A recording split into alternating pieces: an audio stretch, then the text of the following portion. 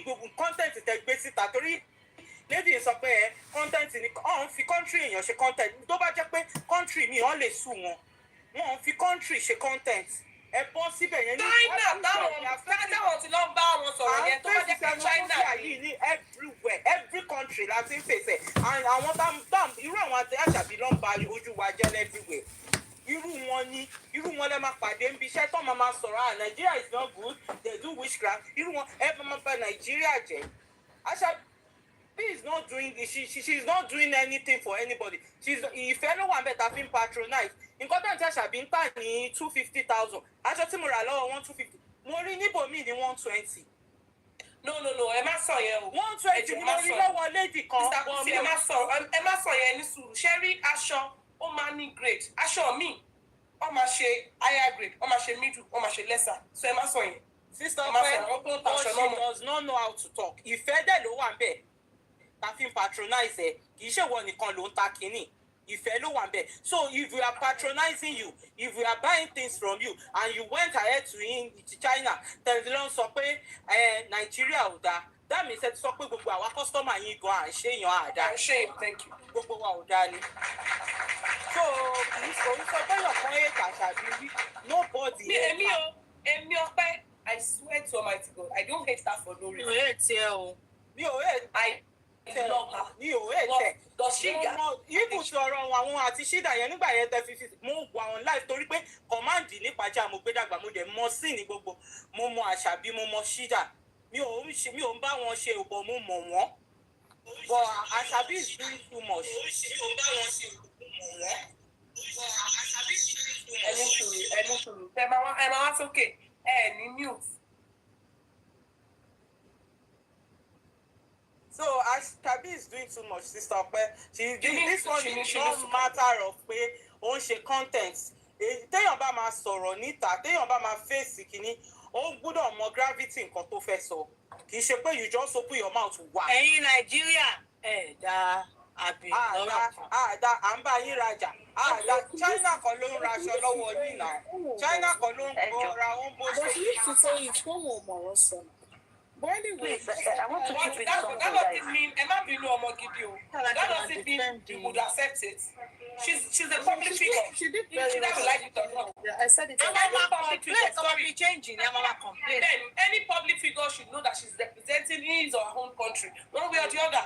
And she not sorry pé kíni kan nu family mi ò dá kíni kan nu family ó ṣe jẹ́ pé country wọn ni wọ́n sọ pé kò dá. That's right. Sister Ope, and she should know that even this fame that she's so keen about, this fame all come with a lot of things. Àwọn ẹ máa wo mọ̀ Ọ̀tẹ́dọ́lá ṣé ẹ rí báwọn èèyàn ṣe ń yàgò DJ Copy kò ṣe wá máa bọ́ síta kó wá máa sọ pé. Ibrahim Abira kí lórúkọ ọmọ Priscilla. No, man Eleganza ọmọ ìfẹ́ lóhùn kọrin ó kọrin kọ lẹ́nu ọjọ́ mẹ́ta mo wo fídíò yẹn lọ́nà ẹ lọ wo comment section kí bọ̀bọ̀ yẹn wá lọ ṣe podcast lọ́la kó ní country òun kódà you don't do that to people it's wrong. Kódà this country àti Àṣàbí either you like it or not. ẹ jẹ́ kó bàgé lọ China. Unlike ẹ̀ mo sì fi ọ́dà aṣọ lórí kinní wọn lẹ́nu mo dẹ̀ sì tún máa ọ́dà tí n bá rí nǹkan mi but àti Àṣàbí should come out and apologize to us. ẹ jẹ́ ká tẹ̀ wá ṣe báyìí bàtà àti ní pé àti Àṣàbí ò mọ̀wọ́ sọ tá máa tó kó àgbàlagbà lọ sí school of talking. àwọn náà mọ bọ́ ṣe máa ṣẹ́ ni àwọn máa ṣẹ́ ni kì ní wọn kọ́ tẹ̀ ní máa sọ̀rọ̀. àwọn ọlọ́pàá tí wọn ní home training lórí social media báwa ṣe sọ ètò àìpẹ́ lómi àwọn òṣèpè ń bí ṣe àṣẹ kankan tó bá ṣe nǹkan tó bá dán lọ́la a lè sọ èèyàn kan ṣe content f'Àṣàbí ọlọ́ṣẹ́ ẹni yẹn ti máa support wọn Àṣàbí ọlọ́ṣẹ́ block ẹni yẹn nítorí ẹni yẹn wá ń support wọn lọ́dọ̀ mi ó ní even though tó dé kó ti block mi bọ̀ òun ò ní kó má sòótọ́ ọ̀rọ̀ kan tó ṣe f'Àṣàbí ọlọ́ṣẹ́ ò dáa. People cannot support you every time. Emma, calm down, go.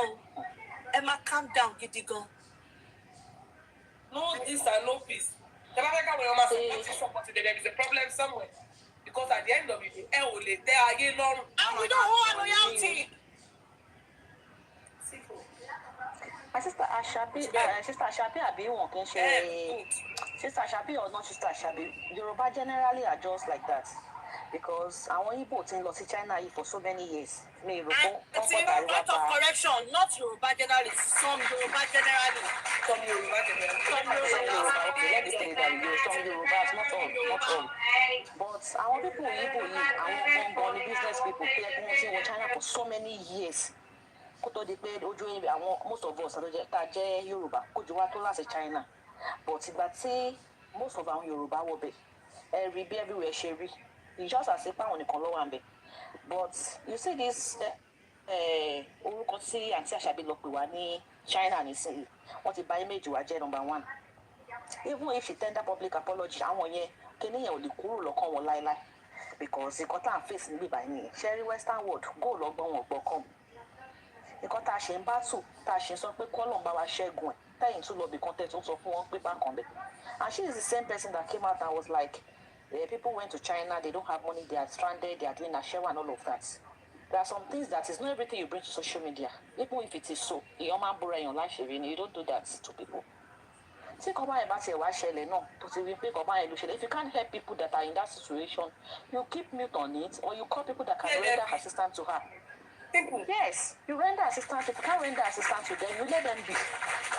It's not as if you come on social media and start saying, àwọn ara wa, àwọn ṣaṣẹ́wó ń bí, wọ́n ti wà stranded. It's not like that. Ojú ọ̀run tẹ́yẹ fún láì faragbára wọn.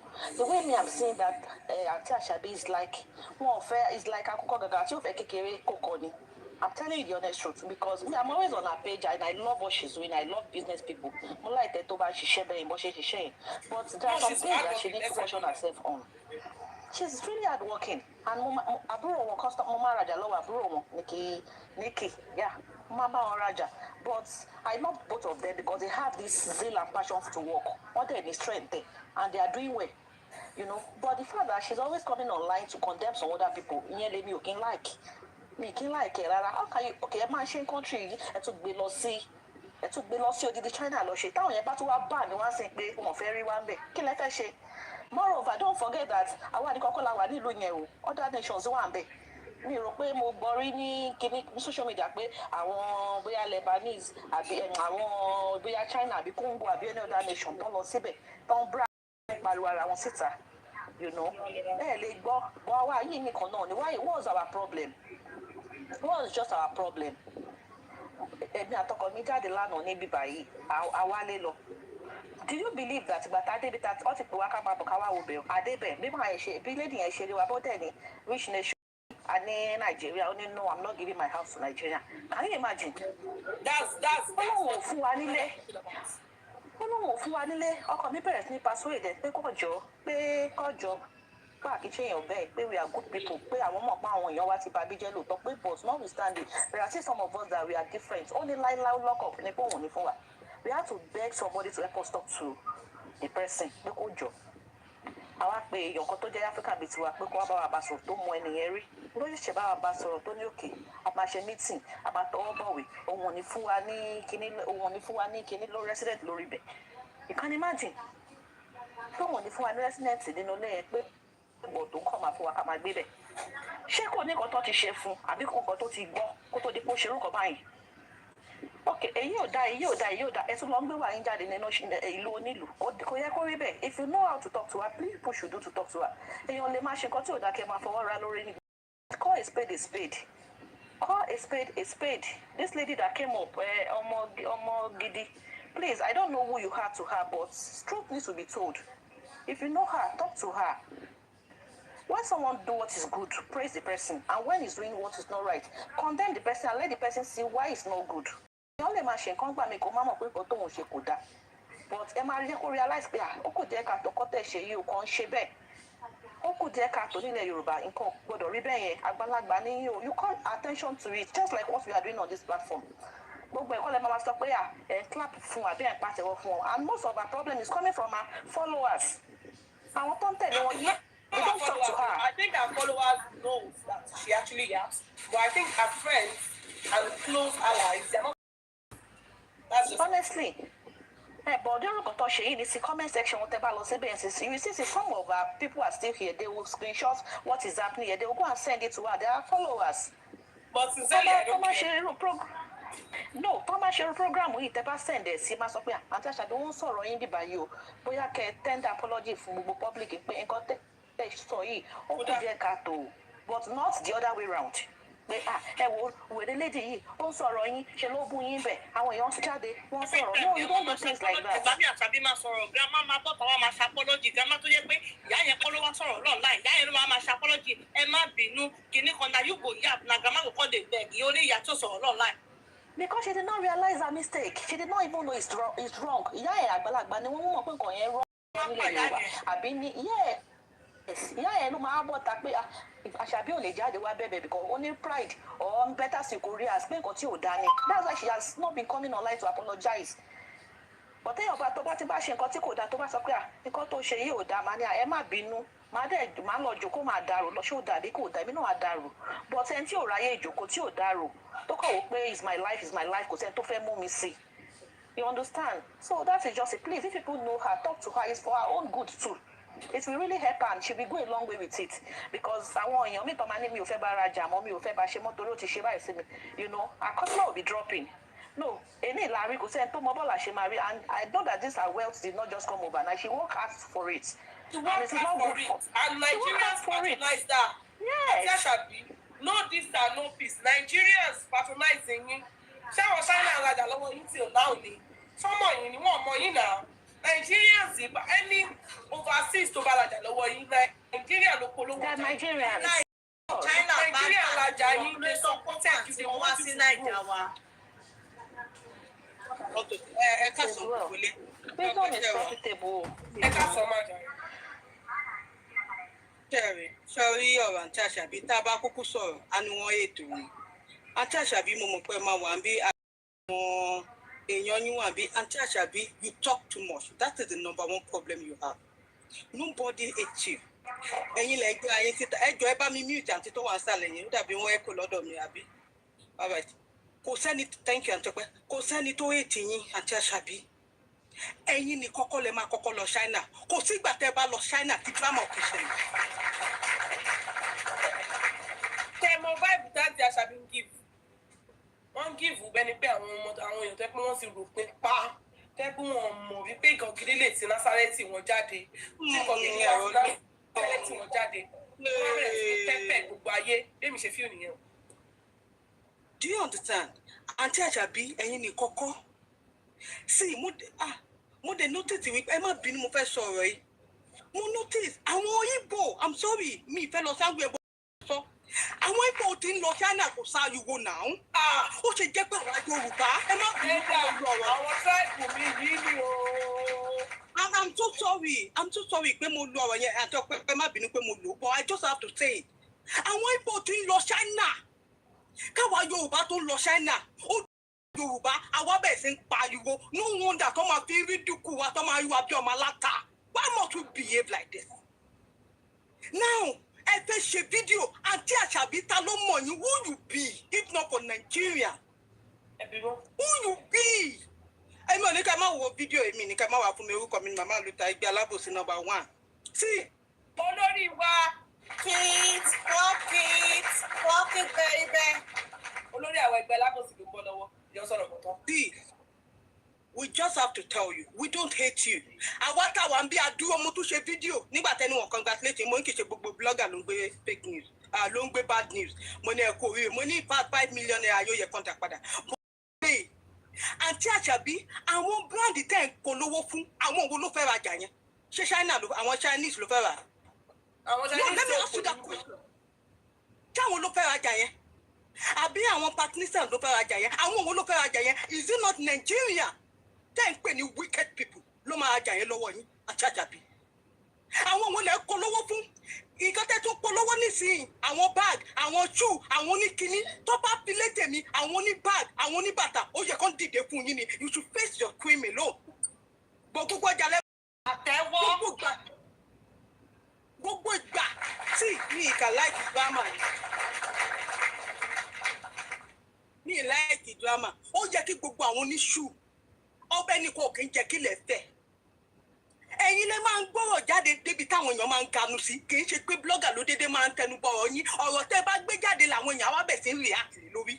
and mo mi lè ṣe kí n má sọ̀rọ̀ yẹn tọ́rọ̀ bá ti dórí afẹ́fẹ́ ọ̀nà méjì ni the positive way ma react in the negative way fún yín ó possible kó tẹ́ yín lọ́rùn ó dẹ̀ possible kó má tẹ́ yín lọ́rùn kò káyé àwọn èèyàn máa react differently you are not the only one going to China we celebrate you àwọn ọ̀hún celebrate but ṣé owó yẹn ṣe fẹ́ fún wa ni ṣèbí àpò yín ló máa wà. Why will you say your country people are wicked? Now, káwọn country people yẹn. Now, àwọn country people yẹn kí gbogbo wa fẹ́ ṣe bí àwọn bí Chinese ṣe ṣe gbogbo ọjà tẹ̀ ń gbé wá pé ká patronize ká má patronize yín. How will you feel? Àwọn Chinese yẹn wọ́n máa ń ká àwọn èèyàn délẹ̀ ni. They will cancel you and cancel the ẹlọ́bẹ̀ lọ́wọ́ àwọn tó ń ṣe àtọ̀ wọn tó bá cancel àwọn àtọ̀ wọn ó tó fún wọn nìyẹn. Wọ́n máa ń cancel wọn bẹ́ẹ̀ wípé. See, Aunty Ashakbi, hold on. Because gbogbo mentality yín, Aunty Ashakbi, ó dàbí bẹ́ẹ̀ tó ń dé yìí. Ẹ máa nídìí kan máa tẹ́ bá ti ṣe fídíò, ẹ máa sẹ́ndì sáwọn èèyàn kọ̀ọ̀kan tó nílàákàyè ní kìnní kan máa bá yín kó dáadáa. Yeah, before exactly. You have to send it to some people tó ń brilliant dáadáa tó wà intelligent tó ní làákàyè tó ń yí yín ká. Send it to them. Tẹ́ ẹ bá gba endorsement ẹ gbà fún wa yín ni. Láti ìgbà tẹ́ ẹ ti gba endorsement ṣẹ̀ṣẹ̀ empowerment fún wa ni. Kí ló ka yé ẹ̀yin lẹ lówó yín. But in something not ẹ tún wá ṣépè. Ìwádìí ilé lówó yín. Congratulations to you. Nǹkan tá a fẹ́ máa gbọ́ ni. But now say Nigeria, all Nigeria, tá a bá fẹ́ ṣe báyìí, ká wá gbé síta, nobody should patronize Ashakbi Olose. She said we are wicked and we want to show you the wickedness. How will you feel? Nigerians ló rajà lọ́wọ́ yín. Ẹ rò pé Vicky ògbọ́n. Oh, ẹ ti kẹ́kọ̀ọ́ yín mi gbóná. Ẹ rò pé Vicky ògbọ́n. Do you know the reason why ti Vicky ti tó fi gbá kílíṣì mọ́ yín? Because of Nigeria. Jẹ́ gbé ẹdẹ bẹ́ẹ̀ Àti Ashakbi. Dábàá ní báyìí sọ̀tọ̀ ẹ̀jẹ̀ báyìí sọ̀tọ̀. Ẹ lè dùn mí lọ́bọ̀ ẹ̀ náà báyìí sọ̀tọ̀. Àgbàlagbà tí ò bá ní kinní náà ọmọdé náà lè kọ̀. In case you don't know the reason why Vicky ti ń gbá kílíṣì mọ́ yín is because of Nigeria. Tí Nigeria bá dúró ti èèyàn, mi lè ṣe kí n má sọ láìpẹ́ mi, ogun ọ̀hún dúró ti ẹ̀ ni. Tí Nigeria bá dẹ̀ kẹ̀yìn sí ẹ, ìgbẹ́ta kò lọ gbé poison jẹ. Ìgbẹ́ta kò lọ gbé poison jẹ. Wọ́n dúró ti yín ni, ẹ má fi ayọ̀ fọ́. I know you like kẹ́ máa trend, but àwọn trend yín gbà mí, ẹ má tún jẹ́ kó wà fẹ́ ti orílẹ̀-èdè wa. Please, I'm begging you, Àti Ashakbi. We are not wicked. Come out trend. Come out fi wa, come out fi àwa, come out fi wa time. That is just it. Nigerians, we are saying it. I'm a Nigerian, so orílẹ̀-èdè náà bí mi sí. We are not wicked. Please, we are good people. What kí lẹ̀ ń sọ fún àwọn Nigerians? Ẹ lọ sí South Africa. Go and see what they are facing. Àti Ashakbi, ẹ ti jẹ́ kó yí wa gbóná. Go and see what they are facing. Ṣé tó bẹ́ jẹ́ kí nǹkan báyìí tún ṣẹlẹ̀ sí wa?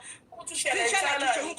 Bí táwọn èèyàn ti lọ ń rajà. Tẹ́bẹ́ kó ṣẹlẹ̀ China ni. Tó ti ń jẹun. Tẹ́bẹ́ kó ṣẹlẹ̀ China ni. What is it?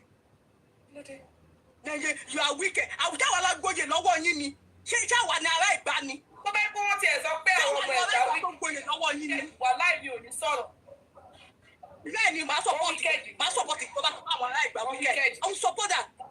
But you see, Àti Ashakbi, ẹ ti dàgbà jù. Maybe kẹ́ lọ ṣe adult education.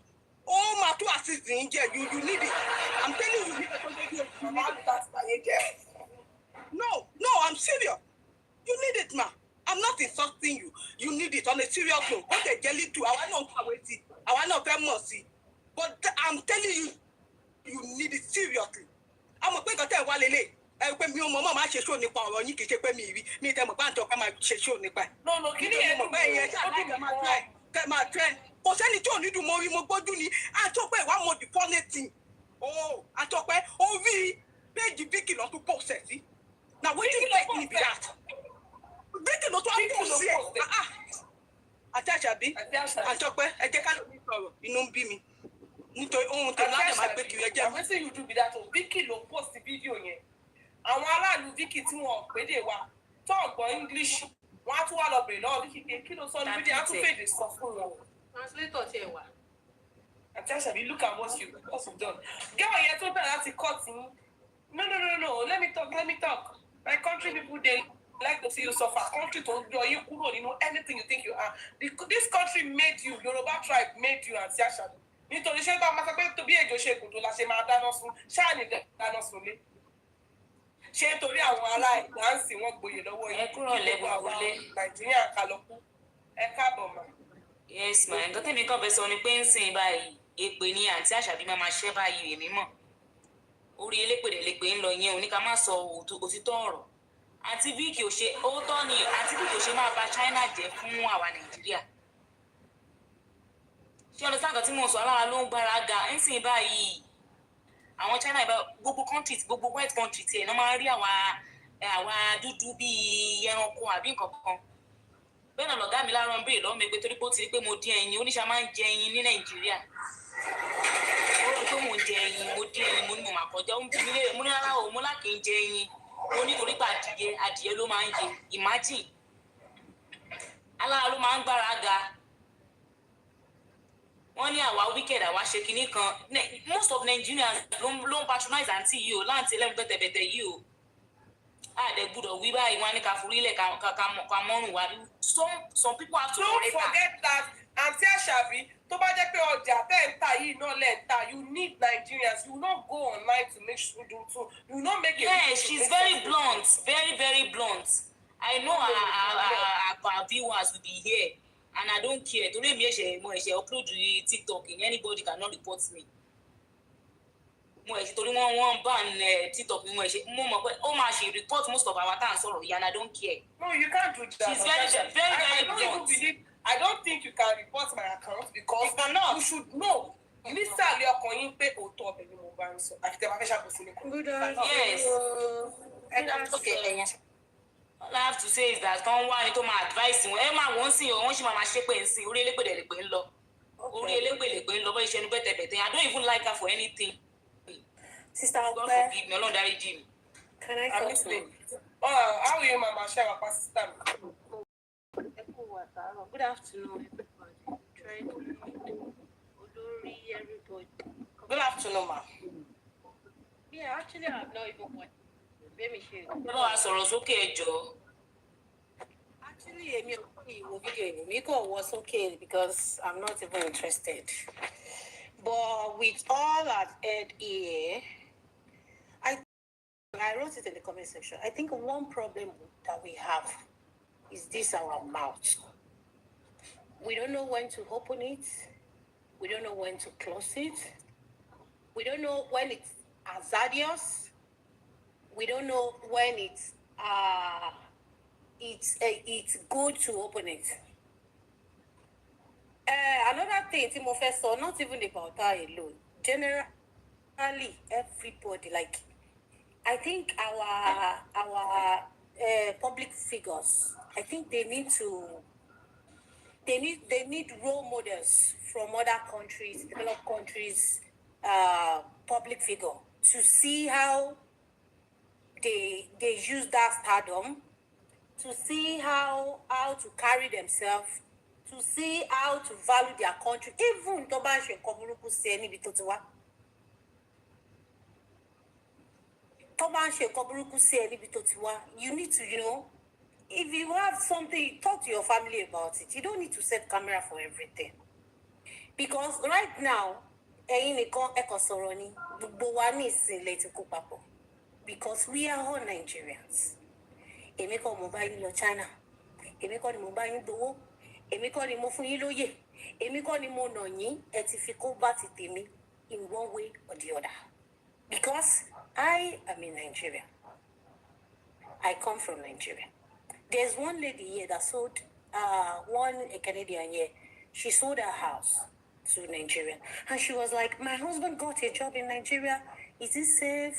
They said some things about Nigerians. Can I come? We're like trying to sit her down, still trying to, to erase some things from my head. It takes a lot, especially our TRTS in Nigeria. That I meet a lot of people.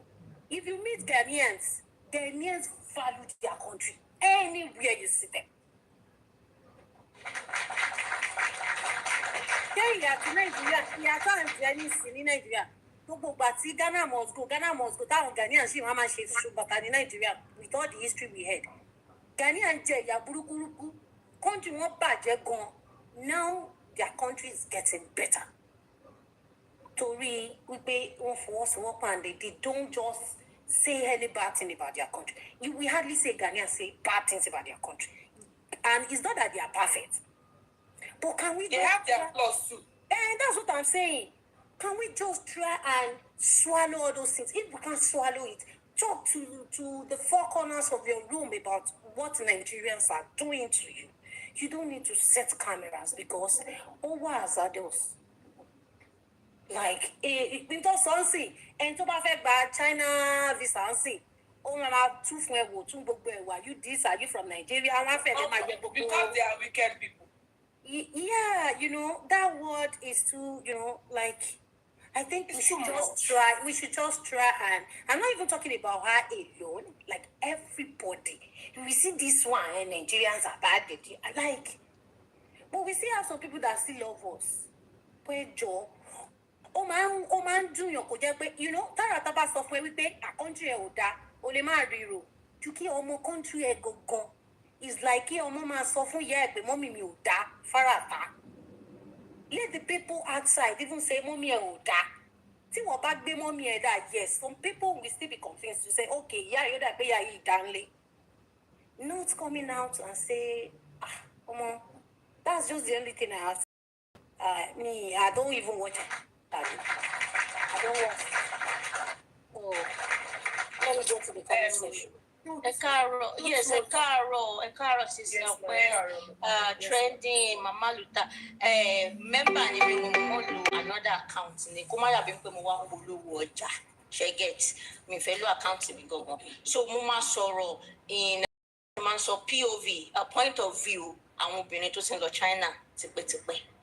Okay. Mom see me tin lọ China since 10 years plus. She sells in Oshodi. Wọ́n bẹ̀rẹ̀ pẹ̀lú bá gbogbo wọn ṣe máa lọ ń gbà yẹn àwọn kọ́ńdẹ̀ ṣe ń lọ bẹ́ẹ̀ ní ìsìn jẹ́ pé wọ́n máa lọ lásán wọ́n máa kọ̀ lọ pẹ̀lú bóyá backpack tó bá ti ń bọ̀ wọ́n máa rajà 23 kg wọn òun ló máa fi gbé ọjà padà sí Nàìjíríà wọ́n ti ń lọ for years. Mom sí mi ẹ̀ṣẹ̀ dé Nàìjíríà padà láti China ní wọ́n lọ for a week ní ọjọ́ Wednesday tó lọ yìí. Wọ́n tún lọ àwọn ti graduate sí tó yẹ pé wọ́n máa kọ àwọn ń ta lẹ́sìn ni àwọn ti graduate sí pé wọ́n máa lọ sọ́dọ̀ àwọn òyìnbó wọn okay àwọn mú chaati tí bá ti dé Nàìjíríà máa send gbogbo owó sí ẹ wàá fi gbé container wọlé àwọn ti dé level yẹn. So àwọn obìnrin ti ń lọ mo fẹ́ yọ nǹkan kan kúrò torí à ń kó àwọn Yorùbá papọ̀ ẹjọ́ ẹ jẹ́ ká this is Ashakbi Oloshe's problem like this is our own báwo máa ṣe sọ this is our own thing.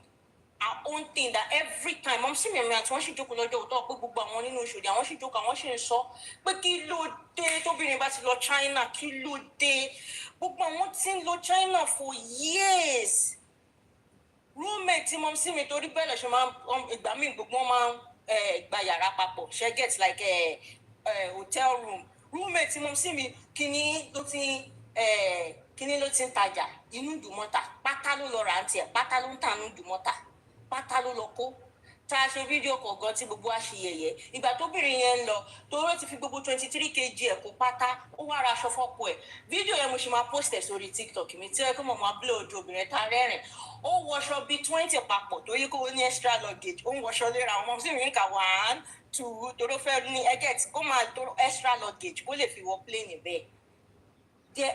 Emeka tó wà lẹ́gbẹ̀ẹ́ mọ̀ sí mi ọmọ Igbo a máa ti ẹ̀ ń ṣe yẹ̀yẹ́ Emeka ti ẹ̀ wọ́ sígbà tí mo sí mi lọ lọ́tẹ̀ aṣọ méjì nínú backpack lọ gbé lọ fún 1 week bẹ́ẹ̀ lọ ṣe máa ń lọ bẹ́ẹ̀ gbogbo wọn ṣe máa ń lọ Emeka slippers tó ń wọ̀ nínú Oṣòdì lè Emeka máa ń lọ tẹ́meka bá dẹ̀ máa gbé kọ́ńténà ẹ̀ wọlé kò sẹ́ni tó máa mọ̀ kankan slippers ló máa ń wọ̀ lọ pẹ̀lú t-shirt mo sì rò pé ìwọ tẹ̀ ń sọ̀rọ̀ pé mi mú aṣọ méjì sínú backpack àtàṣe tí mo wọ̀ kó pé mẹ́ta ìwọ ń complain Emeka aṣọ tó wọ̀ sọ́run mọ́ pé bá lè ṣe wá máa ń fọ̀ wọ́n gbà bó tó bá ti débẹ̀ á ra ṣẹ́ẹ̀tì kan tó chíìpù kan tó bá ti fọ̀ kan ó ti sa ó ti ṣe business ó ti padà ẹni tó máa ń gbé kọ́ńténà paper lace fún mọ́ sí mi lóṣòdì àjọṣe fídíò kan tí mo sì ń lọ pé kí n kí ọ̀gá mi o well done inú kíní ọmọ Igbo ní China ló ń gbé factory ó ní big factory ní China huge factory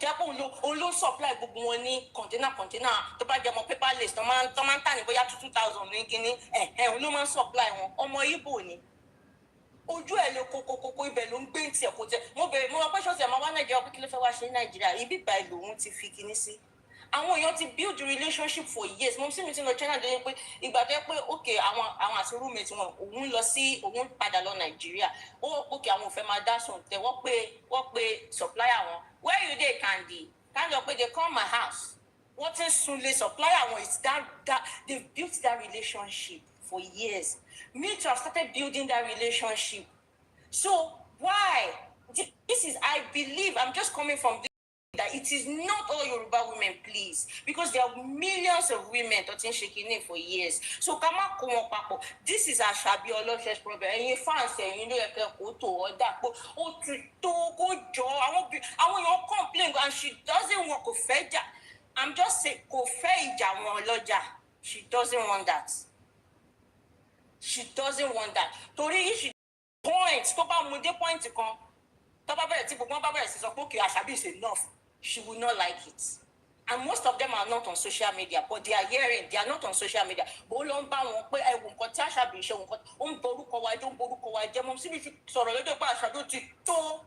Please, we know you are an influencer, but there are some other ways you can influence in a good way, in a better manner. Mo see me to ban hype àwọn China àwọn bẹ́ẹ̀ tó bá hype wọn lórí fún bẹ́ẹ̀ mama rẹ́rìn ni you are very fine ìgbà míì tó bá wọn pé ẹ̀rẹ́ nu ẹ̀ kò fọyín látàjẹta o àwọn pípì ló dọ̀tí ju wọn fọyín wọn wẹ̀ mi fi ṣeré ikọ́ tí wá gbélé wa rí ìgbà tó wá sí Nàìjíríà tó ṣìpọ̀ ọjà wa ó wá lo 1 week nílé wa ní Nàìjíríà wọn wẹ̀ mo sí mi lọ́wọ́ pé go and baff ṣùgbọ́n ẹni ẹ bá rí wọn kọ́ ṣídìí ara wọn síta ẹ ṣe yẹ kí n drop. ẹ ṣe máa jà ẹ jẹ́ kí n tún sọ̀kan wọn mo ti dákọ́ láti ẹ̀ka ẹ má gbàgbé o the same Nigeria tó ní kò da Ashakbi Olóṣè ìyà ò lè fẹ́ jẹ́ ní Nàìjíríà bó ṣe wà káwọn kan má dìde mú ẹ the same Nigeria tó ní kò da yìí náà bẹ́ẹ̀ fẹ́ lọ patí ọlọ́pàá Nàìjíríà lẹ máa gbé ńgbà míì tó máa ṣe security tẹ̀lé yín o and you said Nigeria is bad Nigeria is not good Nigeria is not good o but wọ́n fẹ́ nǹkan ní security tó yẹ pé àwọn kan ò ní access sí o lè wọ́n fèsì kankan ẹ̀kan lẹ̀kùn kọ́ má dá yín lóhùn o Nigeria police náà ò dá nìyẹn tẹ́ bá ní Nigeria ò dá o Nigeria immigration náà ò dá nìyẹn o Nigeria custom náà ò dá nìyẹn o gbogbo wọn ni ò dá o àwọn tó ń pọ́lọ́pàá tẹ̀lé yín lọ patí náà ò dá o everybody ni ò dá immigration Nigeria náà ò dá o Nigeria embassy náà ò dá o at this point ẹ máa ṣe bẹ́ẹ̀ jẹ́ pé tẹ́ bá ti ń ta aṣọ yín nìkan ní kẹlẹ́ ra China ẹ má lọ mú ọjú bọ́jọ́ ọlọ́jà àwọn ọ̀dọ́ tí wọ́n fẹ́ mix target ẹ fẹ́ mèkì owó ẹ ta pátá ẹ lọ ra fóònù China. àǹtí Ashakbi ṣe bẹ́ẹ̀ sọ pé fún yín 100 million why tẹ̀ ṣe 100 million kẹ́ ẹ máa bọ̀ nílé kí ló dé tẹ́ tún ṣe ń polówó báàgì tẹ́ ń polówó bàtà tẹ́ ń polówó fóònù tẹ́ ń polówó why àǹtí Ashakbi hustler lẹ́yìn inú ẹ lọ hustle ẹ má downplay role àwọn èèyàn mi kì í like it I don't like it some people actually go through a lot to get to that China to be bringing the goods inside 100 million is enough money for you to come back home you didn't come back home you were still there you are still there you are still doing your thing there. And the best thing for you to do is to come and say, can you come? 100 million was it towo? Why? Auntie Ashakbi, that thing you want to do, live at China jail. Kẹ́tó bẹ̀rẹ̀ kan tó bí làwọn èèyàn ti ń rajà ní China kẹ́tó bẹ̀rẹ̀ sí lọ sí China làwọn èèyàn ti ń rajà ń bẹ̀ tẹ́ bá dẹ̀ kúrò ń bẹ̀ àwọn èèyàn sì máa lọ síbẹ̀ tẹ́ bá kúrò ń bẹ̀ àwọn èèyàn sì máa lọ síbẹ̀. ẹ má gbogbo àwọn ọ̀rẹ́ Ashakbi Olóṣè ṣàn lọ China láti jọjọ́ yìí wọ́n ṣàṣe drama wọ́n ṣẹ̀ṣẹ̀ lọ́wọ́ ọlọ́jọ́ wà bẹ́ẹ̀ ni kẹ́ ẹ gbóhùn yẹn lórí social media. That's what alarming àti Ashakbi. aláàmù yẹn ti pọ̀ jù ẹ máa ṣe wín kò necessary tá bá sọ àmàkú tá bá sọnù lánàá àti Àṣàbí no this and no this. It's too much. Calm it down. Ẹ bá ìgbẹ́ down. Gbogbo nǹkan tẹ̀ ń ṣe yẹn ó wà irritating at this point.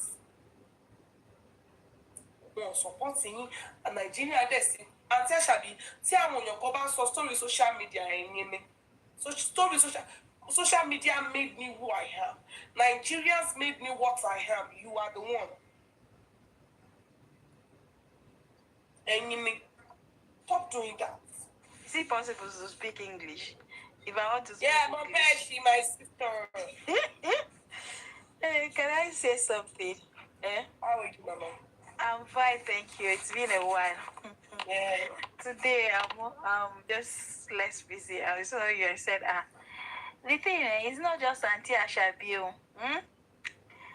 This habit of we talking about our country, I think it's time for us to start making people accountable. Because I'm calling people out the same way you're calling this Auntie Ashakbi out. Because there's a lot of things going on. I remember there's this one recently. There is IT outsourcing that people are doing. People have been doing it for over 2 years. That you can outsource the job for people in Nigeria and everything. Nobody put camera. India did not put camera. Chinese did not put camera. Pakistan did not put camera. When it came to our turn, we started putting camera to talk about Aflaya. Who is asking us to talk? Ask them. Ask me, like you I don't understand that kind of. I don't understand. People have been doing it. They will outsource it. Let me tell you, I work in a corporate organization that half of our staff is being outsourced in India with all their accents. So they know the thing about outsourcing. So the small grassroots outsourcing that we are doing here, our people go and put camera and be saying, HMRC, you people are not paying tax. When the tax people come, who is asking us? This China, everybody has been going to China to do shopping. It is not today. I just think that people are not facing consequence for betrayal. If we start making them face consequence, they will be talking less. Because most recently, I don't think they are not facing anything. They'll just talk rubbish. Everybody will come talk rubbish. They'll go free, go talk rubbish. Other people, since the other ones did not face anything.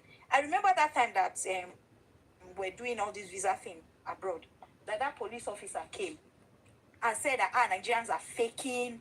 Remember that man? He went to Home Office. He went to BBC to go and say that Nigerians are faking. Yes. But you know one thing, I thank God, that man, Nemesis so catch up with him so quickly. We did not know that they paid him. How did they pay him? They paid him 100,000. What did he now do with the money? He now started using the money to book and to buy house in Nigeria, build house in Nigeria. That was when they now said, how can you get asylum?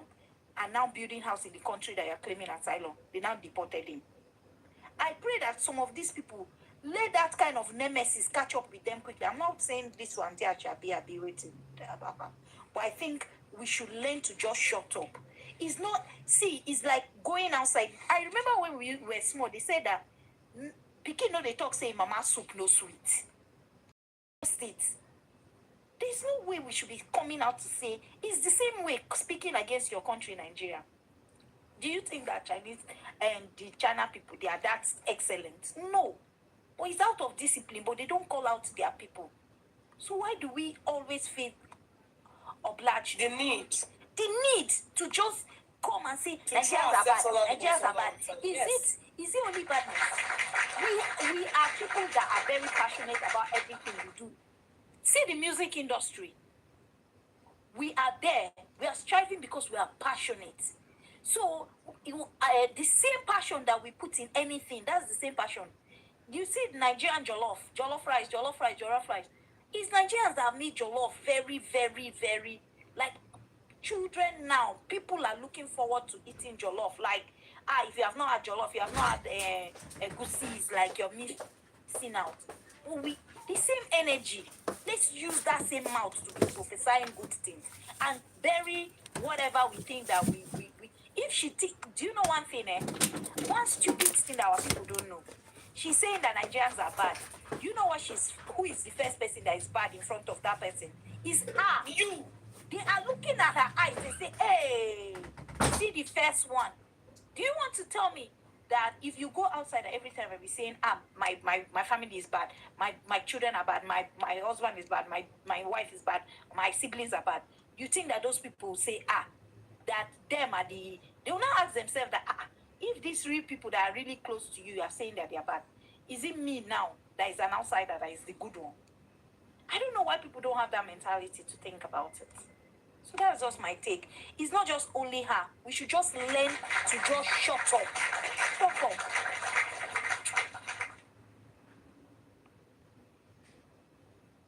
Thank you, everybody. Thank you for your submission. Like, I hope Auntie Ashakbi is learning and she's hearing what we are saying. And I pray she just comes to apologize. Because you cannot undo what you've done. Now, content go buy some. No, this is not a content. You can't tell me you are using the name of your country to do content. What kind of content is that? You can't do that.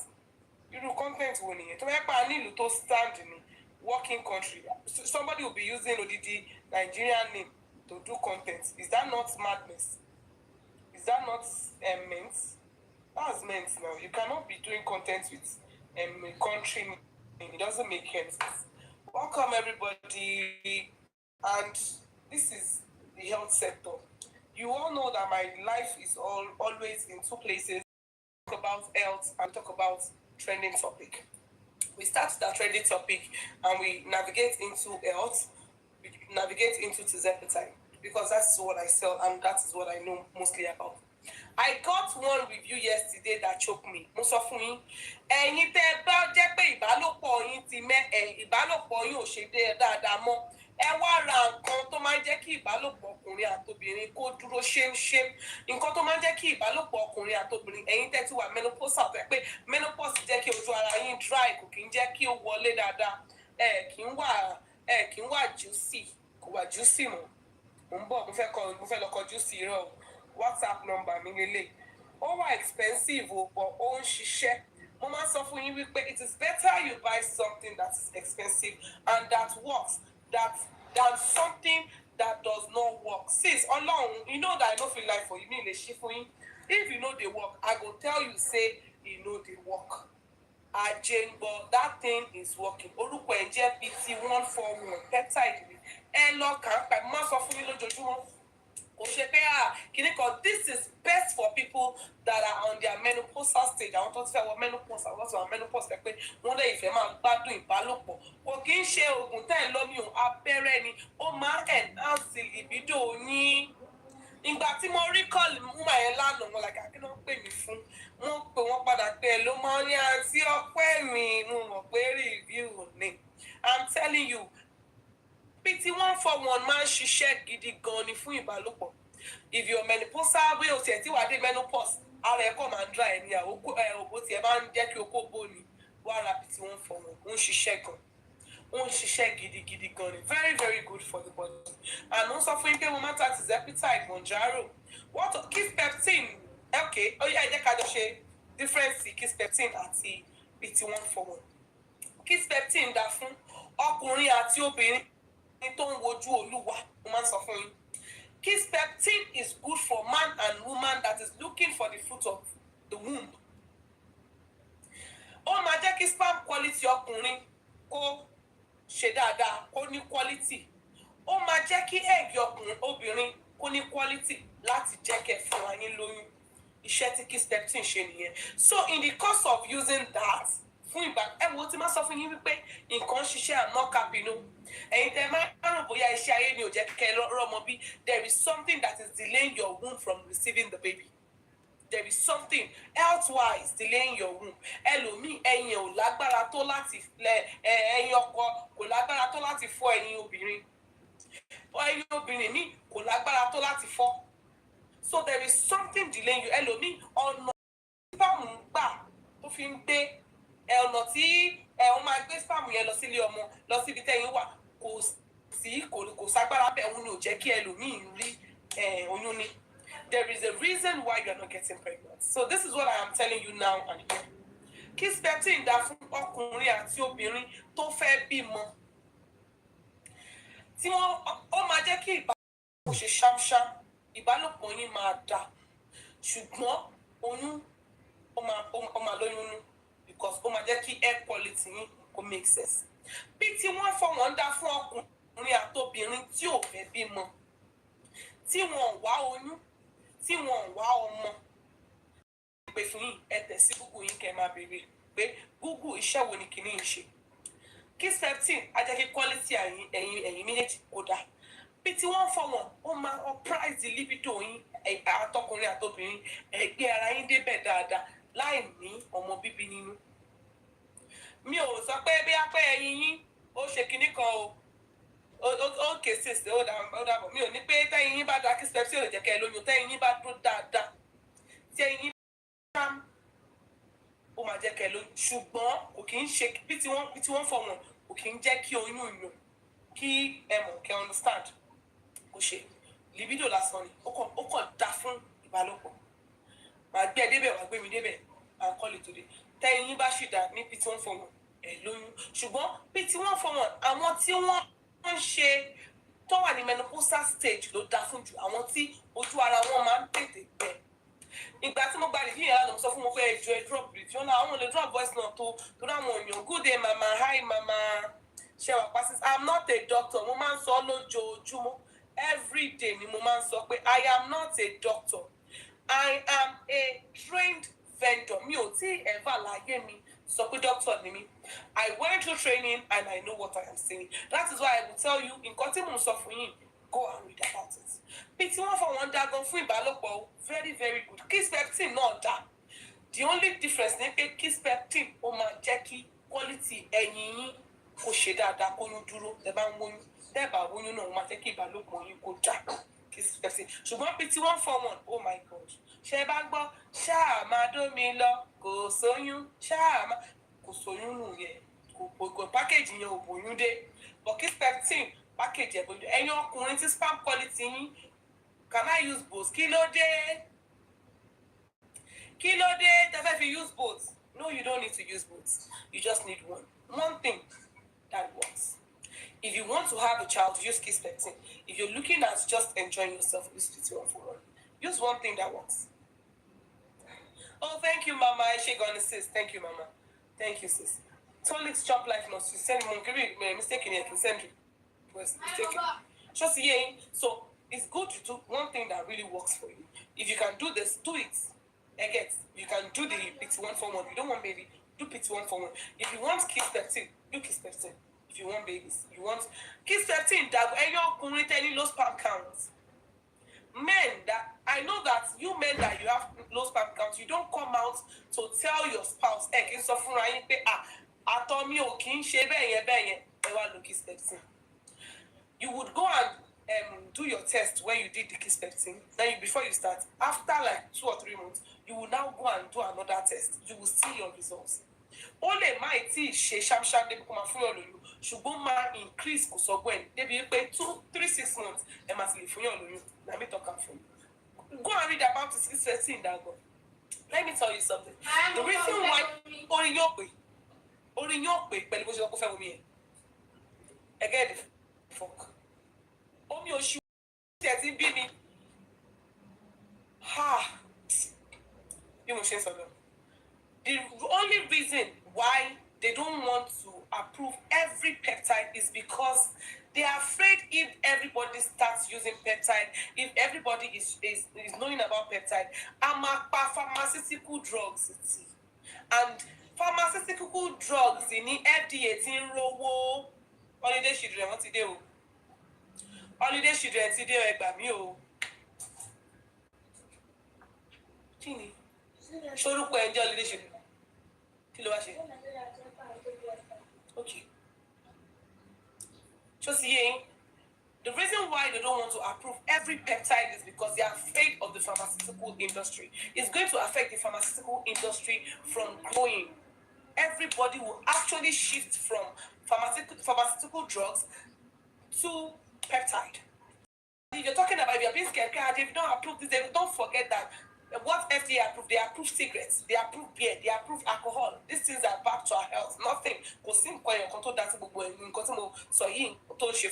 FDA, they approved it. So if I tell you something is good for you, I'm telling you it's good for you. The only reason why they are not approving every of the peptide is because they are afraid it's that is why they are not approving every peptide. Peptide works. In fact, nígbà tí mo gba review yẹn lánàá, orí mi ṣe gbangban ni pé yes, this is what I like. She's a menopausal cis. If you want to know more about it, this is the number. Ẹnikẹ́ mi ò cap, mi ò stop, mi ò mo dárúkọ ẹ̀ fún. Kispeptin wà, PT141 wà. Kispeptin àjẹkẹ́ lóyún, PT141 iṣẹ́ àmàdúrà yín lọ kù sóyún. Mi hédi oyún níní. Ṣó ti yé yín? Ẹ̀yin menopausal sister mi, 30 pé kò ní ìdíkẹ́ ẹ̀dókòmọ́ iṣẹ́ àti what can I use or combine to blast flat tummy. Lipo-C, that is flat tummy. Ṣé ẹ fẹ́ rajà lọ́wọ́ mi ni? Èrò àni ẹ̀gbà prescription. Lipo-C máa blast flat, ó máa blast belly yín. Ẹ máa lò pẹ̀lú tesamorelin fún flat tummy. So, Lipo-C boost metabolism yín, ó máa aid fat loss yín. Ó dẹ̀ máa ṣe a lot of things, ó máa detoxify liver yín. Ó dẹ̀ máa help yín pẹ̀lú flat tummy. Tesamorelin gangan ni oògùn flat tummy. So you use the both together, you get your good results in weeks. Yeah. The band look back. Yes. Do I sell which one? Lipo-C or which? It will affect period. Am I back the hormone that is herbicide that works very well? So herbicide means she shake gunning. To buy Jerry Pepiti 141 lefera. A whole vow, Pepiti 141 $500. And a malu from where be the bashele moko dosi at the bashele mobodosi ni. The bashele luara yin to sisha tefimalu. Tẹ́ bá jẹ́ àwọn tẹ́ pé ojoojúmọ́ lẹ̀ ń ṣe ẹ̀bára yín 6 months. Tẹ́ bá bá àwọn tẹ́ pé ẹ̀ẹ̀kan lóṣù lẹ̀ ń ṣe ẹ̀bára yín ní 2 years àbí 3 years. Tẹ́ bá ṣe lè lò sí ni mẹ́wàá ló máa wà ní vow. Ẹ lè máa lo ẹyọ̀kan bí 5 times ẹyọ̀kan. So tẹ́ bá ṣe lè lò sílẹ̀ ṣe máa lo $500 ní mítà. Kispeptin is $600. Kispeptin $600 ni mi ò dé advice yín kẹ́ ra a whole vial of Kispeptin. Àfù lẹ máa rà because kẹ́ tó lo àfù yín tán. Tẹ́ bá fẹ́ lò fún oyún níní ẹ̀ tí rí results. Tẹ́ bá fẹ́ lò fún ìbálòpọ̀ ẹ̀ tí mọ̀. The one for stomach, tesamorelin, oṣù tẹ́ bá wà Nigeria, oṣù mẹ́ta flat tummy, $500k. Tẹ́ bá wà ní abroad, oṣù méje flat tummy, $250. Ó sọ fún yín ó easy fún láti kó wọlé sí abroad ju Nigeria lọ. Nigeria ló difficult. Ọjà mi tí mo clear last NDLEA mú mi, NAFDAC mú mi, ló bá ra gàrí mi wá ní cash. Mi ní cash, ẹ máa mú bí i máa rí cash pẹ̀. Ẹ wá padà ẹ máa ṣe lọ́ra. Ó yẹ ẹṣẹ́ máa ra gàrí tó tutù gàrí tó kan ní o tó kan gan okun yín ò kí n lè ẹ lo Kispeptin àti kẹ lo PT141 wọn dá o Ọlọ́run ó dá fún ọkùnrin ó dá fún obìnrin FDA approved the PT141 o difference Kispeptin àti PT141 mo sọ fún yín o FDA approve PT141 fún ìbálòpọ̀ ọkùnrin àti obìnrin wọn ò tí approve Kispeptin but Kispeptin ṣiṣẹ́ fún quality eggs ajé àwọn Ọlọ́run Kispeptin ṣiṣẹ́ fún quality eggs fún obìnrin àti ọkùnrin àgàgà ẹ̀yin obìnrin tẹ́pẹ́ tí lo clomid pa ẹ fẹ́ kí ẹ̀yin kó quality ajé tẹ́ bá lo PT141 you will love it. Tizepitide oṣù pounds àǹtí ẹ̀jẹ̀ ẹ máa ṣí sí pounds ní dọ́là ni mo máa ń charge ẹ máa ṣí sí pounds ní kí lẹ bèrè yẹn lọ $250 ẹ máa ṣí sí pounds ní ẹjọ WhatsApp number mi lélẹ́yìí tẹ́ bá fẹ́ rí mi lẹ́yìn sí tẹ́fẹ́ bá mi sọ WhatsApp number mi ní ẹ má worry ọjọ́ tí woman yẹn bá mi drop review máa ẹ láàgì mọ́ ọjọ́ tí woman yẹn bá mi drop review máa post ẹ̀ business page mi ẹ mọ̀ pé mo ní business page ọjọ́ tí a bá ti dé 1000 lórí page yẹn báyìí àmàmà wá live mi kàn mú lazy mi ò kí ń gbé àkáǹtì yẹn wá sókè lẹ́kìn máa ń gbé àkáǹtì yẹn wá sókè a máa ti dé 1000 láti jẹ́ irú aláwo mo kóra mi sí ẹjọ́ ẹ bá mi follow business account ẹ jẹ́ kí n tún fi gòkè kí ló dé tí dispatch ṣe wá pẹ́ tó tó yìí ó bá wà lọ sùn síbi tó ti ń bọ̀ òye tó ní kò gbà ló máa gbà èmi ò ráyè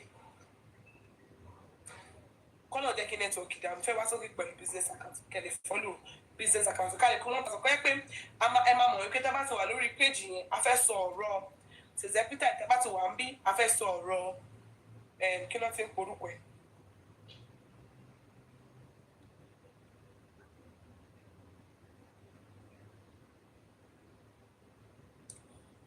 So ẹ̀yin tẹ́ ń béèrè tirzepatide 6 months $600 ni $600 ní 6 months.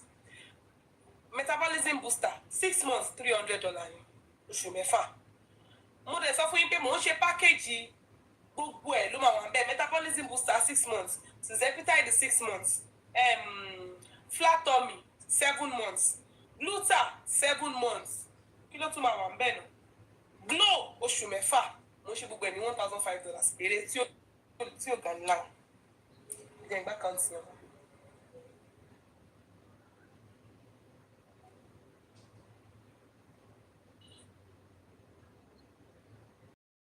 Àkáǹtì business page mi rè ẹ jọ̀ọ́ ẹ bá mi follow àkáǹtì mi.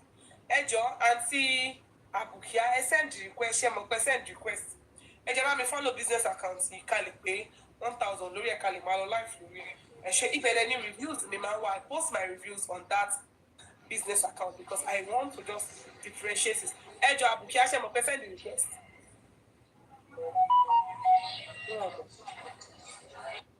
Ṣó ti yé yín? So ẹ jẹ́ bá mi follow business account. Èèyàn méjìlá sọ ló fọwọ́ lọ ìbá lè ṣe báyìí. Ó ga lára yín o. Ẹ jẹ́ bá mi follow business page yẹn. Ibẹ̀ la máa post reviews sí. Ibẹ̀ la máa post nípa tirzepatide sí. Ọjọ́ bá ti ráyè dáadáa. I'm looking for helping hands. Tí bá ti ráwọn èèyàn tó máa help mi dáadáa. Màá ṣe videos tí mo máa post orí page yẹn. Because mo fẹ́ kí page yẹn kó jẹ́ conversational page fún wa tá a máa sọ̀rọ̀ dáadáa. Ṣé understand? Thank you. Bí mo ṣe ń sọ lọ. Mo ń ṣe package the whole for skin metabolism and weight loss. Ló wà nínú package yẹn. Skin metabolism, flat tummy, weight loss. Ló wà nínú ẹ̀. $1,005 ni. Ẹ̀yin tẹ́ wà Naija tẹ́ bá fẹ́ rà. Ẹ ṣe owó yín sí owó Naija. Oye tó jẹ́ yẹn òun ni $1,005. Ẹ jọ̀ọ́ lórí Ọlọ́run. Ẹ ṣé gan ni o. Thank you so much. Tirzepatide ń ṣiṣẹ́ gan. I told somebody today in the gym that tirzepatide really works. That if it is something you want to give a trial, do it. If it is something you want to do it. Ó ń ṣiṣẹ́ gan ni. It works. It's something that really, really works. You're not confident in your skin. You're not confident in your shape. You want to lose weight. Lose weight. You cannot do intermittent fasting and you want to lose weight. Lose weight. See, nobody will arrest you.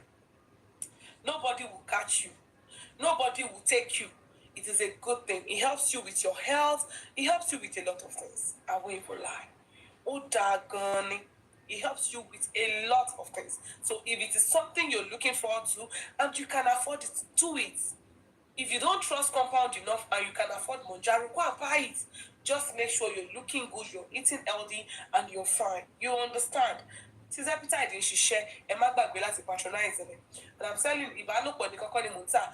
Ẹ̀yin tẹ́ ní IBP, there is something you can use. It is called Samax, and you can use Selam too. Ẹ wo, àwọn orúkọ tí mò ń pè fún yín, orúkọ tẹ́ pé tẹ́ bá fi sí Google ẹ̀ máa gbé jáde ni. NAD plus wà available. Ẹ̀yin tí ẹ ní low metabolism, NAD plus máa ń anti-aging, ó máa repair cells yín. Anti-aging to make sense, metabolism to make sense. Mo máa sọ fún yín pé tí ẹ bá lè afford liposuction, sí lórí weight loss right, lè afford liposuction, gluta, glow, ẹ pa gbogbo owó yín pọ̀ ẹ wá ra NAD plus. NAD plus tẹ́ bá ro ní $300, ẹ máa lò fún more than a year. Ọlọ́run mi mo sọ I tell you. The ordinary $300 NAD plus you go use and pass a year. You don't want to buy gluta, you don't want to be shooking different injections. Take all that money, buy NAD plus. NAD plus is that giddy money. So if you want to patronize me, you want to any people can share Tirzepatide ní Mokolo fún yín sí. Mokolo a lot of things for yín is a lot. Tí máa sọ fún yín pé peptide is another world on its own. I'm not capping. It is another world on its own. Just yín. So if you're interested, you want to buy, you want to do, you want to share, you want to do consultation, this is my WhatsApp number. I'm actually consultation or any consultation. No. We don't take money for consultation. We do consultation for free. FOC me free of charge. We'll do a phone consultation if it's a VN you want to do it. Kilo shaying, okay, oh yeah, now okay, what's it? Body then just seeing. But I love you all. I appreciate you. I don't know what to say again. Thank you so much for patronizing. Thank you so much for standing by me. Without you guys, I am nothing. Emmanuel Gbagbe, our business is registered in Nigeria. So it is something that is safe for you to use. Everybody, we'll see again tomorrow. I'll be coming tomorrow, yeah. See again tomorrow. We'll talk about that. When we get to the sushi, I'm as we can see. Just see.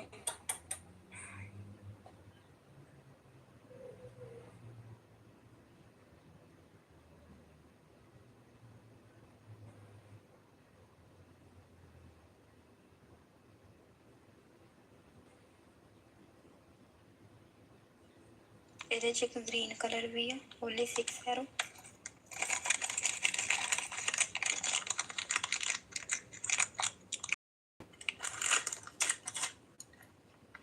ਕੇ ਵਾਲਾ ਨੈਕਲੈਸ ਆਏਗਾ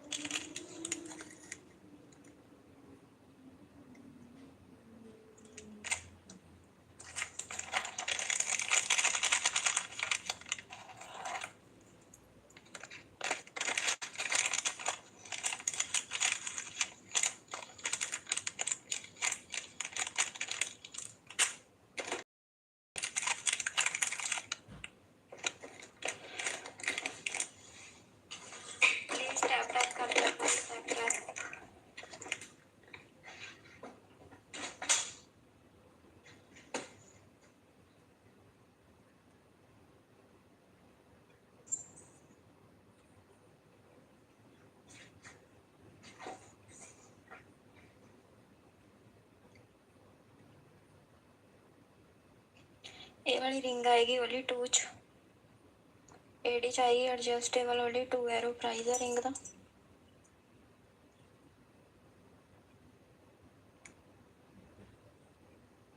के वाला डिज़ाइन आएगा 2 च ओनली 2 एरो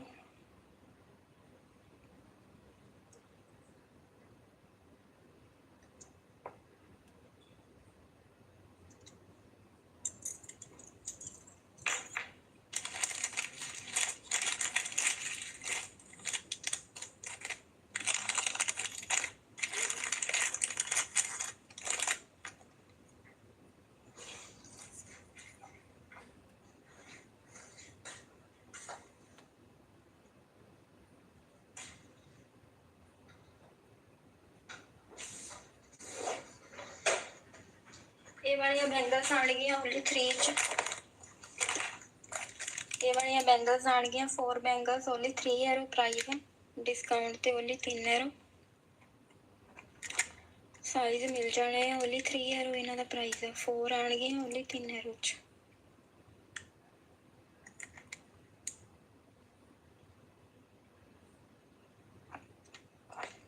3 एरो इन्हां दा प्राइस है 2 4 साइज भी है 2 6 ते 2 8 ओनली 3 एरो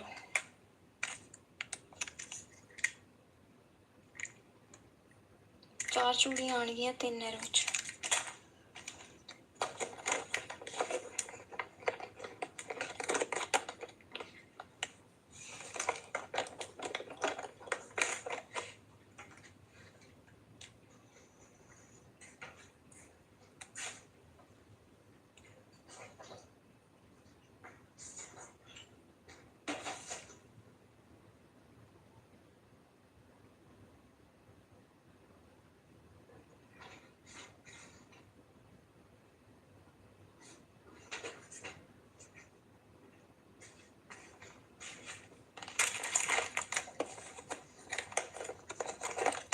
ये वाले स्टार्ट आएंगे 5 एरो 2 पेयर आने 5 एरो 2 पेयर आने डिस्काउंट ते डिजाइन डिफरेंट आ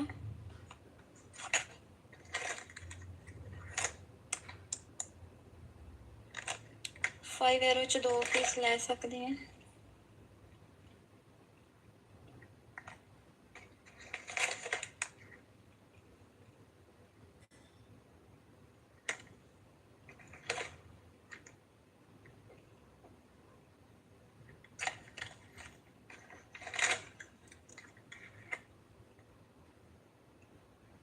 ठीक है 5 एरोज 2 पेयर। सारे प्रीमियम आने हैं, तोल के जान के सारे।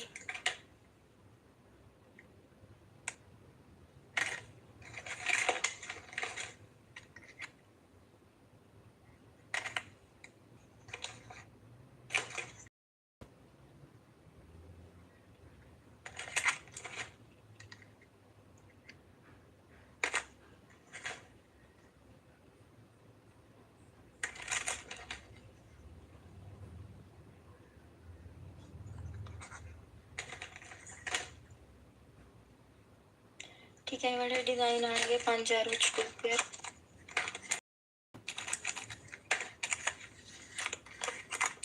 मिक्स मैच करके तुसी ले सकते हैं इस तरह। ठीक है अलग अलग डिजाइन आए सारे दे। 5 एरोज 2 पीस आए।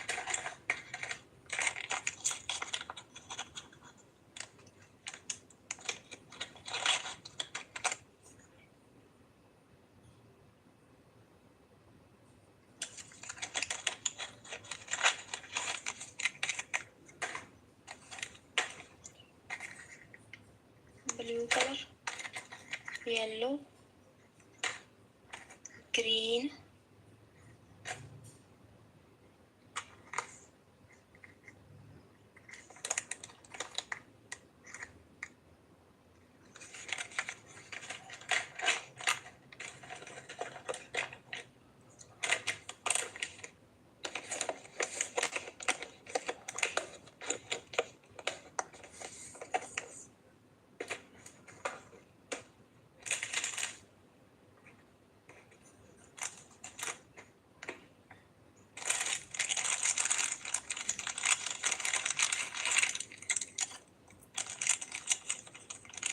केवल आएगा 6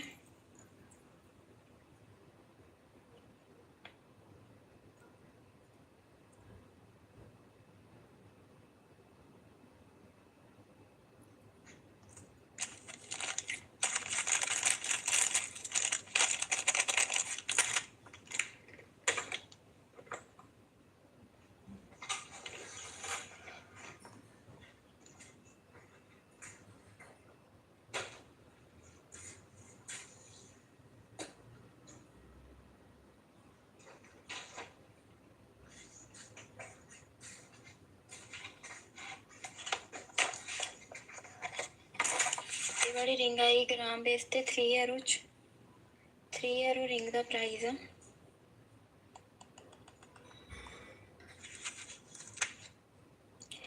इस तरह।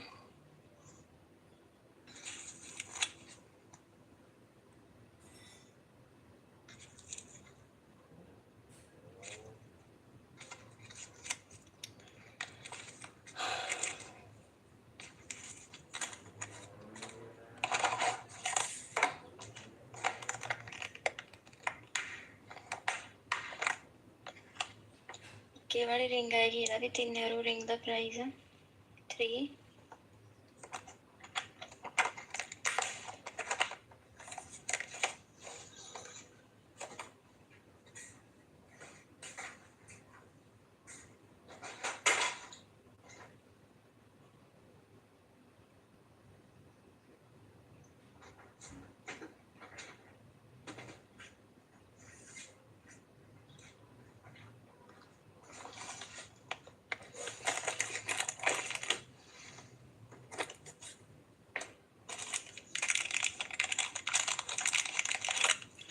ये वाली झुमकी आएगी एडी 5 एरो प्राइस है ਇਹਦਾ 5 एरो झुमकी का प्राइस है एडी आएगी ओनली 5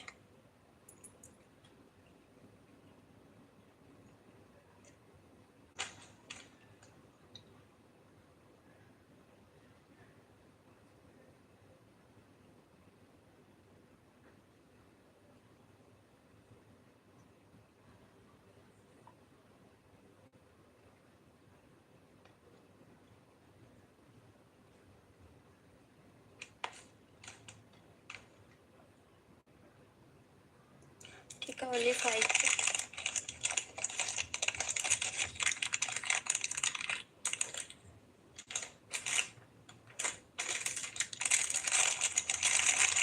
ये ਇਹ ਵਾਲੇ ਆਣਗੇ ਨੈਨੋ ਸੈਟਿੰਗ ਦੇ ਨਾਲ।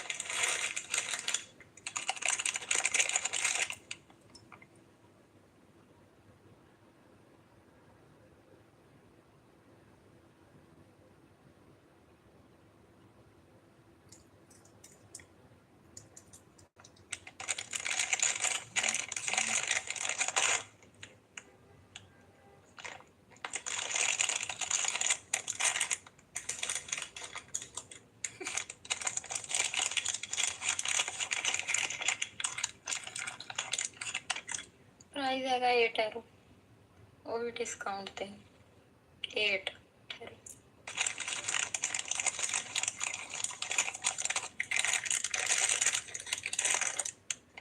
चीज देखो पहला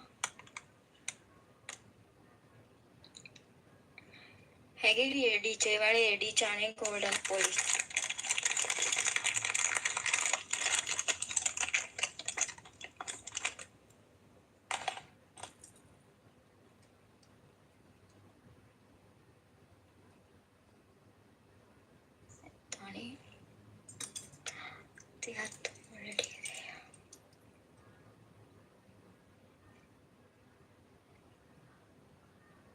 लास्ट इन्हों का 7 एरो प्राइस, जे किसी ने लेनी तो 7 च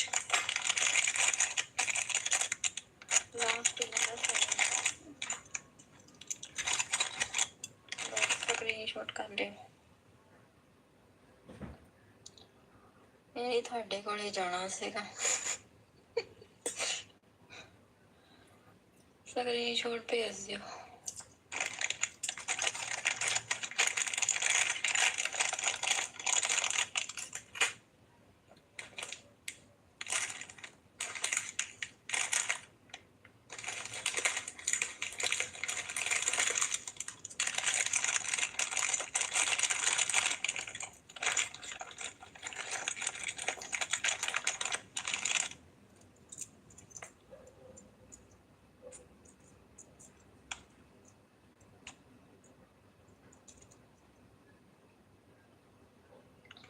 इक्के वाले आने डिस्काउंट ते ओनली 4 चो, बिग डिस्काउंट ओनली 4 चो, ठीक है। इक्के वाले आने भी 4 चो,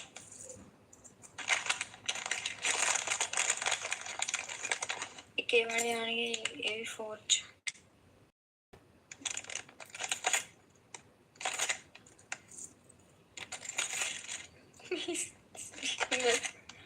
ना ना लिया कि ये दस्यो जरा लाइते नहीं आ फिर तुसी उधर तो आ जाया करो लाइते और सामान ना लिया करो, बह ही आ जाया करो लाइते।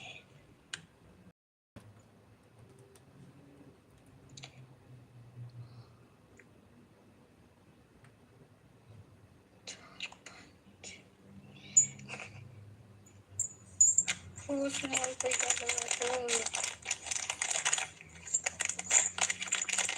और सुनाओ फैमिली दी की हाल चाल है, किन्ने सूट सीले?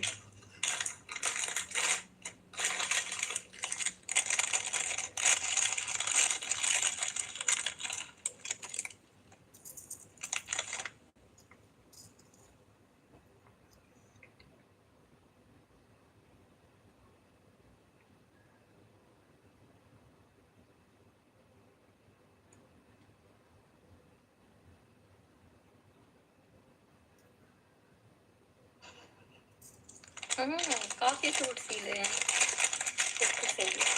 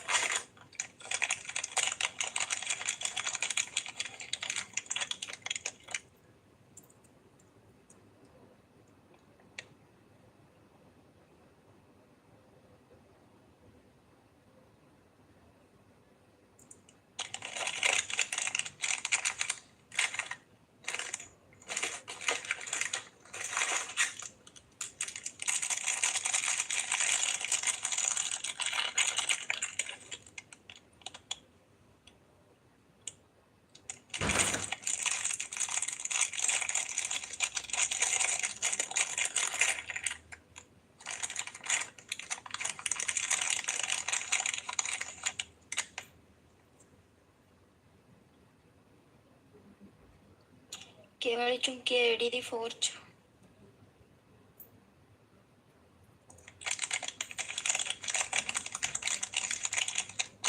तो टैप टैप कर दो, सहन दीदी थोड़ा टाइम टैप टैप का कर दो।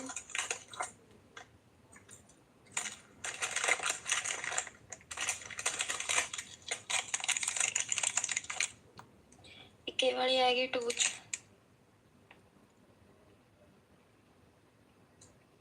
ओनली 2 एरोज।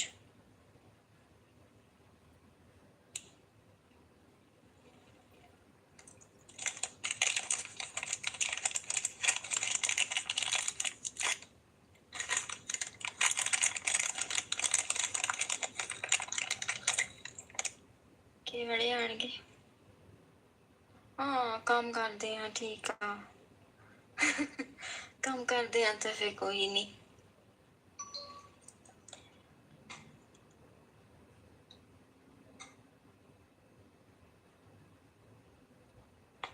काम करते हैं तो कोई नहीं।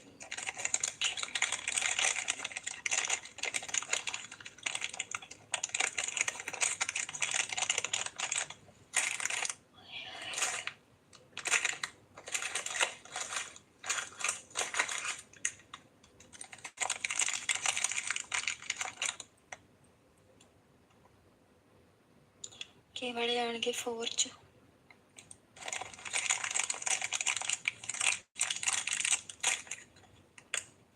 ਉਹ 3 ਐਰੋ ਵਾਲੀਆਂ ਬੰਗਾ ਬਹੁਤ ਸੋਹਣੀਆਂ, ਤੁਸੀਂ ਲਈਆਂ ਹੀ ਨਹੀਂ ਹੈਗੀਆਂ, ਇੰਨੀਆਂ ਸੋਹਣੀਆਂ ਹੈਗੀਆਂ 3 ਐਰੋ ਚ ਨਾਲ 4 ਚੂੜੀਆਂ।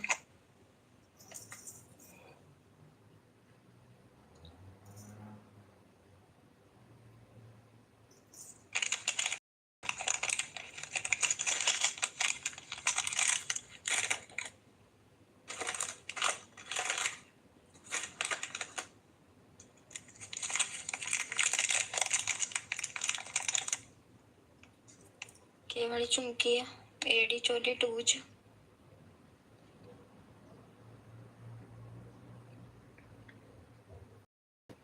नहीं उदां दी लईयां आ, नहीं लईयां ते खुद नहीं यार, तुसीं लईयां मैनू ते लगदा नहीं लईयां लईयां होणियां, कि पता नहीं शायद।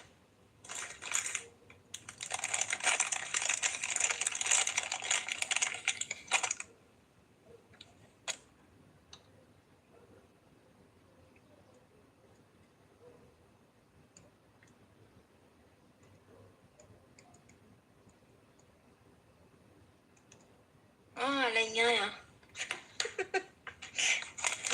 लईयां आ बस तुसीं,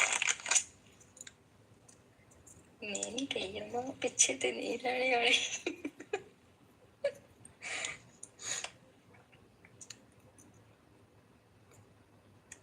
ਨਹੀਂ ਲਈਆਂ ਆ ਤੁਸੀਂ 2 6 ਸਾਈਜ਼ ਤੇ 1 2 8 2 ਲਈਆਂ ਆ।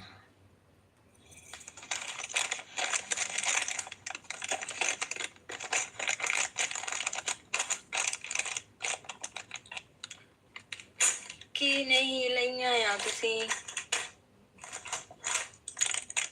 2 ਸਾਈਜ਼ ਕੀਤੇ ਸੀਗੇ 1 2 6 ਸਾਈਜ਼ ਕੀਤਾ ਸੀ ਤੇ 1 2 8 ਉਹਨਾਂ ਰੰਗਾਂ 'ਚ 3 ਐਰੋ ਵਾਲੀਆਂ ਸੀ ਜਿਹੜੀਆਂ।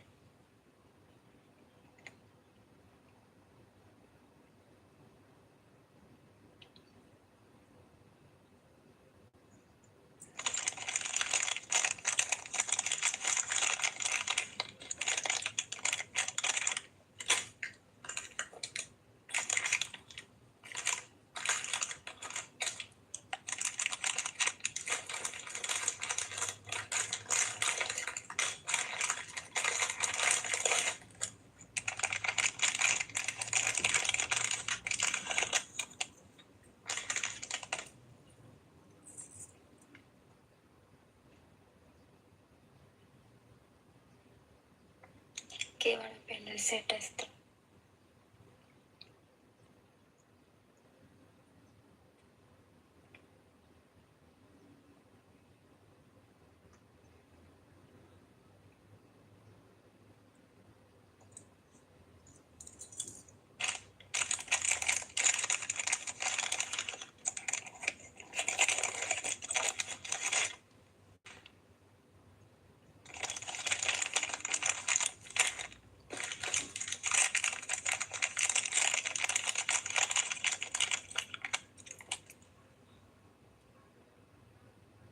के वाले आएंगे एडी दे ओनली 6 च प्रॉपर एडी च पीस आएगा ओनली 6 एरो च।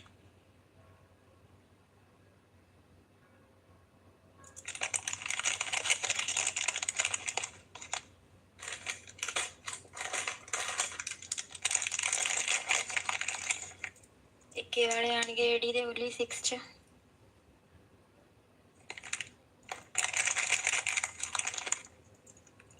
के वाले आएंगे 5 च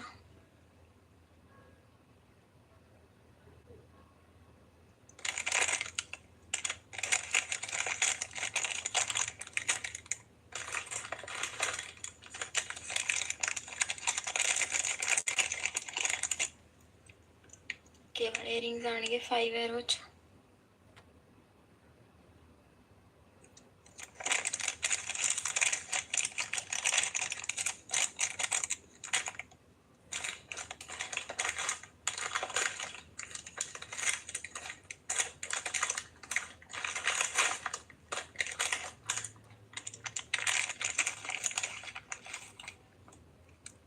ये वाले आएंगे एडी दे ओनली 3 एरो च।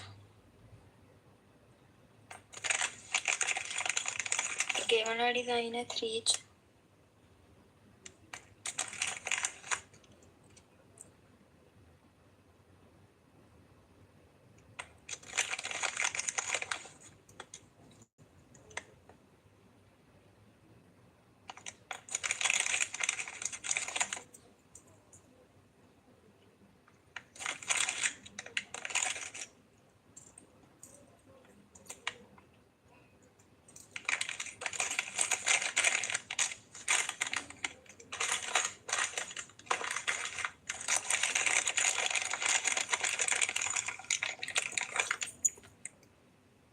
ये वाली चुमकी आएगी एडी च प्रॉपर हैवी लुक का चा मल्टी कलर।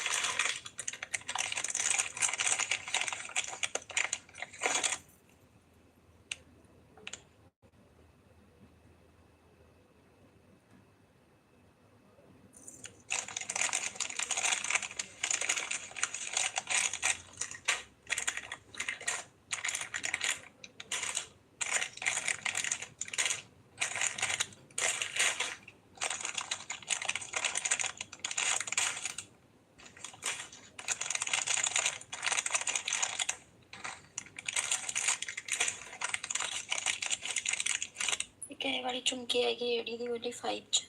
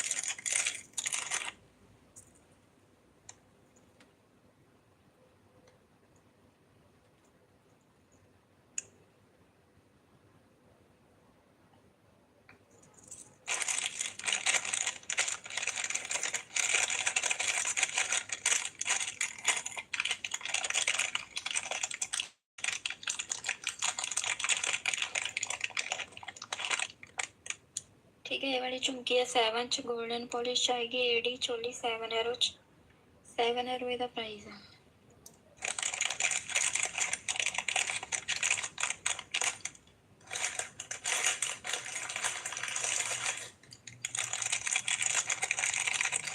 ये वाली आएगी 7 च ये भी एडी च आएगी ओली 7 एरो च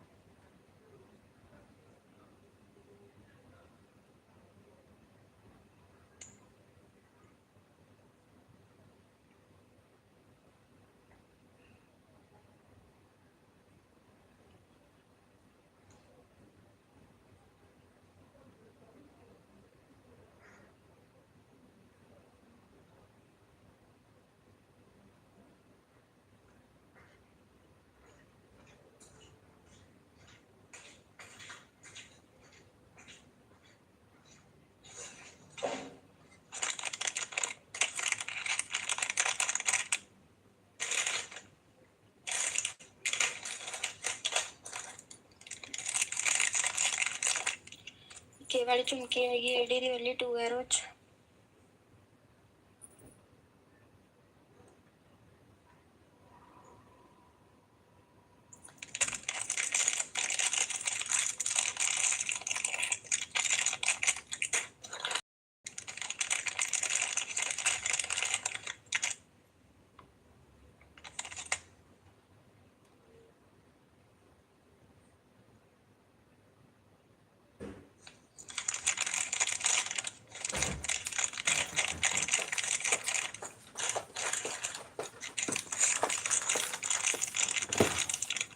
ये वाले आएंगे 3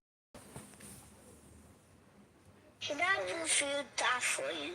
Sholake, we are going to refund that money to you, Sholake. Bring out your receipts. Sholake, bring out your receipts.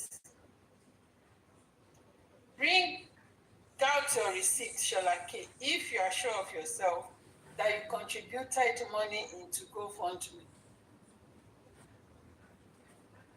I'm standing on my own. That's in as much as I heard it from top party, why it is done, how it is done. I want to hear it from him personally. I want you to tell me in the court. Is it not possible? Sholake, you must be a stupid boy. You must be a stupid boy. How many times will Baba Mohbad come out to narrate how the GoFundMe went, how it was spent? So you want him to come out personally. You can go to Baba Mohbad's house. Go to Nigeria. You pay him a visit in his house so that one-on-one he can explain to you, since you pretend to be deaf, you pretend, since you felt that your brain are so small, your brain is too small to assimilate how Baba Mohbad explain the how they spent that GoFundMe. You cannot assimilate it. Then it is better for you to travel down to Nigeria to meet Baba Mohbad one-on-one.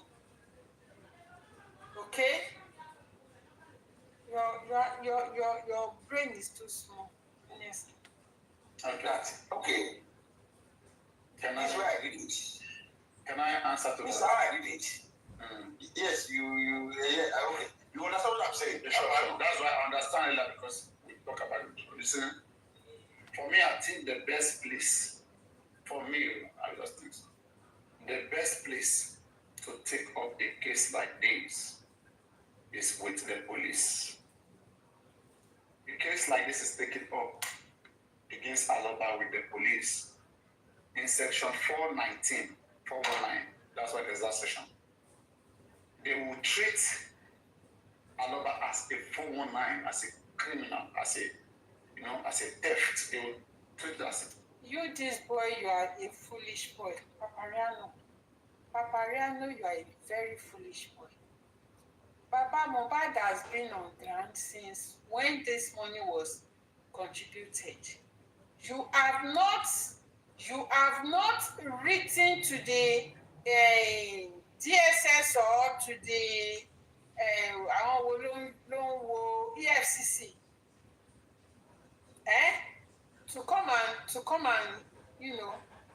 and to petition the EFCC so that EFCC can investigate Baba Mohbad. Or you just love to be saying something like this just because you love to be hitting it hard on Baba Mohbad.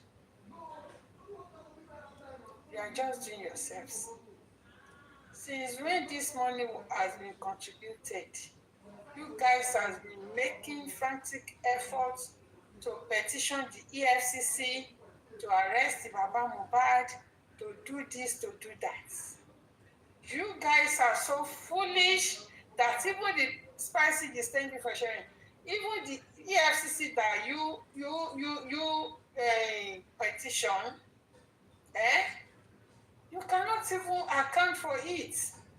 You are in fact, I don't understand.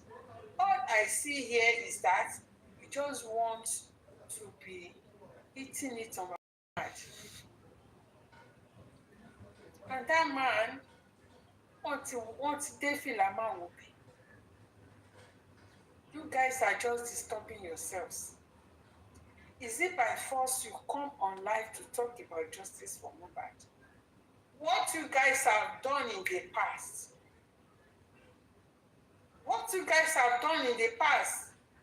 just because you want to put yourself on social media, Eshema, just because you want yourself to be relevant in justice for Mohbad, you are still here talking about forgone issues. I cannot even imagine myself talking about past forgone issues. Even the things that you guys are tempted to do, that you failed woefully. Look at you, just because you want to trend, just because you want to remain relevant on TikTok. You have nothing else to do. You have nothing else to do with your life. You are just a shame to manhood.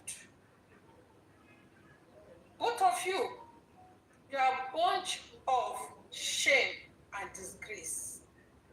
I cannot imagine myself. Something I attempted to do.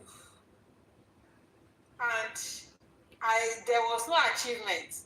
I tried to do it. Nothing to show for it. At the end of the day, we even discovered that it was fraud. That you guys are just being fraudulent. You are just being scammers. You are just fooling yourselves on social media. So I will now go back to it again. Must you guys talk about justice for Mohbad? There are several things that you guys can use your mouth to talk. There are several things that you can talk about. You, Sholake, that you have called a Nigerian lawyer, that lawyer told you that it is not possible. And he told you that lawyer knows Baba Mohbad. He knows Baba Mohbad from nowhere. You called your own lawyer, your lawyer from Nigeria, that Baba Mohbad knows, that Baba Mohbad does not know. And the person told you that it is not possible, that you cannot do that. The money, how much did you contribute, Sholake? Bring out your receipt. You are going to return that receipt to you. Besides, Sholake, you were not in justice for Mohbad when that money, when GoFundMe was created. You were not in justice for Mohbad. When do we started hearing about you? When do we start hearing about Sholake? That your stupid voice of yours. When do we start hearing it in justice for Mohbad? You joined justice for Mohbad late last year. You are here crying that you want to personally. Look at the way you talk. Just look at the way you talk. You are not ashamed of yourself. See what is going on in Nigeria. You guys failed to talk about it. You failed to acknowledge the fact that things are not working well in that country. Throughout the security case, the bandit kidnappers case in Nigeria, you guys failed to talk about it. You say Kokomi. That is what you, that idiot, you Papariano, that's what we say. That you cannot do something good for Nigeria, they will not appreciate you. Just because if you are talking about current affairs, what is happening, the happenings in Nigeria. If you are talking about it, that monthly gifts, the monthly gifts that they normally give to you no longer come. That is why you blind your eyes, you deaf your ears as if you are not part of Nigeria. You are a failure. You abuse Baba Mohbad, you abuse Baba Mohbad to collect monthly salary on TikTok. God will reward you. God will judge you. Sholake. Case of theft, deception. Now, what says is this, that anybody who devises any means to collect money from the public under some certain form of agreement, and at the end of the day would not fulfill those agreements, that person has committed a crime. Okay? So, let's say Aloma is reported to the police. Let's say I want to go civil. No. For me, that is not advisable. Because if you want to go civil, please wait. If you want to go civil, you'll be demanding for damages. Okay? And when you demand for damages, for example, to go this way, you'll be representing mostly yourself. And at the end of the day, you'll just return back your money. This will not be able to punish him. But if you want to punish him, if you want him to come and give accountability, whereby if he's unable to give it, they will investigate him. Like whereby you can ask for him to be investigated, how you want to prove that he's a criminal.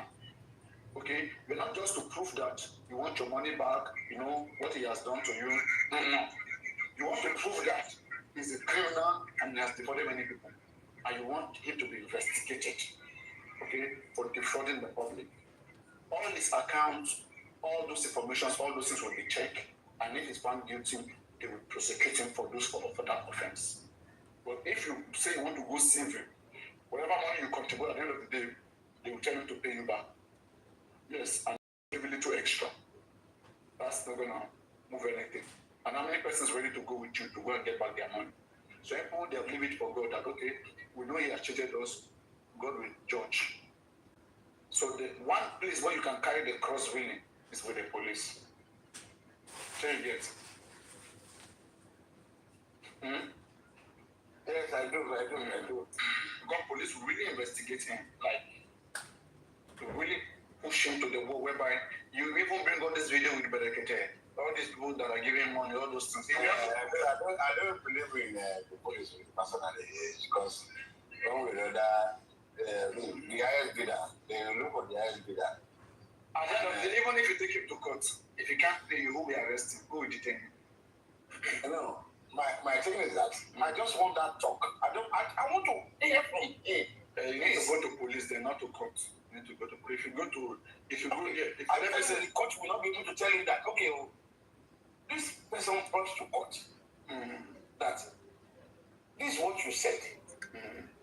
Why is it done? Just someone to ask that question. No. I don't want to ask anybody to ask him whether he know you. He will say he doesn't know you. Okay? They will ask you whether you know you. He will say you know him. When they check your receipt, then they will not, you know him. Okay?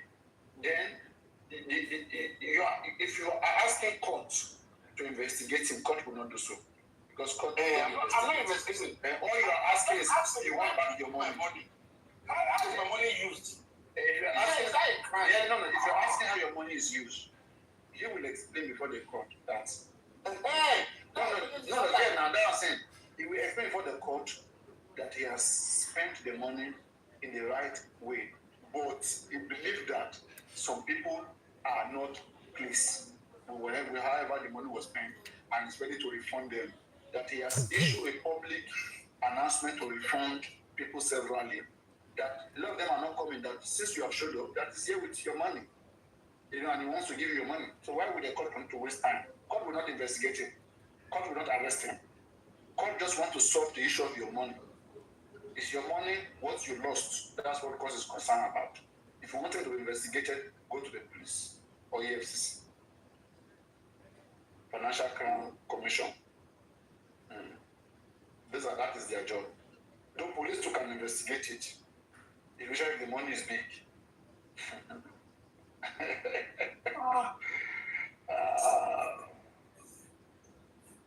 Anyway, we're here. Ṣọlákẹ́, ṣé o rí arrest bàbá Mohbad máa ṣe títí tó máa fi sáàbù?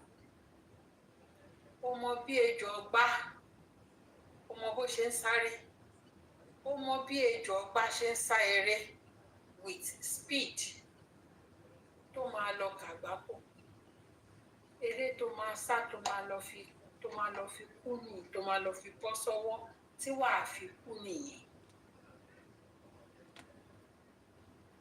You've been asking the same question láti last year ní bọ̀bọ̀ yìí. This stupid man tí ò lè tọ́jú lé. That is why the way they brought your story, èmi náà wò pé bó ṣe máa ṣe rí nìyẹn because the way you are tó ṣe ń tẹnu mọ́ nǹkan tó jẹ́ wípé tí ò wà relevant. Mo ti mọ̀ pé o lè wúlò fún ìyàwó, o lè lọ́mọ, o lè níyàwó nílé. Ṣé eléyìí ló ń fẹ́ yàwó? Eléyìí ò lè níyàwó.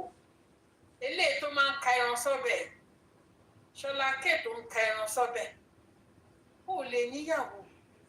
The same question yẹn ló bí every one of them láti bí last year. Ó tún pé kí náà ti ń pè, ó tún pé lọ́ọ̀yà kan ní Nàìjíríà. And that one told you it is not possible. Ó pàpà sinmi. Ó sinmi. Ṣé báyìí ẹ̀ ṣe bàjẹ́ lélẹ̀? Instead tí mo máa fi ríro ọkọ bírú ti Ṣọlákẹ́ kí ya di sista. Ó pè mí kó máa fi mí ṣe yẹ̀yẹ́ pé kò lọ́kọ máa gbà mọ́ra. Irú ọkùnrin wo rèé? Bàbá Mohbad ti announce pé ẹni tó bá fẹ́ gba owó ẹ̀ kó bọ́ síta. Mo announce everybody announce ẹ̀ pé if you want to receive back your money, bring out your evidence, bring out your receipt. How many times has Baba Mohbad come out to make this announcement? Ṣé lórí burúkú ni Ṣọlákẹ́? Ṣọlákẹ́ ta ló ń ṣe ẹ́ ná? Ṣé lórí burúkú ni ẹni Ṣọlákẹ́? Ó tún wá láti ọdún ló ti jáde last. Tẹ bá ṣáà ti jáde báyìí is Baba Mohbad. Ṣé kò sí nǹkan míì ní Nàìjíríà téèyàn lè tẹ̀lé discuss ni? Without Baba Mohbad, o lè gba gift ìwọ Papariano. Without talking about abusing Baba Mohbad, you cannot play a match. You want to share for 2 weeks, share for a month. Kofi máa sọ̀rọ̀ mi kò má sọ̀rọ̀ justice. Papariano, share for a month. Káwárí bó tún ṣe ń bí kí lórúkọ bọ̀bọ̀ tó máa ń fún ẹ gift yẹn kó tó máa fún ẹ gift. Tó jẹ́ pé tí ò kì í wá sórí live ẹ kó a máa engage pẹ̀lú ẹ tó jẹ́ pé just to come and pay you salary nìkan ló wà fún. Talk about another thing on your platform for a month. Kárí bí engagement yẹn ṣe máa ṣe wá, kárí bí wàá ṣe máa ṣe gba gift sí. But you cannot. You can't. The only thing that can bring food to your table is Baba Mohbad. That's the only thing. Kò máa sọ pé criminal. And you've been there láti ìjọ́ wo ni? You cannot write to EFCC. You are a shameless being. You cannot write to the police pé kó ọkàn wà ń bẹ̀ yẹn pé kò kàn ṣáà máa jamblẹ̀ ọmọ òṣì yìí. Write to the police. Write to EFCC wípé kí wọ́n wá gbé bàbá Mohbad kán wá investigate ẹ̀. Just start from there. You can't do it. Àfi kó ṣáà wà ńbẹ̀ kó ṣáà máa bú bàbá Mohbad ṣá. Látìgbà tó ti lọ tún padà dé. Bàbá Mohbad. You see, when we tell this, I don't even want to have anything to say about that. If you to buy for Baba Mohbad, continue to abuse him. Yeah, continue to abuse him because they your bamba won't she back and forth. She pay back and forth to stop with you. And you know already people where she stop. Every back and forth. Tí mo stop. And you know already people where she ẹ máa rí pé láti ìgbà tí mo ti stop back and forth ẹ rí pé nǹkan ò rí bíi ti tẹ́lẹ̀ mọ́ nǹkan ò rí bíi ti tẹ́lẹ̀ mọ́ even àwọn bloggers wọn yẹn àwọn olórí burúkú àwọn downhill bloggers wọn ò rí nǹkan cut bíi ti tẹ́lẹ̀ mọ́ nígbà tí ò sí gbàgbós mọ́ tí mo stop gbàgbós. Tí mo stop ẹ because wọ́n ní pé tí ogun bá ń jà nílùú kan àbí pé tí àwọn irú báwọn Fúlàní ẹ̀tìyẹn àwọn Fúlàní bandits irú bọ́n ṣe ń ṣe kínní yẹn tó ṣe ń ṣe gbogbo nọ́sẹ̀nsì yẹn tìtorí wípé wọ́n rí àwọn èèyàn àwọn alámí àwọn èèyàn tó ń help wọ́n bá wọn ra oúnjẹ wọnú igbó yẹn ló jẹ́ kí egungun wọn máa lè nà á ìgbà tó stop gbogbo àwọn channels tí àwọn bandit ẹ̀ tán ṣe ń róúnjẹ gbà kankan tó stop ẹ rí i pé ó rẹ̀wọ̀n nà ó rẹ̀wọ̀n that is why mo ṣe rò pé no let me just cut everything àti wọn dẹ̀ cut ẹ̀ èyí náà rí bó ṣe rí bí social media ṣe rí because òun ò rí show tó máa gbé bí tàbí aláràmọ́ kò rí show tó máa gbé jáde tó máa capitalize lé lórí ẹni pé kò tún rí show gbé sí show barrister Ògúngbè tó ti ṣe tó ti gbé kó tó di kó lọ sí òkun gbàgbé ló tún padà lọ gbé again pàtó sí nǹkan pàṣán ó ṣàfẹ́ wà lórí social media ó ṣàfẹ́ wà lórí nínú justice ó ṣáà máa sọ̀rọ̀ justice èmi tí mi ò bá rí àṣẹ update I will rather go and ganu say any other thing. I don't care of the views. That is me. Mi ò care of views. Tí bá ń sọ̀rọ̀ justice lọ tẹ́lẹ̀ o, tí bá rí pé kò tún sí much, máa gbẹ́nu lé nǹkan mi. Tí bá ti gbẹ́nu lé nǹkan mi, àwọn èrò àpò máa lọ. Èmi ò dẹ̀ ní care. Èmi ò ní care. But because you want to stay relevant, you just want to be talking about justice pé káwọn pé àwọn because ṣe rí bí wọ́n bọ́ sí nǹkan tó ṣe rí bọ̀bọ̀ tó máa wá ń gift ẹ̀yìn òun náà dàbí àwọn others ẹ pé tó bá ti ń bú bàbá wọn máa gift nǹkan tó ń ṣẹlẹ̀ yẹn but títí ẹ̀yìn is monthly ló máa ń ṣe fún so ó gbúdọ̀ máa sọ̀rọ̀ ó gbúdọ̀ máa bú bàbá Mohbad ló di ò ṣe fẹ́ sọ nǹkan míì because tó bá ń sọ nǹkan míì ṣe rí ọ̀bọ tó máa ń fún ní kínní àti chioma yẹn wọn ò ní fún kò ní lè play match so kò fẹ́ kúrò ní community yìí kò pray kan lọ contest Mohbad bó ṣe wà yẹn kò pray pé kí bàbá Mohbad tẹ̀ sọ pé òun fẹ́ lọ sí Mohbad he doesn't pray for it ó ṣàfẹ́ kí gbogbo ẹ̀ kó máa ránlẹ̀ kí gbogbo ẹ̀ máa ránlẹ̀ so that a lè máa àti fídíò tán ti ṣe tipẹ́tipẹ́ á tún gbé wá fídíò barrister Ògúngbè tán ti ṣe tipẹ́ òun ló tún lọ gbé bá tó sí nǹkan míì tó máa sọ ẹ já continue.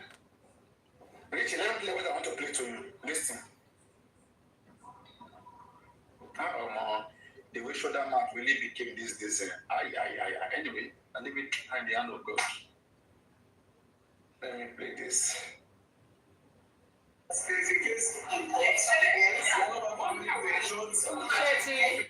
Ṣẹ́tìrì.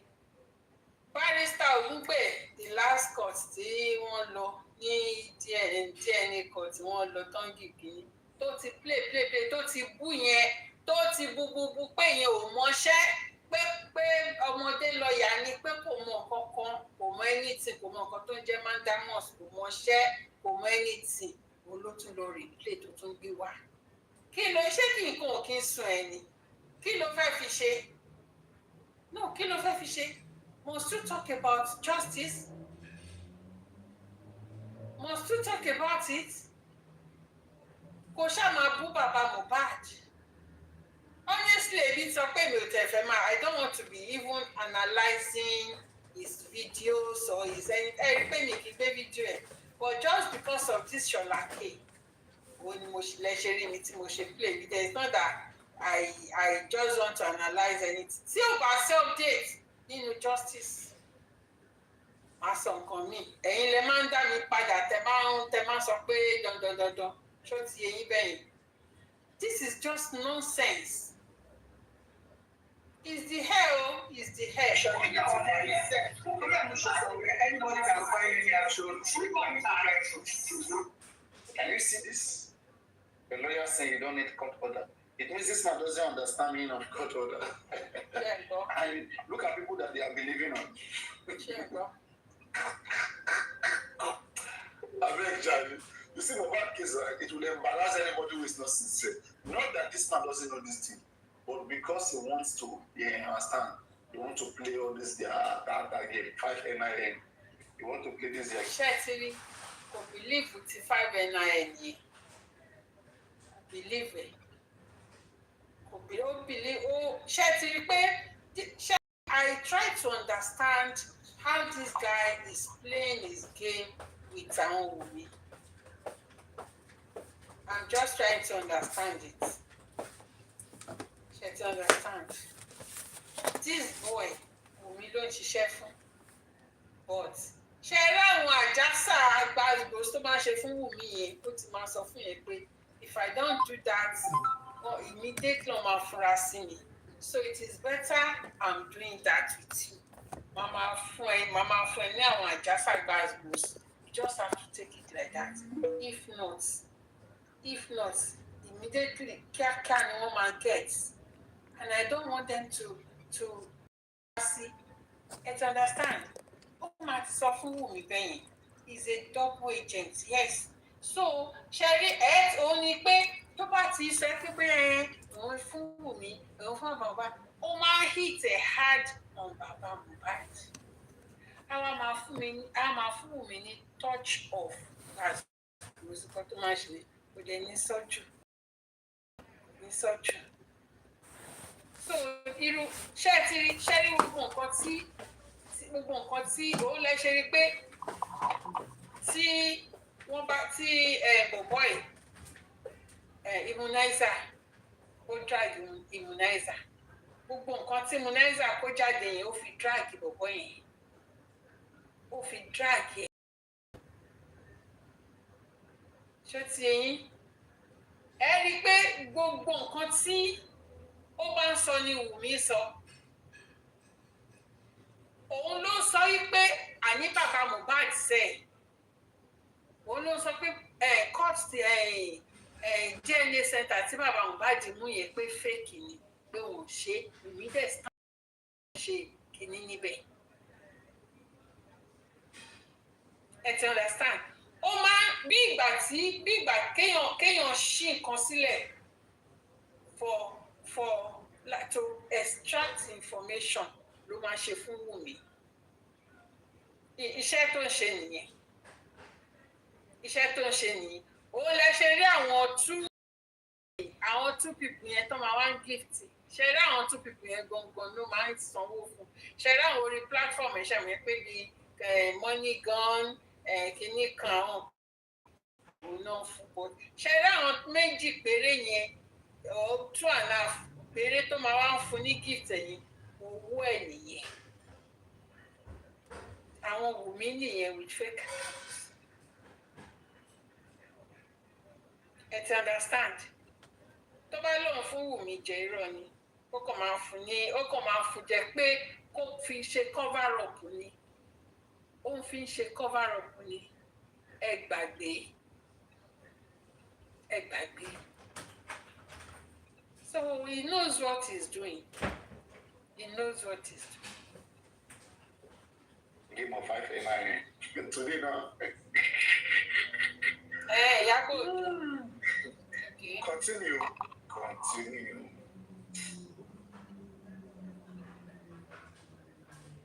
Any other question, guys? Any other question? Feeling tired. This is requesting. He said he's not coming up. He's trying to request. Let me see. Yes, I think it's account some private. Let me. Nothing else.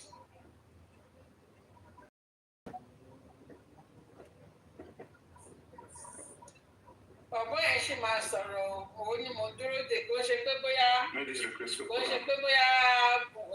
kàn ń play Papa Dingo mi ò fẹ́ tán. Oh, thank you, Madam. I was going to go on private. The other question that I have, sorry. Well, you heard what this man said, that you don't need man language. Yes, I heard it. So I was saying thank you. I didn't hear that before, honestly. But I heard it now. So anybody can, it's a public education. Open litigation. Yeah. Now, this probably maybe another reference to ask that question.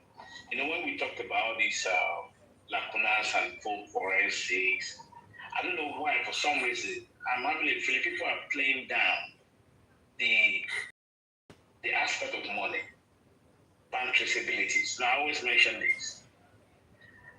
Why? I don't understand. Follow the money, again. Exactly. You know, there's a crime against blessing all of them. I heard that they have received the payment of that car that Mohbad bought with that he paid half payment. I heard that there's a problem. They spend that money. For them to even go and receive it, it's a serious problem. If anybody don't know case, both blessing, all of them that share that money, you will tell me who gives you right over Mohbad's property. It's not even taking the money anymore. Apparently, if you comb, I will use the word comb, in all these people account, you find some large deposits of money which they have to be accountable for. There, you need to ask questions. They would have moved that money now. No, it doesn't matter. The money dropped there. You have to explain. Sure. But by now, they would have moved the money. You will tell them you receive so money in this account. They might, some of them might almost shut down the account. No, Allah. You go that account, they will bring it back. Actually, your NIN show it off, so you can always there's something we call traceability thing over here. Things like that. And it's quite simple. It's quite simple. I'm sure you understand that. If you say, for example, you always get a deposit of maybe 50K in your account on a monthly basis, and all of a sudden it jumps to 150K. The bank will block that 150K. They call you up to come and explain what's going on. It's not that they haven't seen the way the money comes, but they ask you questions. So now, fast forward, when it comes to that case, right? One of the terms is follow the money, right? And in mobile case, be the kind of position he is, need to come everybody around in his own account. If you ask one, his wife, about mobile account.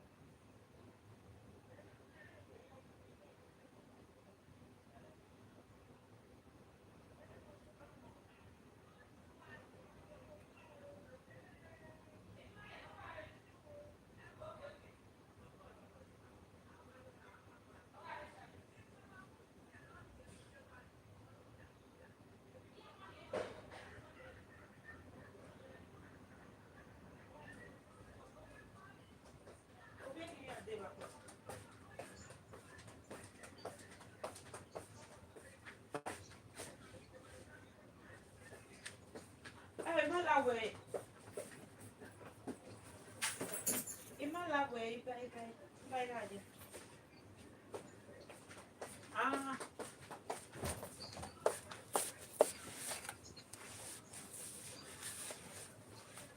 Ibà ìhàwà kọ̀lẹ́tì.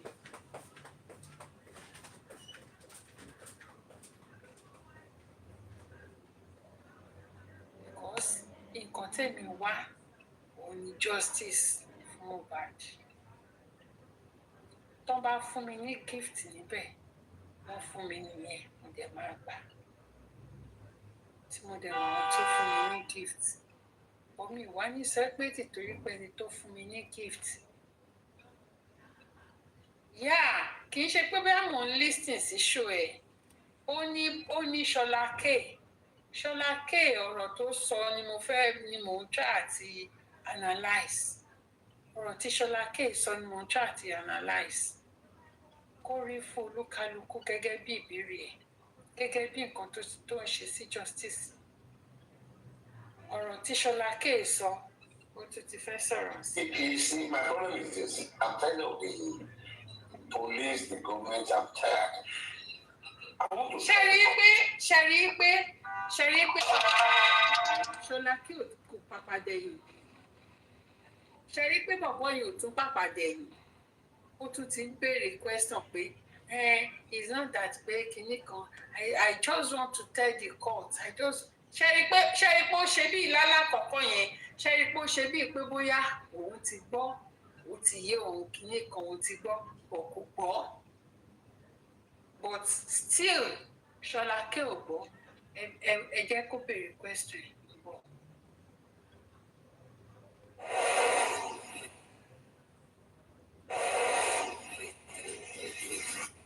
Is to I can't force the court. So I don't know.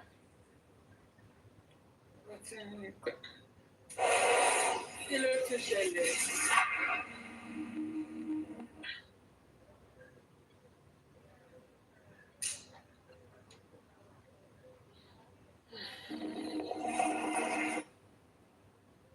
Look, I can't force the court. So at the end of the day, it's up to the court. The court can give them a grace and postpone The court. Let the court focus on and see. In I know that all the things we have been doing as a public, if we not go to court, I just want to try it.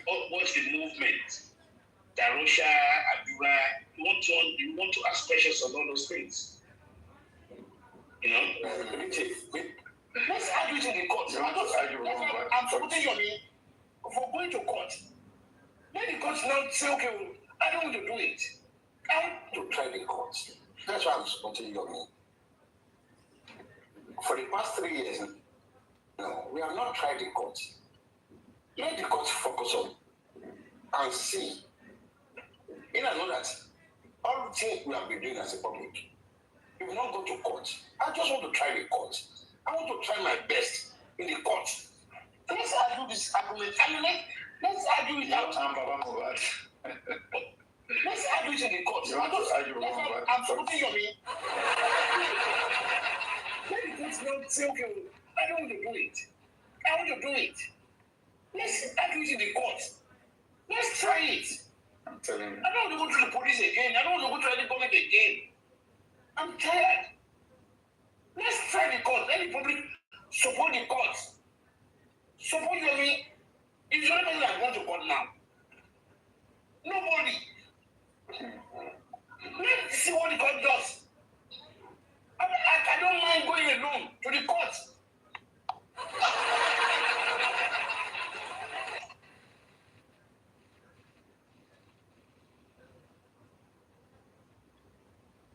Job with him. You know a pastor here. Only. Let's see what the court does. I don't mind going alone to the court. Can you hear that? Don't mind going alone to the court. Whereas, we are in the UK.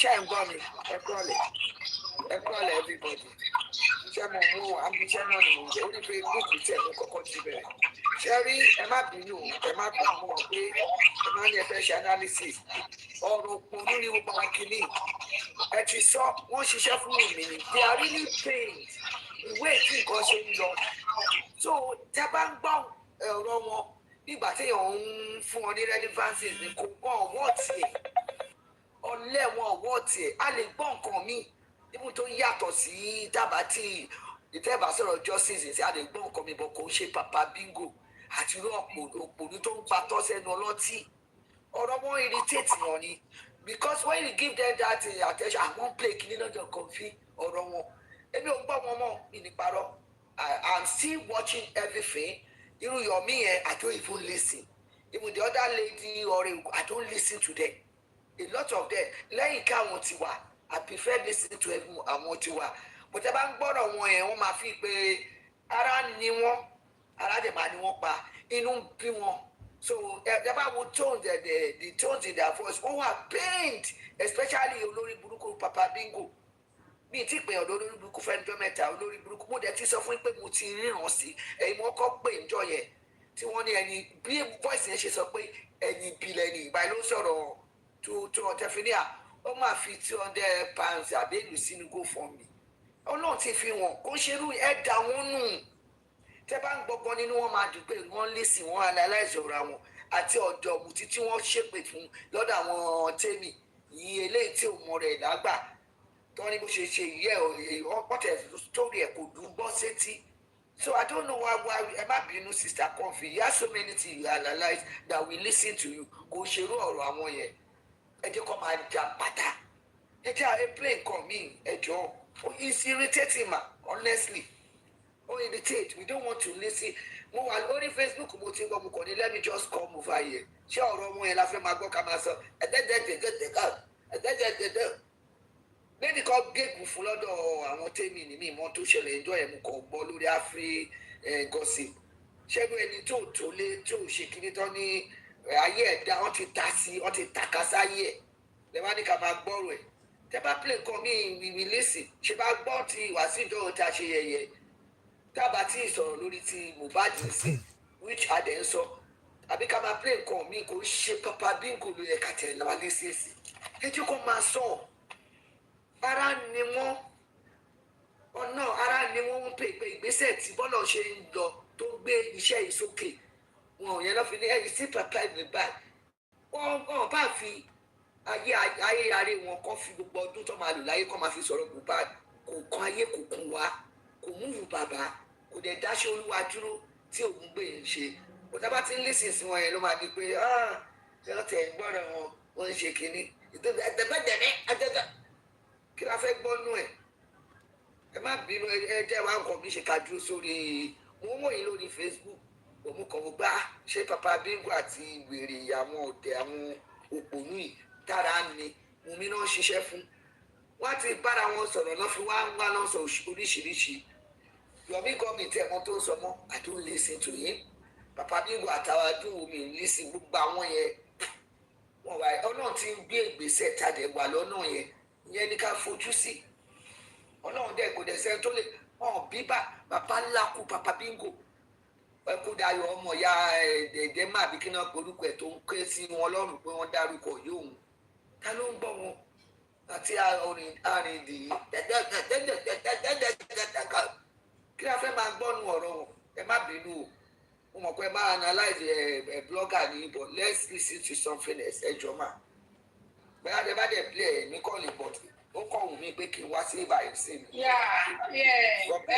ẹ ṣe gan-an èmi gan kì í ṣe tó bẹ́ẹ̀ àwọn máa ń fẹ́ analyse wọn náà èmi ti stop ẹ̀ tipẹ́tipẹ́ àtọ́jú gbogbo tẹ̀ ní tẹ̀ kì í fẹ́ mi èmi gan I don't want it again because bí junks ló ṣe rí lọ́dọ̀ mi so when you make some people when you play some videos or some people you make them relevant and it goes into their medulla oblongata as if pé bóyá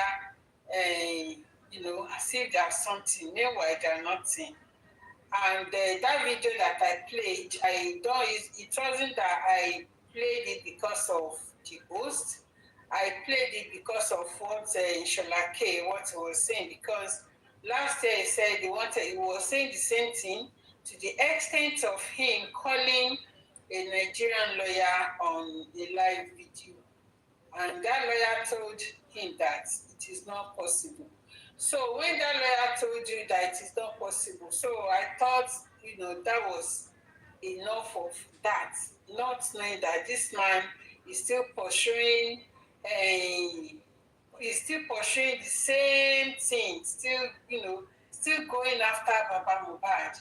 You understand? So I stumbled into the video this afternoon and I listened to it and I said, let me just bring it so that people can hear and ask this man question that what is that thing that you are looking for in this man's life? Because it's as if you pay you until this man pay for you before you can leave him alone. So it was his voice, it was that question that he continued to ask that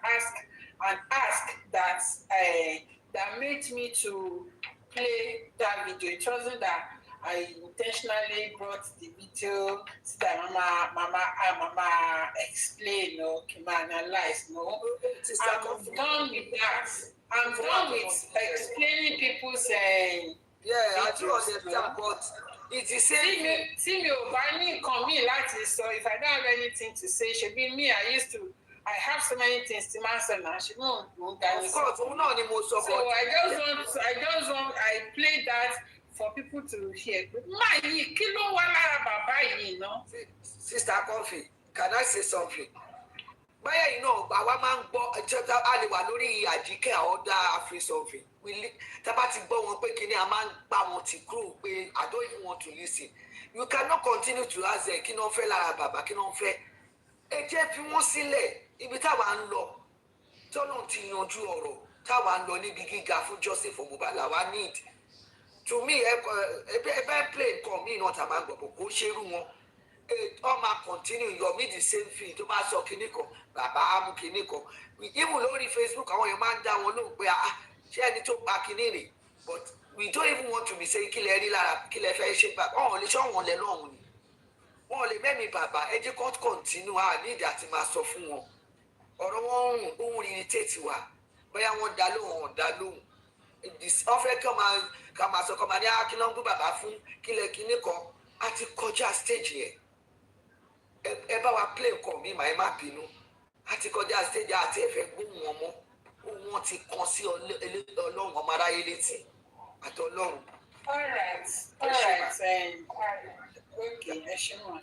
So, I want to talk about this very dark man and this Chimo Moshood, that policeman, that AIG that was trained up at very dark man. I don't know. How is it that AIG, a whole AIG trains up at somebody? A whole AIG that the Nigerians were waiting patiently for him to arrest very dark man. In fact, the enemies of very dark man are patiently waiting for the arrest of very dark man. AIG, shame on you. Jimo Moshood, shame on you. You cannot arrest very dark man. You are now throwing some, calling very dark man a very darkest man. Your silence, yes, your silence means you agreed with what very dark man was saying. All the allegations against you by very dark man was true. Shame on you. See, people have started coming out to drag you for not replying very dark man. Shame on reply on here. Is that how to reply people? And they even said that was not the first wanted that he has put on somebody. They said that how he put wanted on Showore. That he put wanted on Showore the other time, and that the court said the wanted that this Ibrahim put on Showore was false. They even asked him to pay. He was fighting for land. They even had, the court even has the AIG, the police, to pay an huge amount to Showore, which they refused to pay. They refused to pay that money to Showore. You will just look at somebody and declare that person wanted just because of your selfish interests. Why must you declare that man? Declare all those people wanted. You're sure not declare kilo wanted. When I put on card, prime boy. Sure, not declare wanted. Was he under his watch? No, not under his watch. I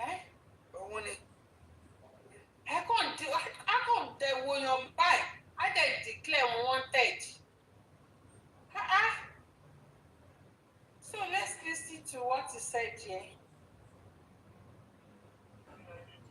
Not being the Nigerian police force. Yes. So I'm going to play a good recording between Ahmed. You should not. If not, everybody will be wanted in Nigeria. Everybody will be declared wanted.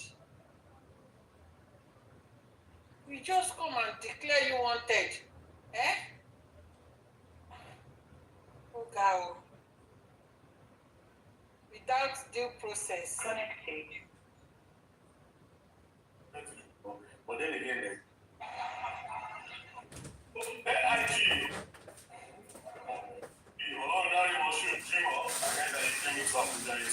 Welcome to. I also heard that you go around telling people that very young man has sponsored to bring you down, to bring you down. Police, you see, nobody can blame you for nothing. To expose people like you. Was that what was expected of Moshood? What people were expecting you to do is not going back and forth with an ordinary citizen. An ordinary citizen. A small boy that you were supposed to arrest. A small boy that you can bet. You're supposed to arrest him by the power conferred in you. But instead, you turn yourself to a you are not ashamed of yourself. Corrupt officers like yourself, I will do it for free. You are once one. Can you imagine? For a corrupt officer like yourself, for a corrupt officer, I will do it for free. That's a big shame on you, Jimoh Moshood.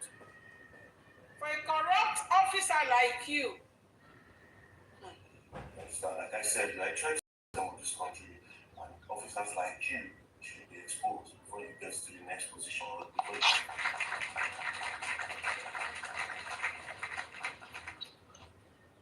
There's no man. I don't hate you. Just hate what you do. And for the interest of this country and as the interest of Nigeria, I need to put it out there. Now, let's make reference to one of the statements by one of the suspects, right? He said something at this part, I cannot overlook it, and I don't want Nigerians to also overlook it. That's why I'm bringing back this part. He says, the Nigerian police will hand me with my hands tied up. It continued until one day, until one of the suspects, who was also passing through the same condition of torture and died in custody. Died in custody.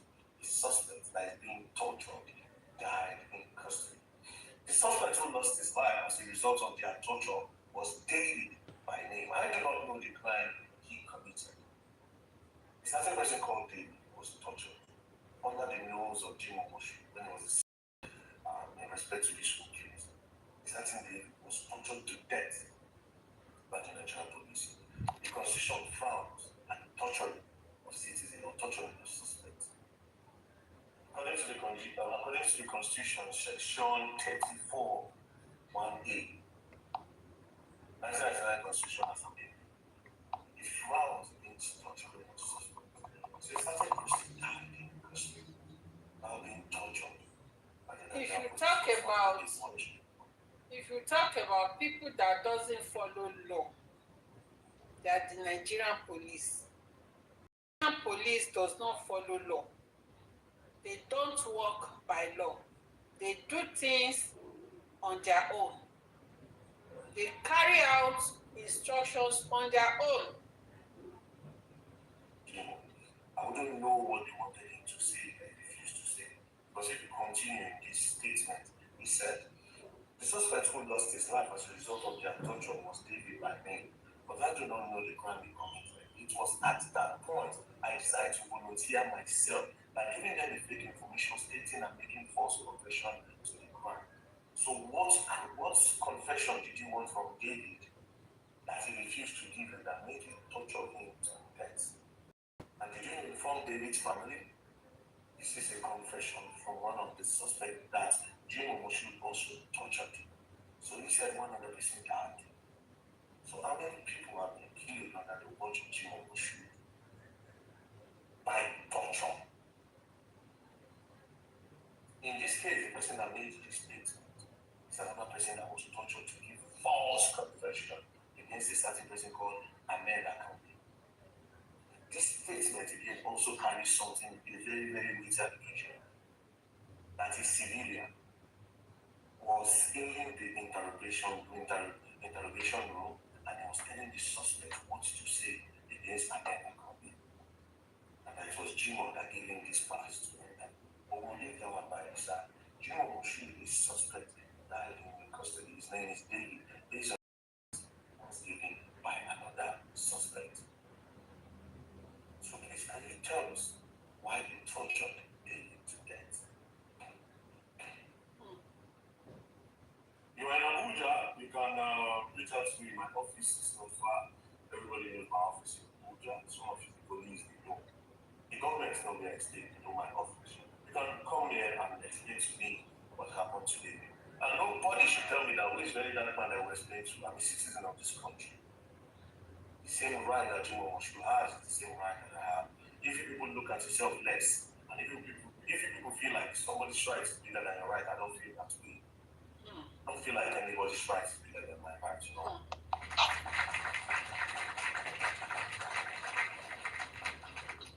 We all need to speak up. We all need to expose corruption. We all need to stand up. So if you people are caught to the problem, I pray that my parents you understand? I want answers. I want to be sure that tomorrow another person will not be killed in custody.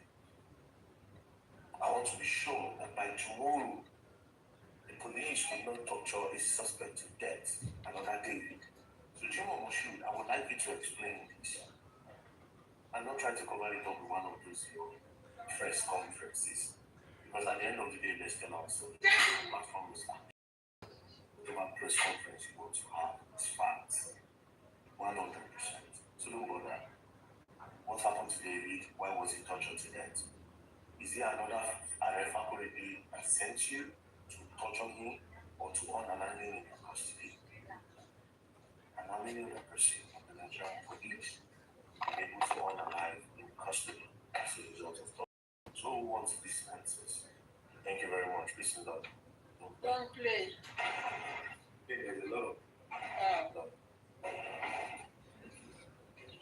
in weeks, this woman came to our office and then she said she gave birth to the system of this country.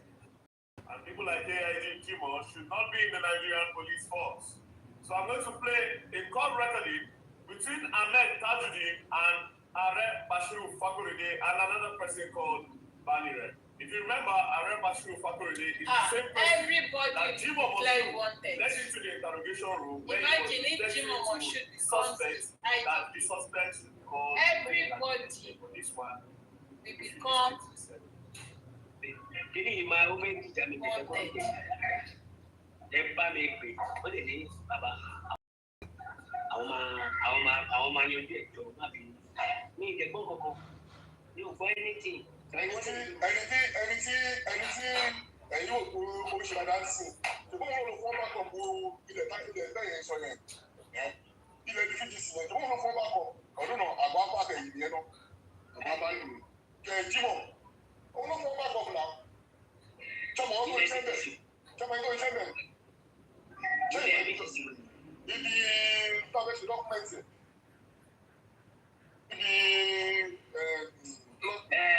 ibi tọ́fẹ́sì dọ́kúmẹ́ntì ṣé wọ́n ti ṣe kú fẹ́ǹsì náà. Wọ́n ní wọ́n lu wà ń bẹ̀. Sá.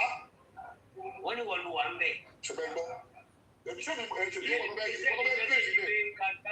Ká kọ́ dáwó àwọn bíbí yẹn padà. Ṣé bí wọ́n bẹ́ẹ̀ gbé sílẹ̀ yìí? Ṣé bí wọ́n bẹ́ẹ̀ gbé sílẹ̀ yìí? Èmi mú wà lórí ibẹ̀. Òun kọ́ ló jẹ́ sọ fún mi ní o jẹ́ mi pé òun wà ń bẹ̀. Òun náà àwọn ẹ̀kọ́ kọ́ lọ́wọ́ ìṣúná ló fọ́ ọlọ́pàá òun ló fọ́ bá kọ̀. Nítorí ló pọ̀ tó wọ́n kò dé ẹ̀rí yẹn lò ó ń tọ́ ẹ̀ ní. Kò lè rí lò ó gbé ní sílẹ̀. Ṣùgbọ́n àti ẹ̀jẹ̀ kan gbàgbà tó sọ ní Jímọ̀ síbi náà AIG. All right, so apparently AIG Moshood Jimoh is also part of the land business. Please. You said they follow drag land. If you listen, and for those of you that understand Yoruba, so I don't understand, I have to translate. So there was a part where Ahmed was telling Bashiru Fakorede that land is BGC. That it is AIG Jimoh that is pushing the back up, is the one putting policemen there. That AIG Jimoh should not think that he's going to be able to use that land because he's just deceiving himself. So AIG follow the drag the land. Could this be the reason why AIG is sentimental about the case and refused to investigate the case properly? Could this be the reason why he decided to join Are Bashiru Fakorede to pin murder on Ahmed Tajuddin so that they can just silence him? Of course, because he's probably dragging land with the AIG. How are you dragging land with an AIG? Are you mad, Ahmed? We'll pin murder on you. So the AIG obviously has interest in that land. It's also part of the land grabbers. Because all these people here, see they're talking about them. Ahmed, Bashiru, all of them. Grabbers. Listen to Bashiru. Bashiru even said that land that they said is going to return money to some people. Grabbers. Grabbers. That is why exactly relationship. That is why AIG let Bashiru enter inside the interrogation room to go and interrogate suspect and tell them what to say. Under the laws, I think about 10 months ago, before he was even promoted AIG, they said that police should stop involving themselves in land business. That land matters as civil matters. So what is an AIG doing in a land matter? Let alone dragging land. It's a corrupt man, sentiment over a case. To the Inspector General of Police, Olatunji Rilwan Disu. I know you have been seeing these videos. I know it's an embarrassment to your own government. Yes. Right now, as a police chief, as a police IG, Jimoh is an embarrassment. You have to say it the way it is. People like Jimoh should be kicked out of the force. Some people that use their police influence to come.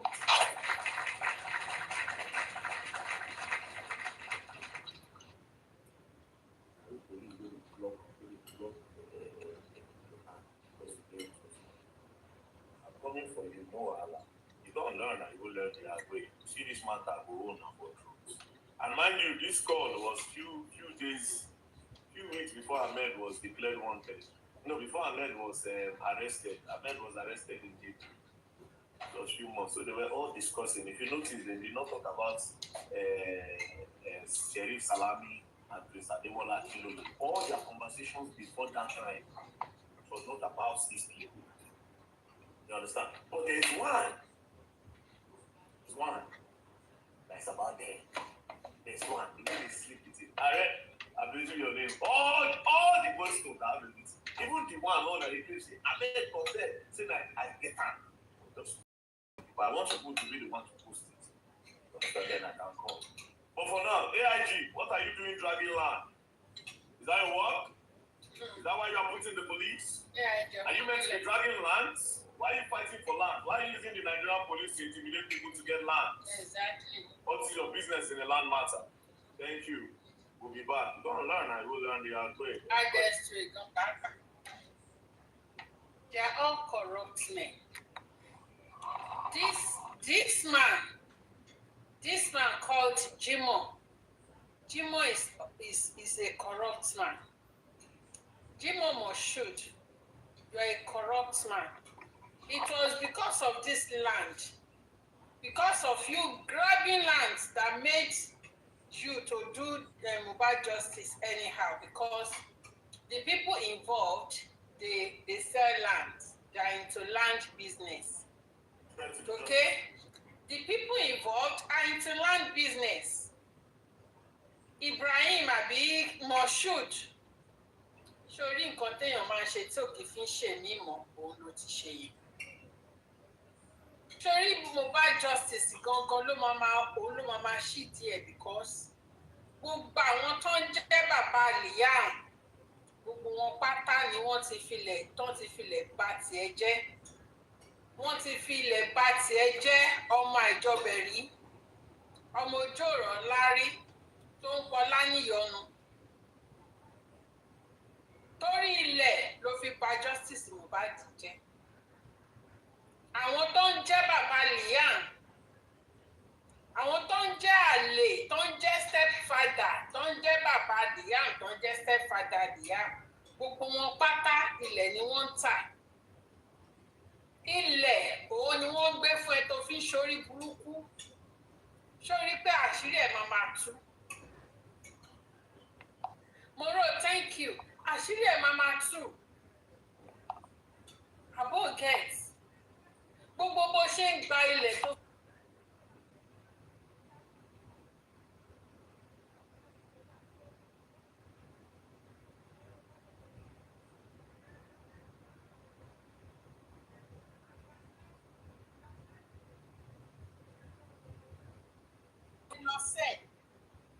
Ó lè jẹ lọ.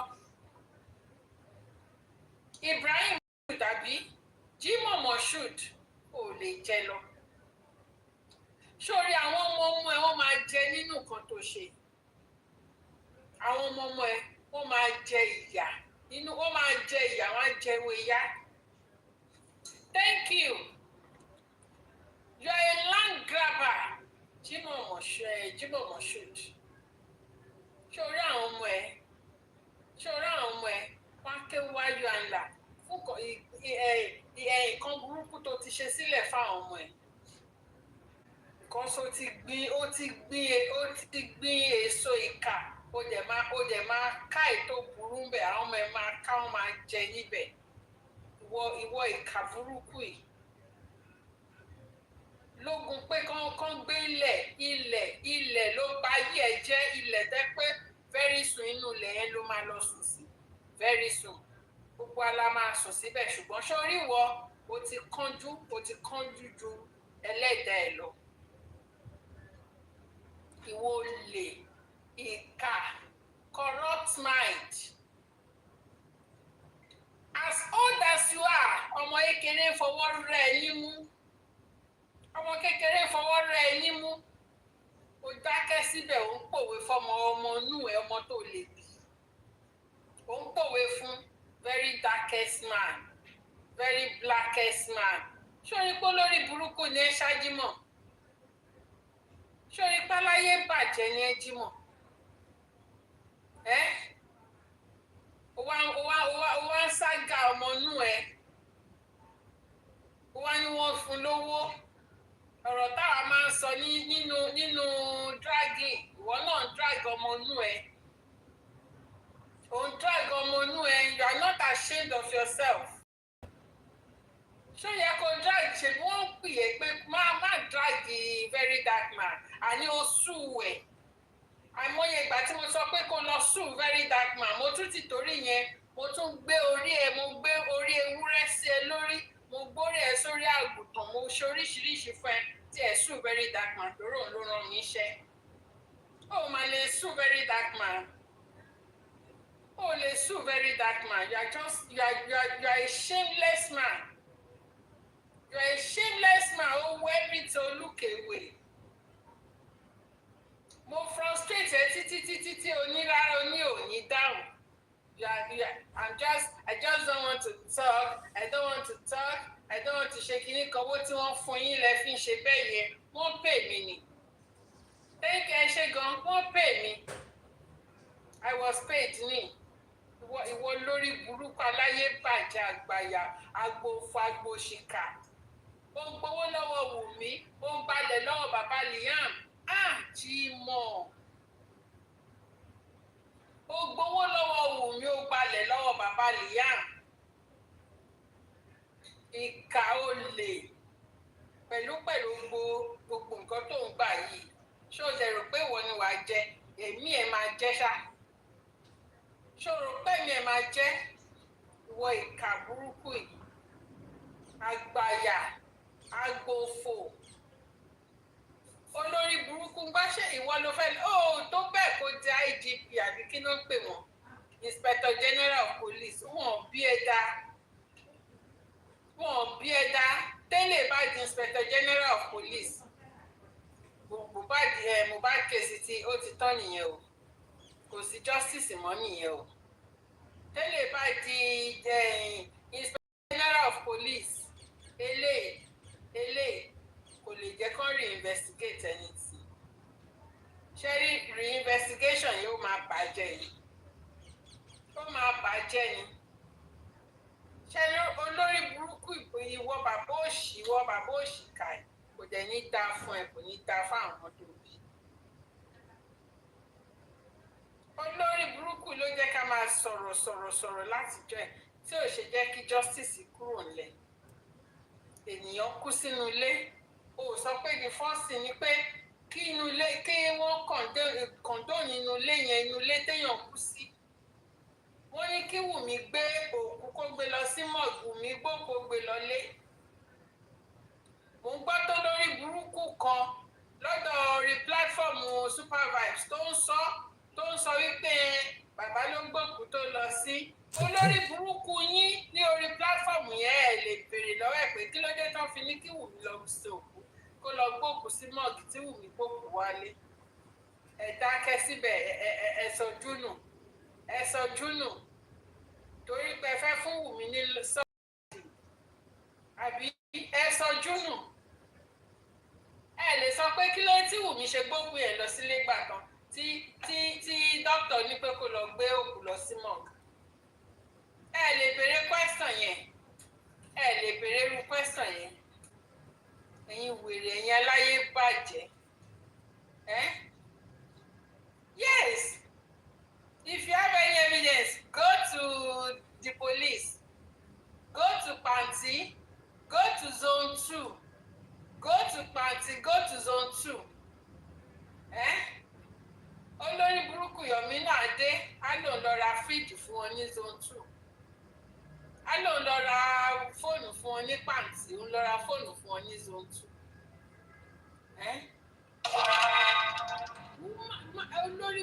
olórí burúkú yìí òun ló dẹ̀ ń gbà kọ́ máa ra fíìdì fún ẹ torí pé torí justice for Mohbad fóònù méjèèjì yẹn ń sanwó ọwọ́ Yomi òun ni fóònù yẹn rá sí ọwọ́ Yomi ni fóònù yẹn rá sí torí Yomi ò lè ever hand over fóònù yẹn to anybody ẹ̀yin ìkà Ọlọ́run máa mú gbogbo yín tí ìbínú Ọlọ́run bá máa sọ̀kalẹ̀ sí ẹ lórí ìwọ Jimoh Moshood wàá lò ní ṣerú ẹ̀ mọ́ wàá ní òní ṣerú ẹ̀ mọ́ ẹ̀yin ìka gbogbo ẹ̀yin náà lè jẹ́ káwọn olórí burúkú Papa Bingo àti kí lorúkọ ẹ̀ àti àti ṣọlá ké gbogbo wọn yẹn àti wùmí àtàwọn tẹ́mì àwọn ìwọ ló fún ọ láyè náà wọ́n ló fún ọ láyè jẹ náà ká ní wọ́n ti ṣẹjọ́ Mohbad according to bó ṣe rí ni kò ní sí lóko fún gbogbo nọ́nsẹ̀nsì yìí kò ní sáyè fún gbogbo ẹ̀. Of course, he cannot become the next IG call for your dream ṣé ní gbogbo ilé àwọn èèyàn kàn ṣe bí ipa àwọn ò gbọ́ ni o àwọn èèyàn ń gbọ́ o wọ́n kàn ṣe ń dúró dègbà tí gbogbo ẹ máa lọlẹ̀ síta àwọn ìlú á máa rẹ́sì wọn bọ̀ nísìnyí àwọn kankan èjèèjì kan wọ́n ti ń bọ́ síta wọ́n ti ń ṣàlàyé Jimoh Ibrahim pé kó lọ pé kí ló ń tó ṣe lè arrest very dark man kí ló ń tó ṣe lè lọ arrest ẹ̀ tó bá mọ̀ pé ó ṣọ̀ fún nǹkan tí very dark man sọ yẹn ẹ̀rọ ni ó yá náà go arrest him now go arrest him o ò lè arrest ẹ̀ àdúrà ọmọ inú ẹ̀ ordinary citizen tí ò gbókùn tí ò ṣe nǹkan kan tí ò sínú force ó ń challenge ó ń pè ní criminal láyé mi o èmi gan tí mi ò jámọ́ kankan nínú pólíìsì gan tí mi ò ní ẹni tí mi ò tẹ̀ ní anything nínú pólíìsì gan tí mi ò tẹ̀ mọ̀yàn lẹ́nìwẹ̀ẹ́ gan nobody tó lè pè mí ní criminal nobody can call me màá bẹ́ẹ̀ ni ẹ kúrú màá bá ga ni not to talk of ìwọ odidi ìwọ tó máa fi bùkà fáwọn èèyàn pé màá lọ pé brọ́dà mi màá ṣe kinní kan màá sọ fún dájì mi màá ṣe gbá màá sọ kinní kan màá sọ fún man friend mi ó declare wanted kíákíá wo bó ṣe declare rẹ wanted nǹkan tá a tẹ̀ máa ṣe é sìn á máa gbé ẹ sínú wanted ni á gbé ẹ sínú wanted you will be declared wanted you the next thing tí mo máa ṣe é sìn nìyẹn ó tẹ̀ máa ṣe tí bá rí àwọn èèyàn tó fẹ́ sọ̀rọ̀ sí máa dẹ̀ ṣe é sìn máa gbé ẹ síbi a máa declare wanted àbó lórí burúkú ni ẹ Jímọ̀ go to the bedroom bẹ́ẹ̀ yẹn o ká tó wí ká tó fọ̀ wá ti bọ́ síta wá ti wá máa sọ ní orí channels wá ti lọ máa sọ ní TVC wá ti lọ máa sọ káàkiri wá ga ní òṣì ẹ wá gà sí máìkì wá máa lóun declare èèyàn wanted àbó lórí burúkú ní Jímọ̀ èmi gan sì máa declare wanted àbó rẹ̀ ò pé ni ẹ jẹ́ lọ wá wanted yìí ká gé orí ìwèrè ẹ sí àbó ló ṣì yẹn tí mo máa ṣe tí máa post ẹ̀ káàkiri tí màá fi flood orí internet tá máa declare wanted àbí wèrè yẹn mo fẹ́ ṣe fún sí ni ká ní mo réyàn tó á máa sọ̀rọ̀ lókè nísìn kí n sáré ṣe àbó ló ṣì yẹn wá ti sáré máa tí bá máa tẹ̀ lọ sí Nàìjíríà lórí burúkú máa fẹ́ máa declare kan kí wanted ẹ̀ máa gbà mí o. Gbogbo nǹkan tí mo ti ṣe fún yẹn ìbá máa ganu sí máìkì ìjọ kan bàbá máa sọ kí kọ́ńtì yìí ilé sanmi bọ́sẹ̀ is declared wanted. Máa declare ìyá ẹ̀ wá declare bàbá ẹ̀ wọ́n á declare gbogbo ọmọ tó bí jáde láti inú oko kúkú tó gbé sábẹ́ wọ́n á declare wọn wanted kò ní dáa fún ẹ kò ní dáa fún rẹ olóṣì. Kò tẹ́ ẹni sọ pé bẹ́ẹ̀ kò invite anybody á dẹ̀ ti declare yẹn wanted á ti declare wọn wanted ní straight. Ìwọ ọkùnrin tó bá lọ jẹ́ IG lásán ó máa declare ó máa gbé Nàìjíríà ó máa gbé sínú the wanted yẹn ni á declare Nàìjíríà wanted.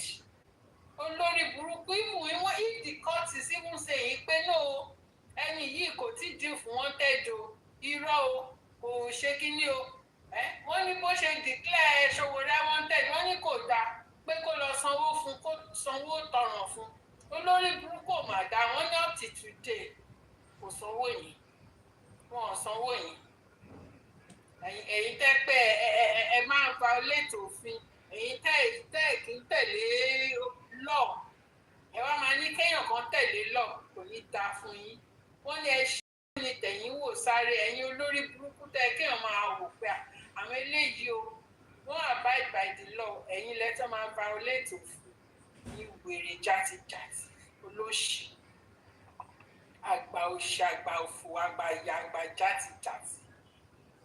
I just mo dislike àwọn people yìí. Iṣẹ́ kò ní ṣe wọ́n lọ bá ń ṣílẹ̀kùn. Iṣẹ́ wọn ò ní ṣe. Èèyàn aláyé dédé. Mr. Prince ṣe fẹ́ sọ̀rọ̀.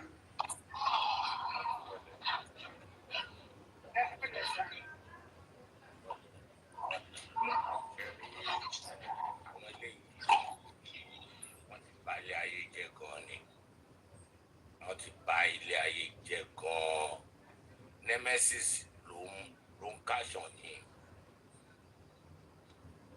just a very dark man tó ń challenge whole AIG tó gbẹ́nu gbọ̀ngbọ̀n tó dúró síbẹ̀ yẹn tí ò lè arrest boy yẹn because he knows that what he has done is very, very wrong. Ó ti tẹsẹ̀ bọ ìgbẹ́ ẹ̀. Because of that, the arrest boy yẹn kan sọ wípé that a high level rank tó wà yẹn a civilian ó wá bọ́ta àyàkó ó dẹ̀ ń tẹ̀sẹ̀ lójú wọ bàbá òde yìí ọlọ́run kúnkún yìí ó dẹ̀ ń tẹ̀sẹ̀ lójú ibùn kó tẹ̀ wá jẹ́ common civilian ẹgbẹ́ gangan ló ní very dark man bá fa ọ̀rọ̀ yẹn ó sì ṣe gbọ́ ju a professional man to that level of career of AIG commissioner for police ibi tó máa retire sí ló ti ibi ẹ lọ kọ sílẹ̀ wọn ò ní pẹ́ retire ẹ̀ bó ṣe wà yẹn in the next 6 months ẹ sọ pé ẹ gbọ́ pé wọ́n ti retire because wọ́n á ti court martial ẹ̀ lórí ọ̀rọ̀ tó wà lẹ́yìn a kàn ní gbọ́ǹta ni because that boy very dark man for coming out for him like that ó ní more evidence against all of you àti tó ń pè lára ẹ̀yẹn náà ọlọ́run pẹlẹbẹ tó wò wọ́n lára ẹ̀yẹn. nígbà tẹ bá rí ẹni tí ó ṣẹ̀ ẹ máa lọ máa mú aláìṣẹ̀ nítorí pé ẹ fẹ́ ká lọ́wọ́ kò nítorí pé ẹ fẹ́ kó sọ̀rọ̀ ẹ wá gbé murder charge ẹ gbélé lórí àná ẹ ti gbàgbé pé àṣepamọ́ ló wà àṣegbé òsì ẹ ṣe pamọ́ gbogbo nǹkan tẹ wá jọ ṣe pamọ́ tí lè fi jó gbogbo ẹ̀ wá bọ́ síta gbangba sí gbogbo voice note tí ó ń leak ó ti mọ̀ pé àwọn ọmọ iṣẹ́ ẹ̀ níbi iṣẹ́ ẹ̀ gan wọn ò nífẹ̀ẹ́ ní kímọ̀ all those things gbogbo document tó wà lọ́wọ́ very dark man ẹ̀ àwọn ọmọ iṣẹ́ ẹ̀ ló máa kó fún very dark man ò kì í ṣàjẹ́ tó máa lọ sọ́fíìsì ẹ̀ lọ kó àwọn document yẹn ó ti mọ̀ pé àwọn ọmọ iṣẹ́ ẹ̀ tó wà láti. You are a bad officer kan tó lè ṣerú àwọn kan tó ṣe fún ẹ yẹn kan tó lè máa ṣe fún ẹ yẹn wọ́n ti rí pé you are a wicked officer within them ó dẹ̀ pé láàrin wọn o kì í gbọ́ o kì í gbà pẹ̀lú àwọn young officers yẹn nǹkan tó ṣe ta ẹ̀ síta nìyẹn àwọn náà ta ẹ̀ fún very dark man àwọn police ẹgbẹ́ officers ẹgbẹ́ àwọn náà ta ẹ̀ fún very dark man because gbogbo very dark man wà lọ́wọ́ ẹ̀ yẹn àwọn ọlọ́pàá ló kó fún kì í ṣe bọ́ọ̀ yẹn rárá àwọn ọlọ́pàá tó ṣe investigation yẹn àwọn náà kó gbogbo document. wọ́n ti rí pé kò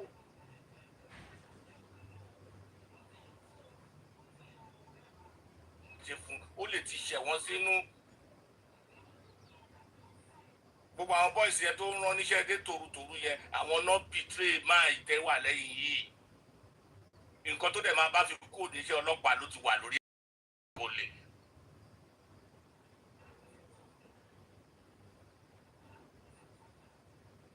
wọ́n máa dismiss ẹ̀ ọ̀kan fún ní voluntary retirement ni tó bá fẹ́ ẹ̀pẹ̀ wọ́n á fún ní voluntary retirement so that kò ní bá gbogbo kárí ẹ̀ jẹ́ nǹkan tó máa ṣe fún gbẹ̀yìn nìyẹn wọ́n máa lọ investigate gbogbo àwọn cases tó ti ṣe olórí burúkú wọ́n jẹ́ kí ẹrú kan ló máa mú ní gbogbo ẹrú now ṣe rú pé wo gbogbo nǹkan tó ń ṣẹlẹ̀ yẹn kò ní máa wò how this man was so low to this level to do this and gbogbo kò dẹ̀ ṣe kò dẹ̀ fẹ̀ díẹ̀ síta o.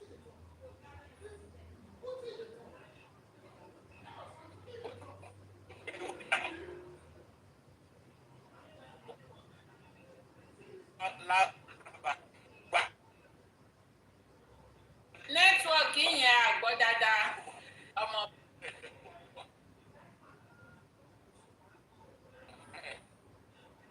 wọn ó grabber ilẹ̀ tó jẹ́ pé kò lè kókó ìmí inú àwọn ilẹ̀ yẹn ó máa tún fẹ́ tó ta ní o àti éèjì sí ó lè má lè kọ́lé ó lè má lè kọ́ àwọn ilé yẹn ó lè kọ́lé kọ́kọ́ síbẹ̀ mọ́ ó máa sọ̀rọ̀ ẹ̀ di estate developer iṣẹ́ ọlọ́pàá ẹ̀ lọ́bìnrin pé lórí sálárì ẹ̀ wọ́n á nílé méjì wọ́n á nílé káàkiri wọ́n á máa kọ́lé káàkiri bí ẹyẹ ni at the end of the day náà wọ́n máa fi lé ọ̀hún rent wọ́n tún máa fi ní tẹ́nàtì lára ní gbogbo ilé tó ń kọjọ yẹn náà wọ́n máa tún fi ní àwọn mẹ̀kúnnù lára ní àwọn ọlọ́pàá yìí gbogbo ẹ̀ náà ìta gbangba ló máa sùn sí láti níjọ́ tó bá kúkú sínú ọ̀ ní sẹ́yìn sínú yàrá kọ̀ọ̀kan gbogbo tó o ní very dark ma ọmọ tó lè bí nínú ẹ̀ ọmọ tó ti sùn dànù wo bó ṣe wá yẹ̀yẹ́ ẹ̀ ní public ojú òdì ẹ̀ mi tẹ mọ̀rú ìyàwó tó fẹ́ gan mi mọ̀rú àwọn ọmọ tó ní sáwọn ọmọ ẹ̀ òkè gbọ̀gbọ̀ wọn rí gbogbo kan tó ń ṣẹlẹ̀ lórí social media ni bàbá ìyàwó ẹ̀ gan kò ní wò bá dáàdi wa báwo lè ṣe lọ embarrass ara yìí tó báyìí kí ni gbogbo àwọn jáde jẹ́ ìyè wọ́n kàwé wọn kọ́gbọ́n kò tó lè bá ka ọgbọ́n ni kò ní fault victim to fault sí á wo àwọn kéèsì tó máa tọwọ́ bọ̀ bọ̀ tuntun rí pé wọ́n á nílẹ̀ wà lájà o àjà yẹn ṣe ló máa ń jẹ́ kí tí wọ́n nà bí ewúro ṣe ló máa ń jẹ́ kí tí wọ́n kó nà bí wọ́n bá ti gbọ́ pé ilẹ̀ wà níbi kan báyìí àwọn náà máa di inspector general of land wọ́n á fi.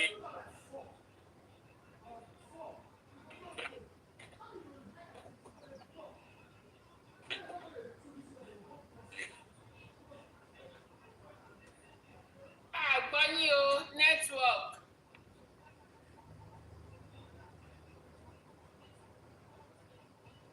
ọ̀dọ̀ yín ni èdè gbọ́ yín. ṣé ẹ gbọ́ yín báyìí. àwọn ò gbọ́ yín a ti ń gbọ́ yín báyìí. so mo ní náà gbogbo àti rẹ̀mọ̀ tí olórí bá ti jẹ́ olè àwọn ọmọ tó máa kó sábẹ́ náà olè náà máa jẹ́ nígbà tí gbogbo wọn bá wà tó máa ní Lagos boy ẹ ti mọ̀ pé they are set of crook bunch of crooks ní gbogbo wọn ó wà level tó báyìí wọ́n tó yẹ pé o ti súnmọ́ retirement age o ti súnmọ́ ọ̀dọ̀ Ọlọ́run tó yẹ kó máa tọrọ dáríjì ẹ̀ṣẹ̀ gbogbo ẹ̀wọ̀n ẹ̀ṣẹ̀ tó ti ṣẹ̀ sẹ́yìn kó wá máa jókòó sórí awọ kó jẹ́ ṣọ́ọ̀ṣì ló mọ̀ ọ́ lọ kó bẹ̀rẹ̀ sí lọ sí ṣọ́ọ̀ṣì kó lọ máa tọrọ dáríjì ẹ̀ṣẹ̀ ìsìn ló ṣẹ̀ wá múra tó lọ ń bá wọn gba ilẹ̀ ló ń bá wọn jàdúlẹ̀ ló ń bá wọn jí pálapàla wá gbogbo kàrí ẹ̀ tó ti ń bid àti àìmọye ọdún bóyá 30 years 35 years náà ẹ wá wo nǹkan tó fẹ́ fi ba ayé ara ẹ jẹ́ sí màá wo bó ó lè kó level tó wà yẹn náà ó ti tó máa dismiss ẹ mọ́ nìyẹn àbíkọ́ retire ẹ ó lè kúrò bí ó lè láéláé ó lè kó mi tó wà yẹn very dark man ti ba ayé ẹ jẹ́ pé iṣẹ́ kó tẹ̀ra wá adákẹ́ kó má sọ kankan ọlọ́mùpẹ̀ very very dark boy ọ̀dẹ̀ òun náà sọ̀rọ̀ ẹ̀ di blogger ìdìrín sódì ẹ̀ kó da lóhùn rárá no you just keep quiet akọ́ṣe bẹ́ẹ̀ ni pé ògbọ́n nǹkan tó ń sọ ni ọlọ́jáde ọlọ́ very dark wọ́n dẹ̀ ní kó tó bèèrè lọ́wọ́ ọ̀tọ̀ ọ̀kan tó wá ń sọ ọ̀tọ̀ wọ́n gbowó fún un ókè tó bá gbowó fún ó ṣe sú ẹ̀ sí court ó ṣe ní káwọn ọlọ́pàá ẹ̀kọ́ lọ arrest ẹ̀ ṣe wó lọ́lọ́pàá lọ́wọ́ tó bá jẹ́ pẹ́lú mi nìyí wọ́n á ti lọ arrest ẹ̀ náà ó mọ̀ pé bọ́ọ̀yà evidence ó mọ̀ pé kọ́tí bọ́ọ̀yà sọ ọ̀tọ̀ nìyà kọ́tọ̀ ṣe lè súnmọ́ nìyẹn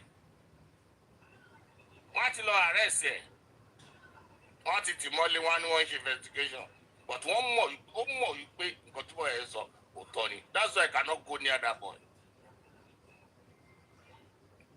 àṣírí gbogbo yín máa tú ni Mohbad ò ní jẹ́ kẹ́ sùn kò ní jẹ́ kẹ́ sùn báyìí kẹ́ lójú oorun wọ́n máa yọ sí lójú oorun ni until tẹ́ bá fọmọ yẹn ní justice ó ba kéèsì bọ́ yẹn jẹ́ ni wọ́n gbé olórí burúkú náà gbé kéèsì environment lọ fún tó tọ́ fọ́ pé wọ́n sọ pé ọmọ yín ló environment náà kí lè á fẹ́ ṣe sí wèrè nígbà tó ọwọ́ ti kàn wọ́ ìbájọ́ mo tiẹ̀ náà pa sínú ilé bẹ́ẹ̀ wá sí bẹ́ẹ̀ dájọ́ yẹn ni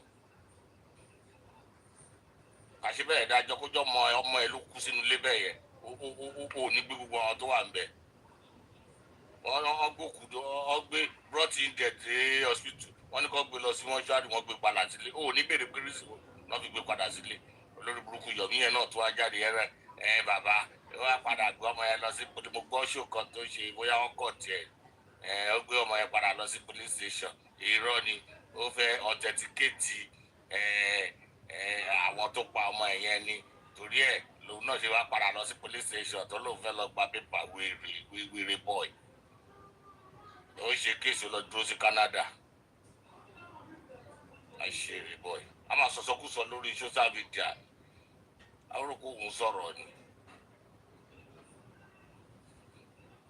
lórí bàbá yẹn ó gbọ́mọ ó ní wọ́n lọ sí polírọ́ ni o kò lọ sí polírọ́ kò fẹ́ lọ police station kankan ó fẹ́ authenticate kan tí wọ́n ṣe yẹn ni o ó support àwọn tó pa ọmọ yẹn ni o bó má jẹ́ kí n ṣe pé torí mi ò kì í ṣe pé very stupid boy gbogbo kan tó ń ṣe yẹn yọ mí you have to be very careful o nemesis kò mú yànjọ kan kò kí mú yànjọ kan wà á kọ̀rọ̀ kó ń sọ̀rọ̀ lójú ara ẹ pé o kàn lè wá sórí social media kókò máa bá bàbá lórúkọ jẹ́ ni ó mọ nǹkankan ìjọ tí kámà bá máa dé báyìí wà á ti gbàgbé egbé àti regbé tí kámà ẹ̀ bá máa dé wà á ò ní mọ nǹkan tó ṣe tí gbogbo àwọn kan ẹ máa fi ṣẹlẹ̀ sí ẹ kámà is real if you don't know gbogbo rádaràdà tó ń sọ yẹn tó rò pé ó ń sọ̀rọ̀ lójú ara ẹ lórí social media yẹn kámà is real ìwọ náà kẹlẹ gbogbo àwọn ọmọ tó sì gbé dání hàn ju ọmọ títí ti lọ ọmọ ẹ tí débi kankan tó dẹ lọ tó fẹnu ẹ ń wá rọf wọ́n tẹ̀fẹ́ sọ̀rọ̀ torí ẹ̀ pé àṣẹ ṣó mi gbà mí a máa wò pé ó rò pé gbogbo àwọn tó ń gbọ́ ẹ̀ gan wọn mọ̀ pé àtijọ́ àti mu gan ni gbogbo nǹkan tó ń sọ yẹn ni pé àtijọ́ àti mu kán lè wà dáwó fún ẹni nígbà tó bá lanu pé bàbá yẹn ó ń validate ikú ọmọ ẹ̀ wọ́n ti wò kó ṣé bọ́ yìí ní sẹ́ẹ̀sì ó dẹ̀ pé ẹ̀jẹ̀ ti ta sí lọ́pọlọ ṣé wọ́n á rò kó wọn kú fún ẹ àìrówó gbà mọ́ ló ń kan ẹ lára ó ti jàjàjà lọ́tún lọ́sì tó bá bọ́ sórí platform ẹlòmíì báyìí ó ló máa kúrú ń bẹ̀ ó máa sọ̀rọ̀ ẹ̀dí iṣẹ́ á máa sórí platform nìkan lè dáwó àdéhùn ti kúrú gbà mọ́ ara nǹkan wèrè bàbá Mohbad ló ń kanra mọ́ bàbá Mohbad náà ẹ ṣe nù àkúrí ẹ̀dá very useless boy a máa sọ̀rọ̀ bí gbówó tẹ̀ gba skul kọjá à ń gbọ́ gbogbo nǹkan tó ń sọ náà yorùbá àwọn tó gbọ́ ẹ̀ wọ́n etí wọn di àbí wọ́n ponú bíi tiẹ̀. If you are looking for true justice, you know what to talk, you know what to say. Má parọ́ mọ́yàn, má sọ irọ́ di òtítọ́. A sọ irọ́ di òtítọ́, ètò ìṣègbà bàbá Ìjẹ̀ṣà òun ló lọ yẹn. At the end of the day, jáde, bàbá yẹn wọ́n appreciate yẹn. Kò tẹ̀ ṣe common thank you fún ẹ nígbà tó ti mọ ọrú jìbìtì tó lu òun. Àdàkọ́ fi ṣẹ́jú wà ń bẹ̀ àbí gbogbo ẹ má ti dúdú o.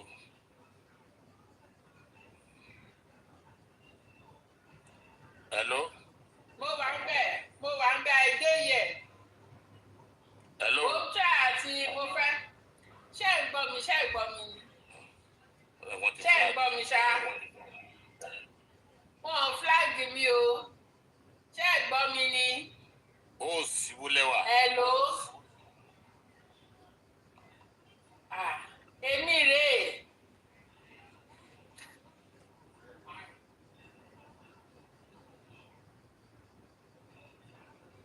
Ada kọfí ìbúlẹ̀ bọ́ sí àdéhùn ọ̀dìjẹ́ máa jẹ́ kó flag page yìí lọ sílẹ̀ o.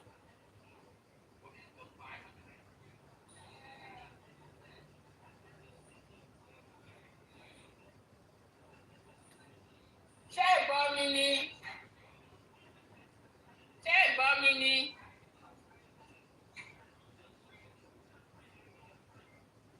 Hello. Ṣé ẹ gbọ́ mi ni? Okay, they can hear me very and everywhere just that. Ọkàn ṣe jákujàku Yomi ẹ̀ kàn ṣe jákujàku àwa lóun wá justice ṣọmọ yẹn wá justice. Ẹ máa sọ̀rọ̀ yìí lọ mo fẹ́ sáré ṣe. Tí adájọ́ bá jọ ẹ́ wọ́n máa sọ irọ́ di òtítọ́ ni pàtó ẹ pé àwọn ọlọ́pàá náà tẹ lọ́nba náà pàtó ẹ pé olè ni wọ́n àwọn náà máa sọ̀rọ̀ di òtítọ́ ni. Wàá sọ̀rọ̀ ìwọ náà ni lọ́ọ̀yà ìwọ náà ládájọ́ ìwọ ló máa sọ̀rọ̀ ìwọ ló máa sọ fún yìí máa dájọ́ lọ ìwọ ló máa sọ kíní kan ní Canada tó lọ jókòó sí ibẹ̀ yẹn ewé ilé ọkọ̀ ò lọ Nàìjíríà òun wá justice in Canada ọmọkọ́mọ very nasty boy. Ìmọ̀ nǹkan tó bàbá yẹn gbà lọ ẹ̀ bàbá ṣé bàbá yẹn ló ṣe é ni àbò òun ló rí kọsẹ̀ jayé ẹ̀ wálé ayé ni. Bàbá rí bóyá bàbá yẹn dẹ̀ ló sọ pé kọ́ má dáwó fún ẹ mọ́. Akọ́ máa fẹnu kọ ní o mọ kankan. Àwọn ajá tó ń pa ẹ bó bá pa lórí 20 wà dúró. Ìwé ilé ọmọ máa fẹnu kọ káàkiri. Idiot. Àwọn èèyàn ẹ̀ sí wọn ò ní rí kán pé. Tí bàbá yẹn bá dẹ̀ jáde sí tó bá fún wọn lépè kan àbí èpè méjì sí. Àwọn abọ́ta wọn ní bàbá yẹn ṣe pé. Wọn ní bàbá yẹn sọ̀rọ̀ sí wọn. Wọn ò ní fà lọ́wọ́ sẹ́yìn pé gbogbo kan tó ń sọ Yomi you have to stop it wọn ò rí o. Ẹ jẹ́ kí bàbá yẹn jáde sí kó fún nọ́mbà kan yìí sí. Wọ́n á máa sọ pé bàbá yẹn ń bú wọn. Ìgbà ó lè pe onímọ̀ yín pẹ̀lú bóyá ń ṣe yẹn pé máa mọ́ ẹ̀ là. Wọ́n tó yìí gbọ́ ọmọ ajá dá nítorí òpó bímọ tó sọ̀rọ̀ sí ẹni ẹlẹ́ni bí gbà tó yẹ pé ó wà ń bẹ̀ gbà tí wọ́n ṣe kiri gbogbo wa tá a jọ sọ̀rọ̀ yìí kò sẹ́ni kankan ní wa tó wà ń bẹ̀ investigation ṣìwò ló ń ṣe káàkiri ó ṣe investigation ó ṣe bàbá yẹn wà ń bẹ̀ gbà tọmọ yẹn kú ni àbí tí ń dùn ẹ̀ wọ́n sọ fún ẹgbà tí bàbá yẹn débẹ̀ ni stupid boy you cannot hold that man to ransom yóò kàn ń ṣera ẹni ìwọ kọ́ ládájọ́ ìwọ kọ́ ni lọ́ọ̀yà kéèsì tó ń ṣe tó lè yọjú síbẹ̀ idiot wo bọ́dá kọ́bẹ̀ máa ṣètò yín lọ́jà rẹ̀. Ẹ ṣe dàrí.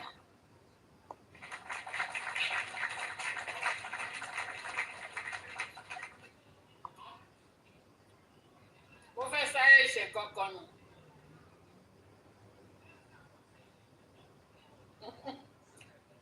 Ó gọ́ máa mọ̀ ẹ́ pé bó ṣe ń ṣe yẹn kò dáa. Olórí ibú ó máa mọ̀ ẹ́ pé ìkà tó ń ṣe yẹn kò dáa. Ó ti mọ̀ pé wọn ò lè róhùn mú torí ẹ̀ ló ṣe lọ́jọ́ kù sí Canada àwọn òṣèlú lọ́jọ́ kù sí Nàìjíríà kó máa lọ kù pálapàla tó àbẹ̀ tó bá ní ààrẹ sí wọ́n bá bí ẹ̀rí wọ lọ sí Nàìjíríà kó lọ sọ kó tó sọ tó bá ní gbé ẹ̀ idiot.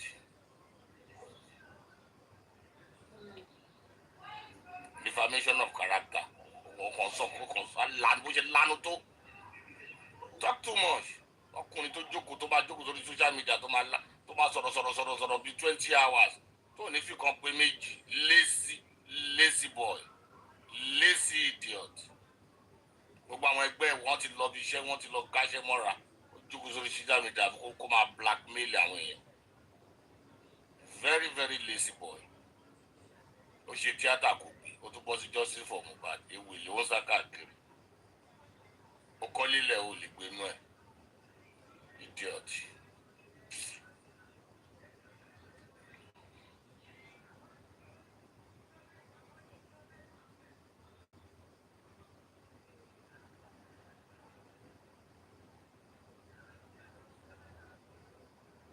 Ẹ ṣe jàre ẹ má bínú ó ní kankan tí mò ń ṣe bíbá. Eléri ibú.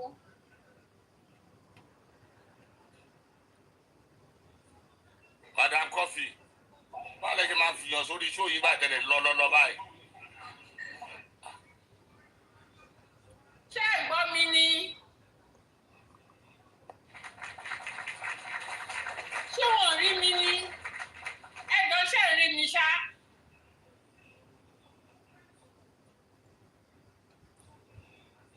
No, ṣé ẹ rí mi? Can you see me? Can you see me? Wọ́n mà ní mo lọ. Ṣé me? Mommy Miracle Shema, thank you for the likes. Share me. Yes, now I've clapped. Can you see me?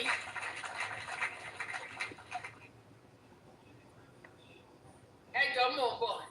Ẹ jẹ́ n sáré gbé kankan wá náà, ẹ jọ̀ọ́ mò ń bọ̀. Ẹ bá sọ fún ọ pé mò ń bọ̀.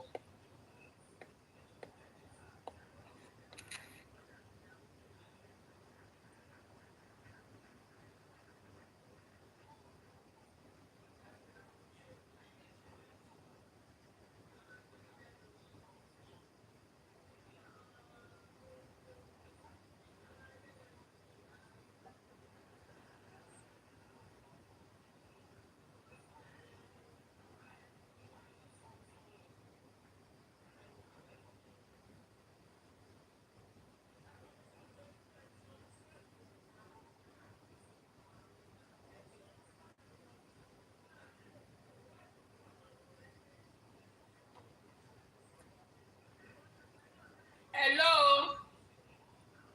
Can you see me? See me?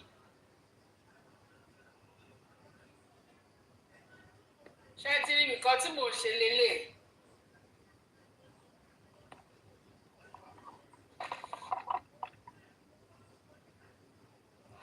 Ṣé ẹ rí mi? Ṣé ẹ rí mi? Ayi. Ṣé ẹ láìkẹ̀ bẹ́ẹ̀ yẹn? Ṣé ẹ láìkẹ̀?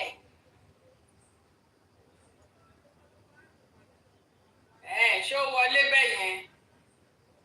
At least gbàtà ní kan gbé wa tọ́ tí wèrè ò gbé wa. Ẹ̀ka wo bóyá ó yẹ kó lè gbé wa báyìí. Àbí kí lẹ feel? Àbí kí lẹ feel? Ṣé ó lè gbé wa báyìí? Ṣé lè ti wọ́ọ̀tì gbígbé kan gbé? Ṣé lè wọ́ọ̀tì gbígbé?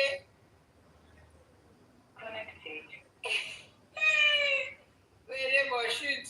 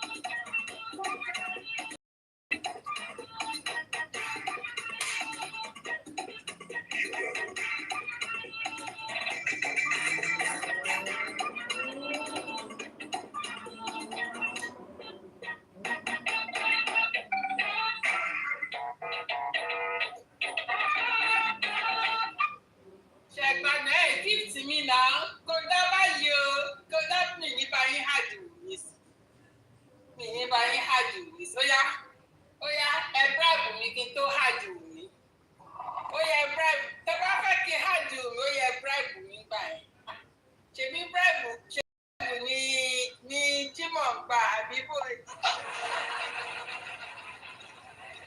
ó yá ilẹ̀ kan ni mo fẹ́ gbà mo fẹ́ plot of land ní Lẹ́kì.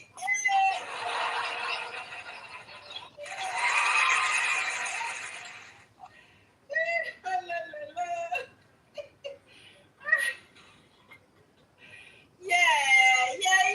Everybody say yeah. Plot of land mo fẹ́ gbà Lẹ́kì. Mo fẹ́ gbà ní Lẹ́kì.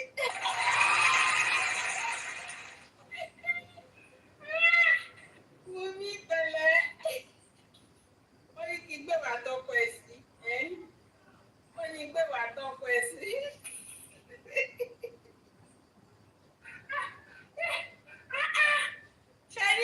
Ṣẹ́rí ó lọ bí AIG Ọlọ́run dáre Moshood Jimoh Jesus ṣó ti rí sìn you are being paid back with some coin. Òtítọ́ korò ṣe wà ń bí nàbí mistake.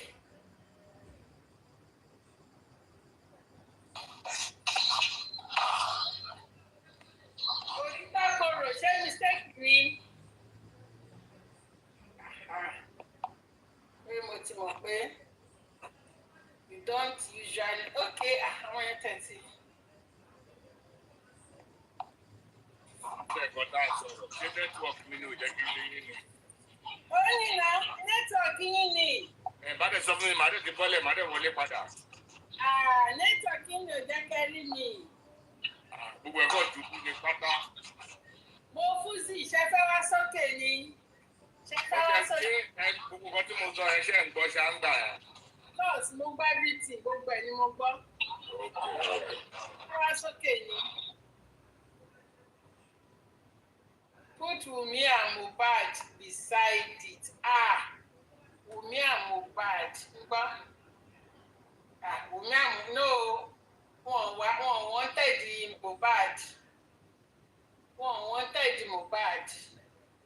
Mbọ̀.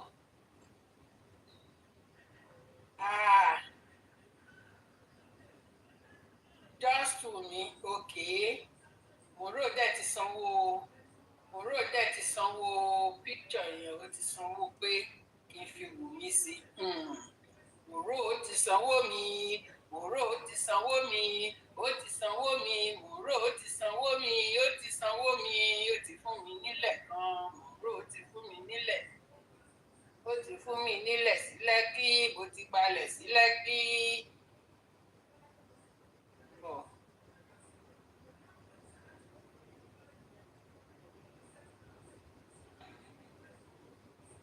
Fẹ́ káwọn Facebook náà wọ́n máa rí nǹkan tí mò ń ṣe because àwọn Facebook wọ́n rí nǹkan tí mò ń ṣe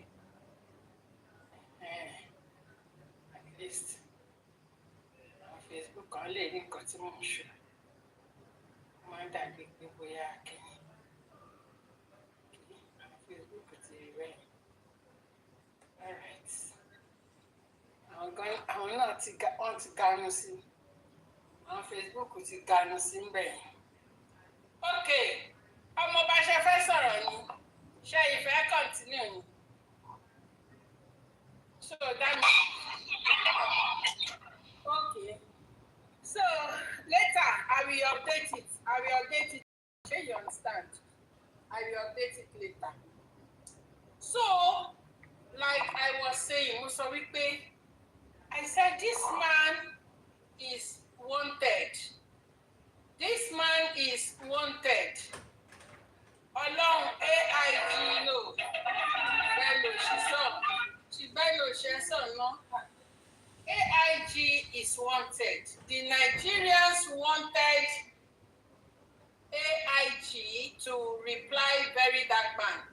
If Mohammed no go mountain, Shebi mountain is supposed to go to Mohammed. Since the AIG has refused to go to reply, as the AIG has refused to reply very dark man. So I will trigger the AIG right now to reply very dark man. So AIG Ọlọ́run dáre Moshood Jimoh. This is to trigger you. You are wanted.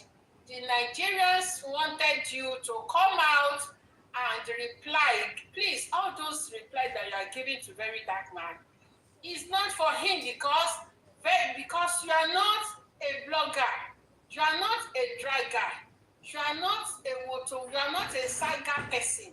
You are not supposed to be found where they are sagaring people. You are not to be found sagaring somebody, sagaring a citizen that you are supposed to protect. Or you don't know that you are supposed to be protecting very dark man. You don't know you're supposed to protect very dark man. You should not allow any danger to befall on very.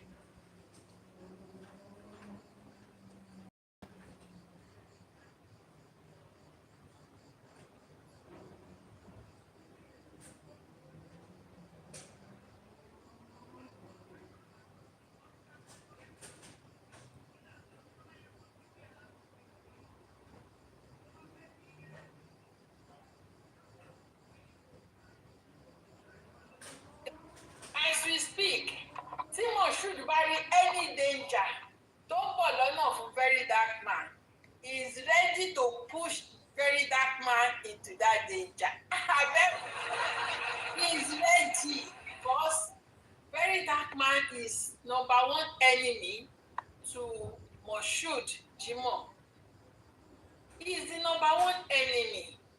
Moshood Jimoh, you have been exposed beyond your imagination. Moshood Jimoh, wáyé ẹ lóde. The wanted is now wanted. How will I put it? The wanted, the wanting is now wanted. The wanting is now wanted. Ọ̀pọ̀ yà ẹ̀ bá child. Ọ̀pọ̀ yà ẹ̀ bá child. The wanting is now wanted. The wanted is now wanted. Àṣeyàn ló lè. Àṣeyàn ló lè.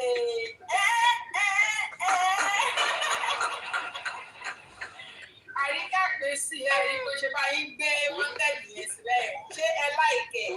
Ṣé ẹ láìkẹ̀ wanted tí ó bá yín gbé sí ẹ? Ẹ kálẹ̀.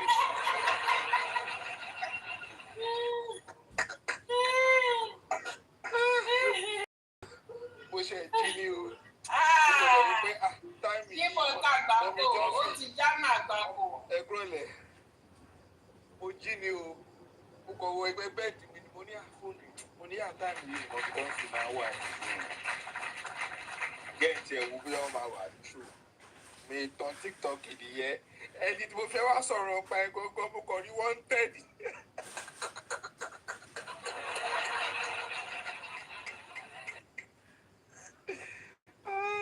Ta ló wà lókè? Màmá Jíbi nǹkan ní ọmọ ọba òkè ọmọ ọba ló wà lókè. Ṣé ìyọ̀rí fún pamọ́ ni? Mo kí gbogbo ilé. The wanting is now wanted. Yes, na the wanting is now wanted. Ẹ ṣàgbá English mi, ẹ gbá English mi bẹ́ẹ̀. Don't tell me that something you cannot understand English. Don't tell me that. At this point, something understand English. The wanting is wanted. Àbí bí fóònù yẹn ṣe wà lẹ́gbẹ̀ẹ́ mi, ìgbẹ́ ṣe ń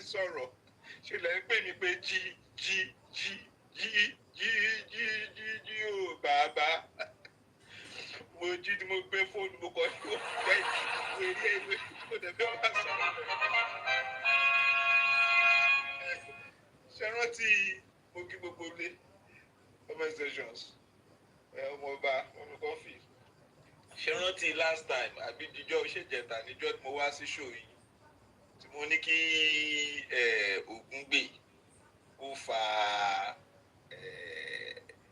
Darusha lẹ́pọ̀n tẹ́ni kí n má wọ̀rí pé kí n má sọ̀rọ̀ lọ jù sí area yẹn tẹ́ bá juxtapose ọ̀rọ̀ onílẹ̀ topic tí VDM gbé wá àti ilẹ̀ connection between ìyá Mohbad tó lọ sí ṣọ́ọ̀bù ìbílẹ̀ onílẹ̀ àti acres of land tí Mohbad lọ rà then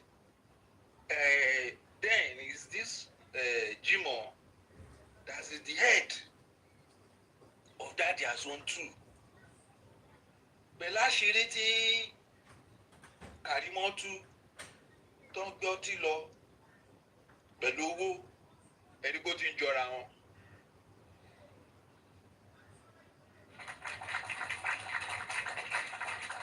Gba station lọ àṣé gba station lọ tèmi àṣé Jímọ̀ ló ní ká lọ máa bá.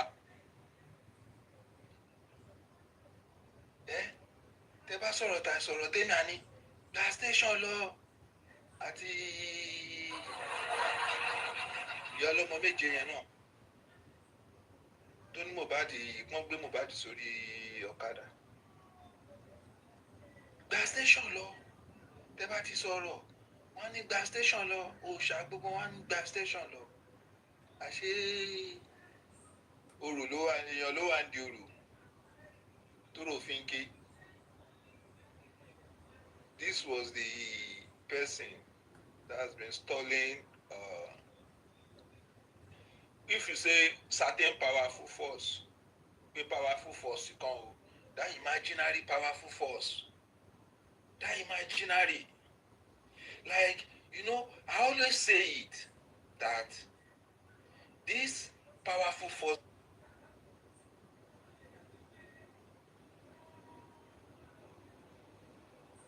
was because it has not really been dealt with.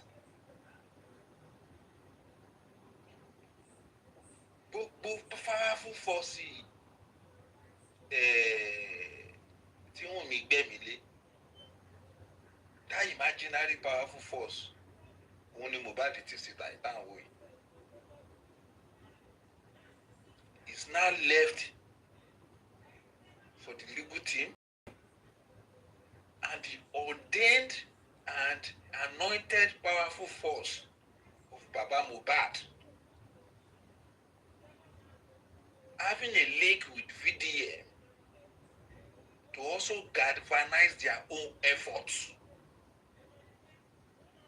and tackle this wanted imaginary powerful force behind you. Thank you, ma.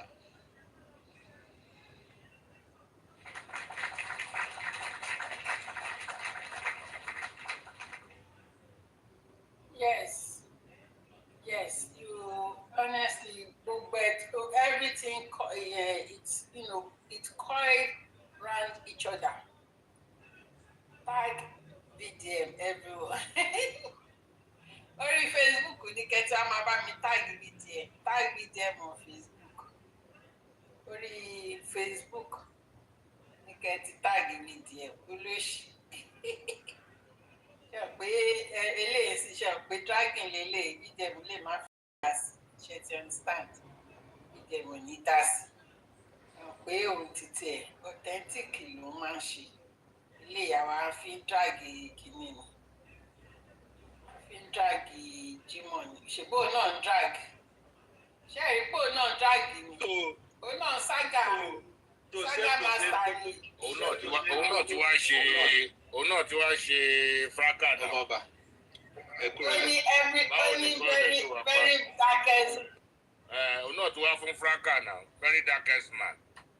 Ẹni tó bá sọ pé very stupid man, òun pẹ̀ nìkan very darkest man. Ọ̀dẹ̀. Ṣé ó yẹ kó tẹ̀ dá lóhùn rárá ni tó bá ti kó ponú? Ọmọ kékeré ó wá fún díẹ̀ síta, Okay, Mumba. Yeah.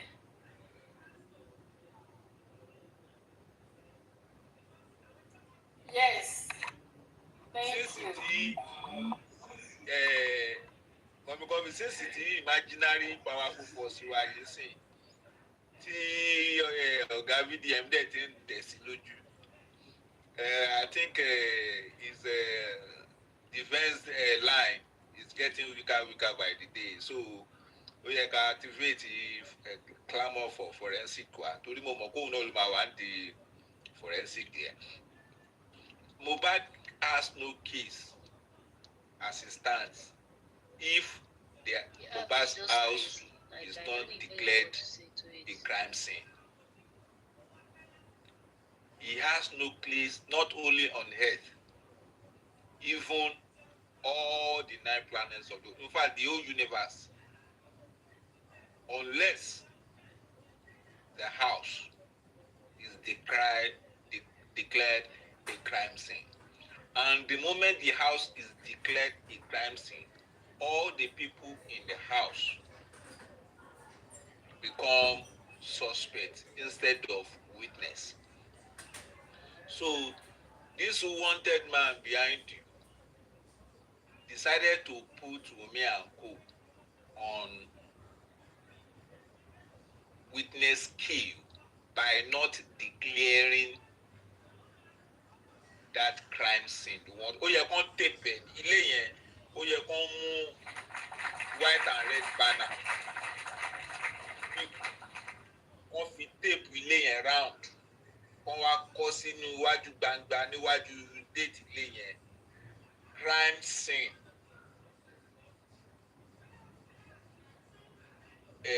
Keep September. September 9 till September 12 or September 10th, September 12, 2023.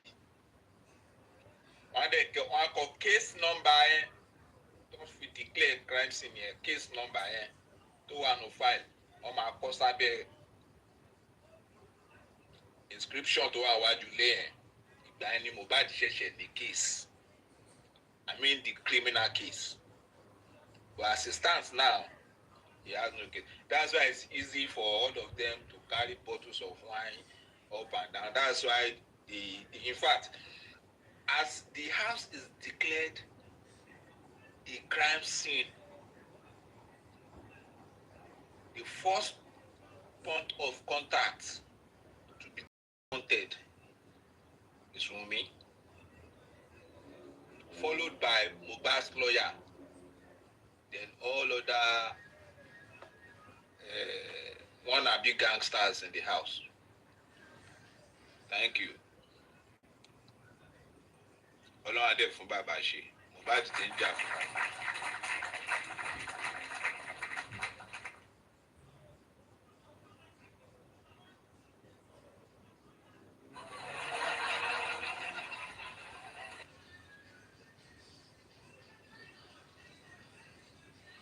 Thank you, breaking news. Ẹ̀rí kan tí kìíní gbé sí ni.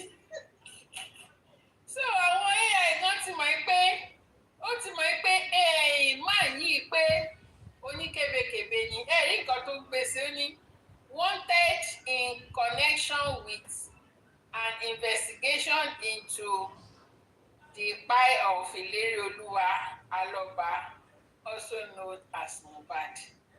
Nǹkan tó máa kọ síbẹ̀ mà nìyí. Kó wá ṣàlàyé fún wa because bó ṣe ń declare àwọn èèyàn wanted nìyẹn. Ó ń declare àwọn èèyàn wanted.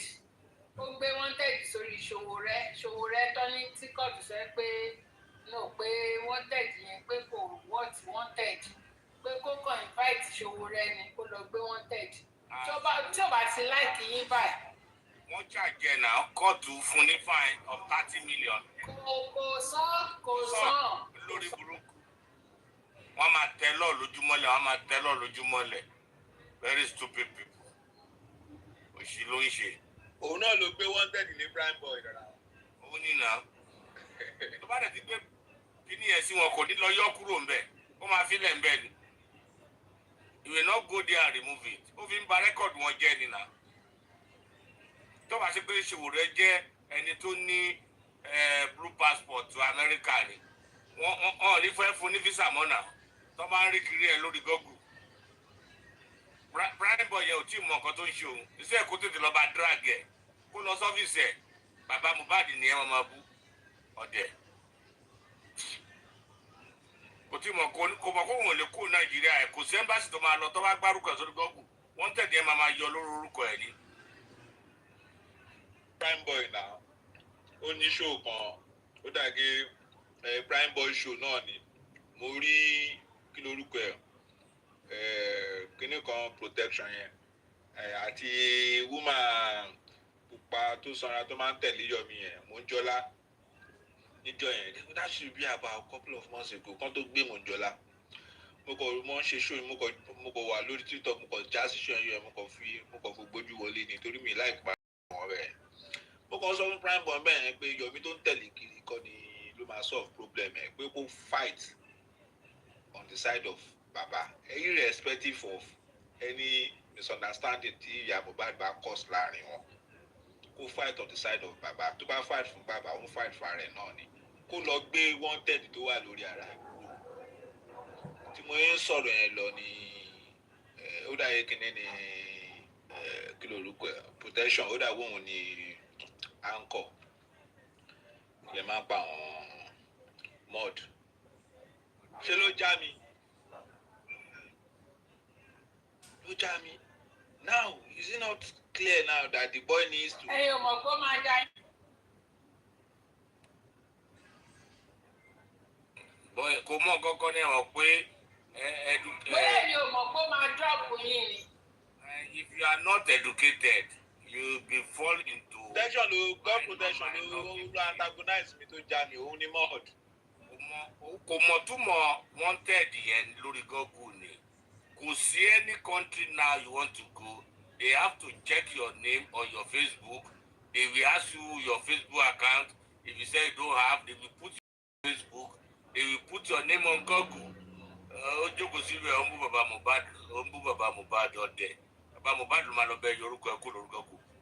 Ìkòròdú ẹ ló máa dàgbà ló máa darúgbó sí. Ìdílé ọmọ. Nǹkan tó yẹ kó. A ti ní IBP báyìí o.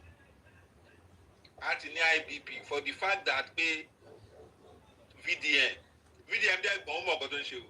Àkọ́kọ́ máa mú gbó káàkiri. VDM gbọ́n mọ̀ pé òun kan ló stall kíní yẹn gbà yẹn. Nǹkan tó yẹ kó ṣe wọ̀n lè ṣe. Àníyẹn mọ̀ ọmọ drag ẹ̀. Ó mọ̀ ọmọ kéèsì ẹ̀ máa pọ̀ gan lọ́wọ́ VDM. I'm very sure pé kéèsì wanted man ẹ̀ gbé sẹ́yìn yìí. Kéèsì ẹ̀ tó máa wà lọ́wọ́ VDM á tó gbọ́sùn. Ògbọ́n ọjọ́ ẹ̀ ní very dark man ó sọ náà ó sọ dé ó ní ó yẹ kó investigate orí ọ̀rọ̀ Mohbad yẹn náà. Bóun ló ṣe kéèsì ẹ̀ ní nígbà tó wà commissioner for police ó yẹ kó investigate ẹ̀. Ó sọ náà máa ìbò kó sí kéèsì tó bá bá débẹ̀ báyìí tó bá ti lawó lọ báyìí ó máa bá kéèsì ẹ̀ jẹ́ fún ẹni. Wọ́n fi jẹ commissioner for police ilẹ̀ ló ń lé mú káàkiri Lẹ́kì.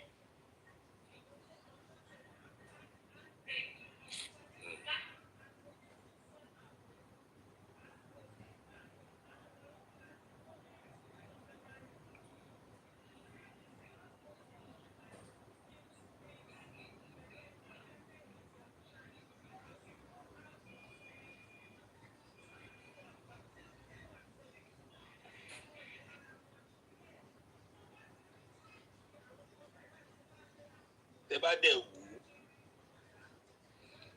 tẹ́ bá wo now I can now see the clearer picture. Nípa kí sọ̀rọ̀ lẹ̀.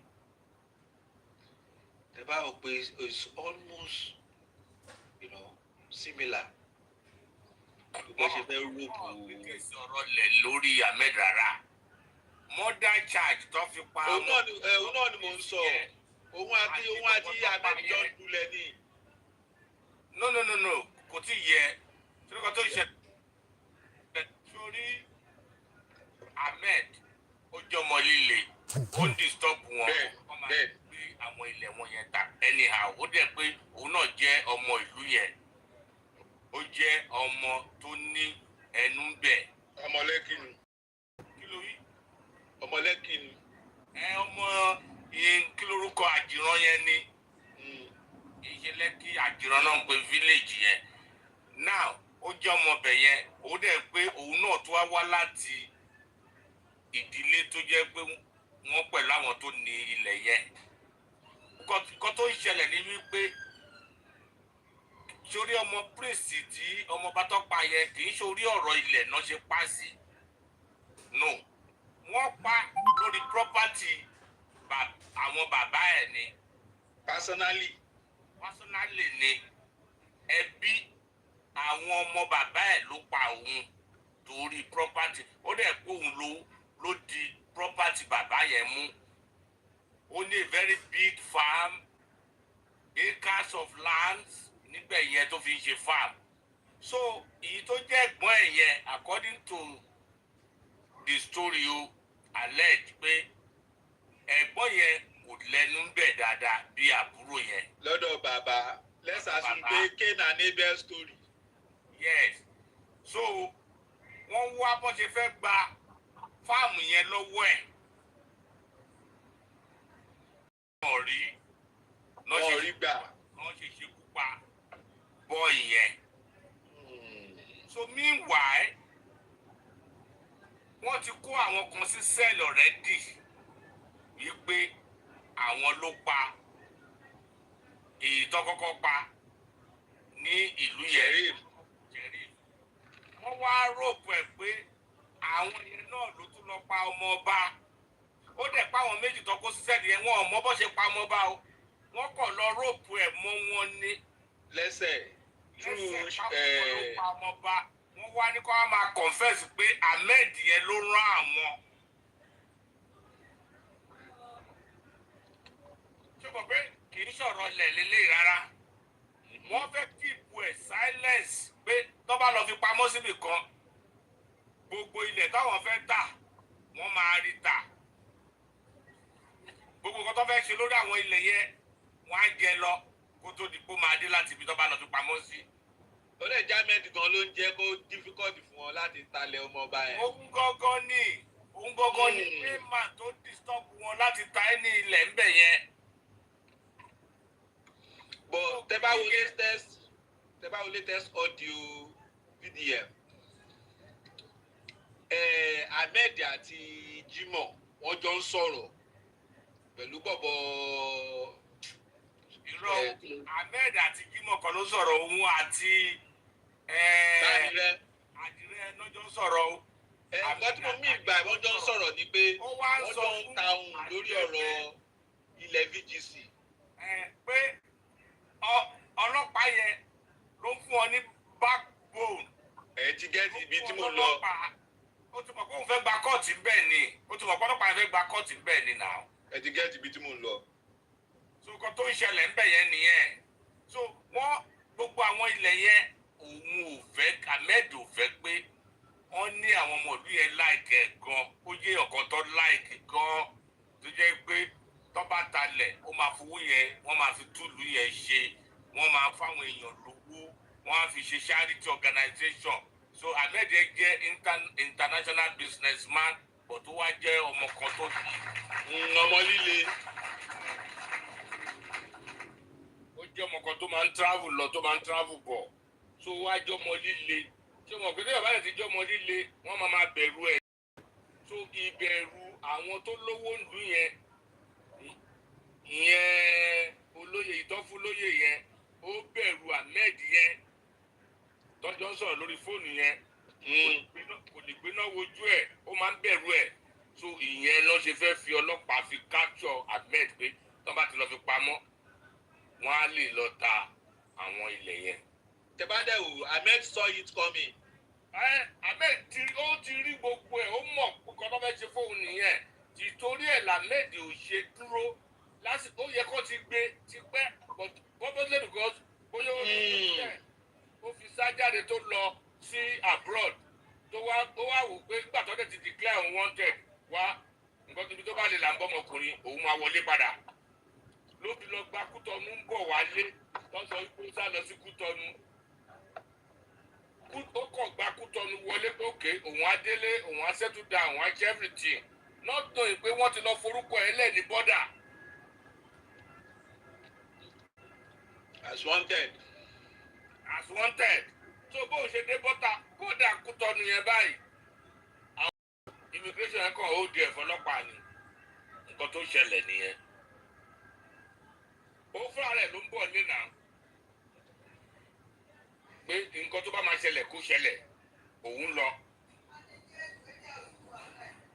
but at the end of the day wọ́n ṣe ti mú láti bẹ̀ báyìí meanwhile wọ́n dẹ̀ ti kọ́kọ́ mú tẹ́lẹ̀tẹ́lẹ̀ tọ́ọ̀rì tí adájọ́ rí pé gbogbo nǹkan tẹ torí mú bọ̀bọ̀ yìí ọ̀rọ̀ ilẹ̀ ni it's a civil case it's not a criminal offence wọ́n feel on bail ló fi jẹ́ he was on bail kó tó di pé ọlọ́pàá yẹn tó lọ declare wanted. again through the back door. Second time ló lọ declare wanted yẹn ó ti kọ́kọ́ wà on bail kan tó ti gbé lọ sí court tó wà on bail. ìyẹn wọ́n kọ́kọ́ fi yẹn test ground. tó wá rí pé ẹni tá a rò pé kọ́ta fẹ́ ṣe yìí tó tún lọ sílẹ̀ bẹ́ẹ̀lì yìí ẹ jẹ́ ká tún wọ́nà míì tá a máa lò fún ìyẹn náà tuntun lọ fi wá gbé lẹ́ẹ̀kejì yẹn. now is it now safe to say Mohbad ló lọ kó sínú àdẹ́kùn. wọ́n yẹ ìjìyà ẹlẹ́ṣẹ̀ nínà náà fi gbé lọ sí hospital tó fi rí fóònù tó fi sọ̀rọ̀ jáde yẹn. because I'm saying this very mysterious. sọ̀rọ̀ jáde ó parí ní akọ̀wà mẹ́yẹn ni. as far as I'm concerned it's just as if Mohbad mọ̀ pé VDM ó wà lórí kéèsì o tó kó sínú ọ̀gbẹ́ni yẹn jọ yẹn tọ́gbẹ́ni yẹn fi pariwo VDM because the mention of that VDM ló expose bọ̀bọ̀ olójúbójú ẹ̀ mọ́ yìí and he has a lot of case to answer mo dẹ̀ jẹ́rìí dísù though they might be friends and all that but ó máa mọ bóyá máa play game yẹn it can't be the system cannot even go tí ó wà ní political atmosphere Tinubu gan àwọn dirty linen ẹ̀ bó ṣe máa clean ẹ̀ lóru you know imagine tó bá petition international community. breaking the silence sórí kéèsì yìí let me tell you one thing for free. breaking news. breaking news kọ́ ní ẹni. breaking news bẹ́ẹ̀ ni. now ni wípé wọ́n á ti court martial rẹ̀ lórí kéèsì yìí. àwọn ọ̀rọ̀ ni there should be underground investigation tí ń lọ lórí ẹ̀ táwọn ò ní mọ̀ ni. go and write it down torí kéèsì in the next 6 months ẹ̀ kàn gbọ́ pé wọ́n ó retire voluntarily ni ẹ lọ kọ sílẹ̀ because kò lè kọjá post tó wà ẹ mọ́ kò lè kọjá ẹ̀wọ̀n. that is the end bar ló ti wà yẹn pẹ̀lú nǹkan tó ń lọ lọ́wọ́ yìí now for a professional and the high level in government parasitas tó wà yẹn ó ti bà integrity ọlọ́pàá jẹ́ IG fúnra rẹ̀ ó máa fi glasses wò lọ́ọ̀kan báyìí ni pé má fi tiẹ̀ yí mi o rán nǹkan tó ń ṣẹlẹ̀ ni ìsáyédà kan force to retirement kó resign ó ṣe wà otherwise ó máa abandon ẹ̀ sórí seat tó máa wà ẹni ibẹ̀ ló máa jẹrà mọ́ kò lè forward ń gbé ẹ̀ mọ́ because if a civilian can be bold enough to be calling a AIG,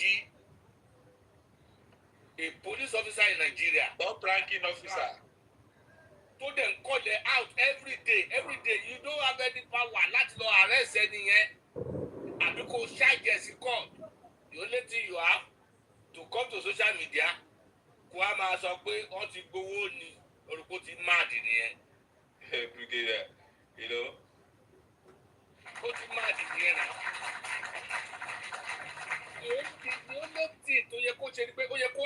very dark man ni ó dẹ̀ ṣáàjẹ̀ sí court wọ́n dẹ̀ bẹ̀rẹ̀ case láti bẹ̀ lọ. ìbò mọ bó ṣe declare your wanted.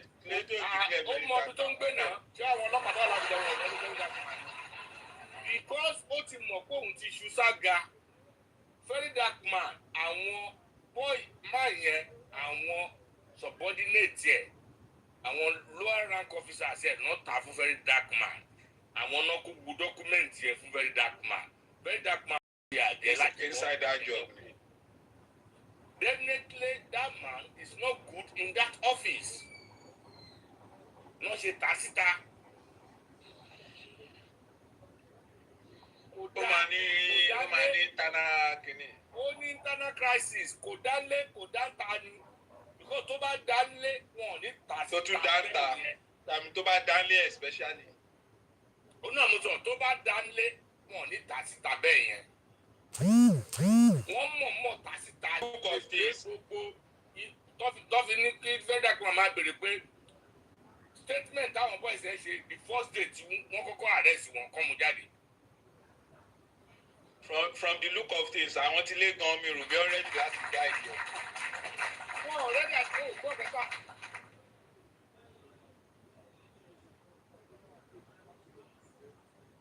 Mo ń gbọ́ yìí.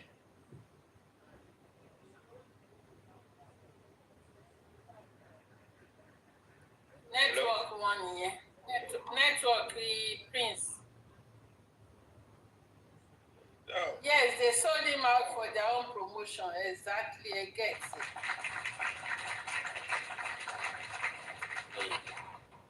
I get it. Prince Agbayi o. Jẹ́ kí n yọ kúrò lórí broadband inú ilé. Ó dẹ̀ pé broadband mi tó ń ṣe. Ṣẹ́rí 150k àti wine yẹn tí Kàrímọ́ ní pé ṣé òòṣà ni àbí Pinky tó ní pé gbé lọ fún ọlọ́pàá ní mo fi pé bribe yẹn owó àwọn for the boys nìyẹn the original bribe yẹn kọ́kọ́ àwọn yẹn ẹni sùúrù àwọn yẹn ò ń gbarú bribe pẹ́pẹ́pẹ́ 150 wáìnì kélekèlé yẹn. for the boys nìyẹn. àwọn sájẹ́ǹtì àwọn last corporal yẹn nọ́kọ̀ káwọn yẹn fún ṣé ẹ ráwọn kan gbalẹ̀ owó wọn bẹ̀ láti 1,500,000 wọ́n yẹn máa ń fún ọ lẹ́fílọ́pù nìyẹn. owó àti jẹ lẹ́yìn ó ti jẹ́ bánu ni ilẹ̀ tí wọ́n ń fà yẹn ó ti ní iye plot tí wọ́n fẹ́ fún tọ́mọ àti promise ẹ̀ pé tíkìní yẹn bá ti ṣe o tábà ti lè rí ọmọ yẹn mú mọ́lẹ̀ o tí wọ́n ti wà lórí agreement kó tó ṣe ń ṣe dirty job yẹn nìyẹn. àwọn dẹ̀ gbàgbé pé tolúwa nílẹ̀ àti ẹ̀kún ẹ̀ tó o bá kọ́ ilé 100 yàrá kan ló máa sùn níbẹ̀ in every day kò sí o lè sùn yàrá méjì papọ̀ at the end of the day tó o bájọ́ tó bá kú gbogbo ilé 100 yẹn ìdáná máa lọ sísí tójò tó máa pa ń bẹ̀. Kí ni a wá ń kó ọrọ̀ ilé ayé mọ́ra fún wá wá ṣe gbogbo nǹkan bẹ́ẹ̀ wá wá fi ègúnlẹ̀ sórí àwọn ọmọ tó bí majority of all this ọlọ́pàá ìmí ìkọ́fògùn sí bàtà fún wọn ìmí ìkó ní diabetes ìmí ìkó ní kiri IG tó lọ di ọ̀dà tà yẹn diabetes pẹ̀lú nǹkan tó fi kó ń bẹ́ẹ̀ it's not ready to go.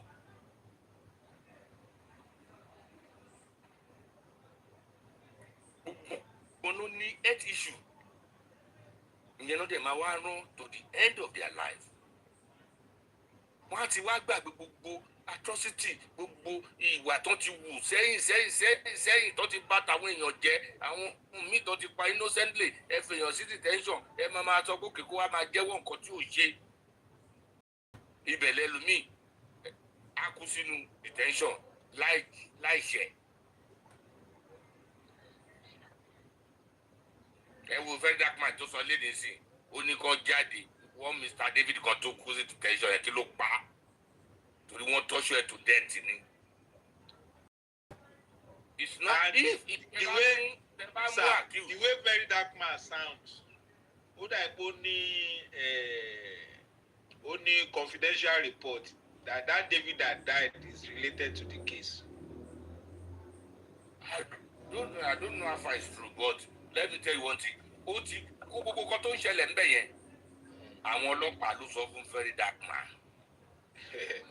So that was the reason why the man is not bold enough láti jáde àsọkùnrin pé òun fẹ́ arrest ẹ̀. Yeah, I'm just thinking if the case has nothing to do with the present case, very dark man ni emphasize lórí ẹ̀. No, oṣù mọ̀ pé ńgbà míì tó bá mú àwọn èèyàn sí detention mi ó ní mọ̀ case tó ń ṣe ìdíje àmúrò àwọn olùdíje pé wọ́n but at the end of the day once the court is not find you guilty it's not the duty of the police to kill you in the cell. Yeah. To torture you to death. It's actually illegal. It's illegal. When you are still under investigation, you are not taken to the court, and the court does not find you guilty of that case. You are still innocent. Now, torture, ọlọ́run mọ̀kàn tó ṣe, ẹ̀rẹ̀ pa sínú sẹ́ẹ̀lì yẹn. Now, kó o wá sọ pé ìdíyẹ òkú sínú sẹ́ẹ̀lì. Máa wá bá a gbé bóyá wọ́n ti ya picture David yẹn tó wà lọ́wọ́ very dark man kò sẹ́ tó mọ̀ ọ́. Bóyá statement kan tó bá ti dé. Wọ́n wá bá a gbé jáde. Bọ̀bọ́ yẹn ṣẹ́ẹ̀bà ṣọ́ra gan máàlù tó wà lẹ́yìn yóò yìí máa ṣẹ̀wọ̀n. I'm looking at it from that angle. Because wọ́n á kọ̀ lọ bá gbé gbogbo àwọn fọ́tò yẹn jáde ni kò níwọ̀n kó ti ya fọ́tò David sílẹ̀ nígbà tó kù.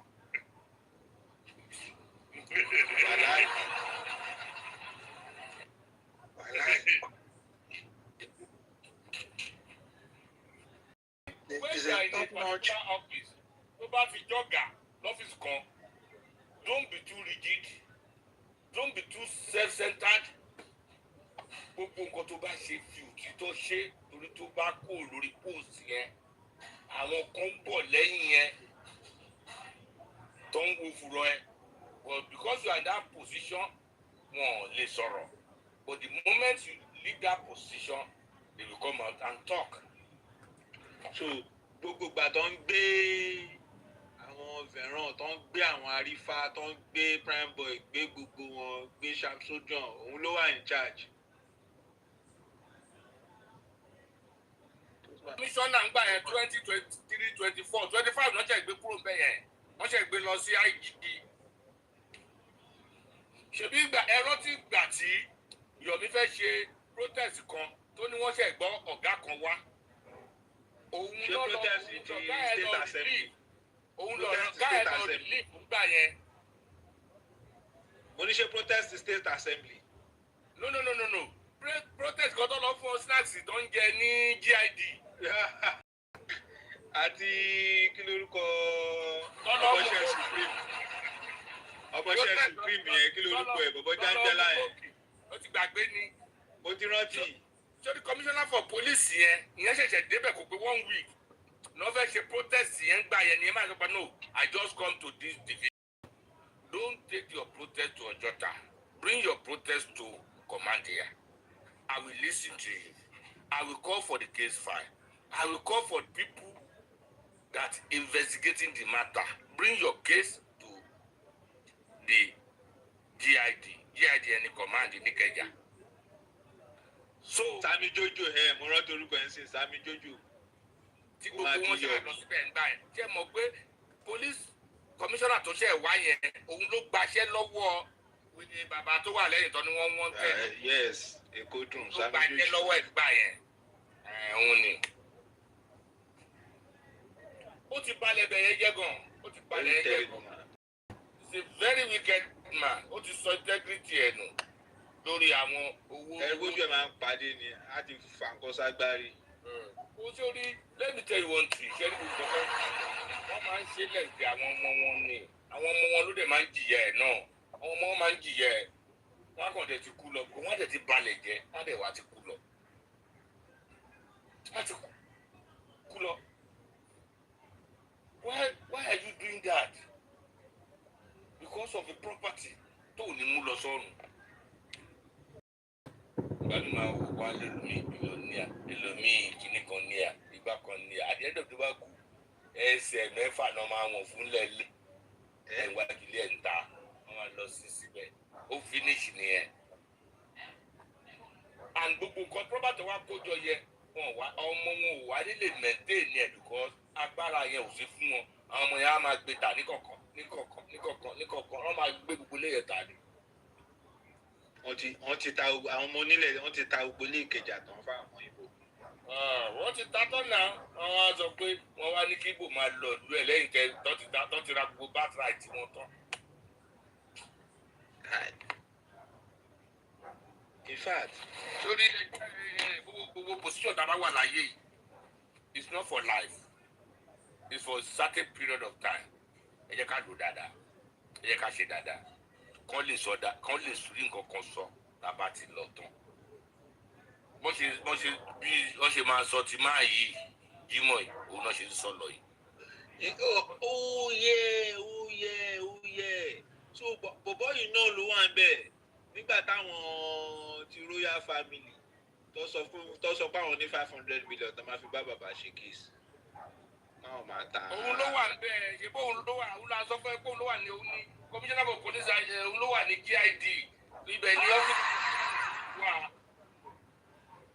Kai, this officer is in trouble. He's not a gentleman.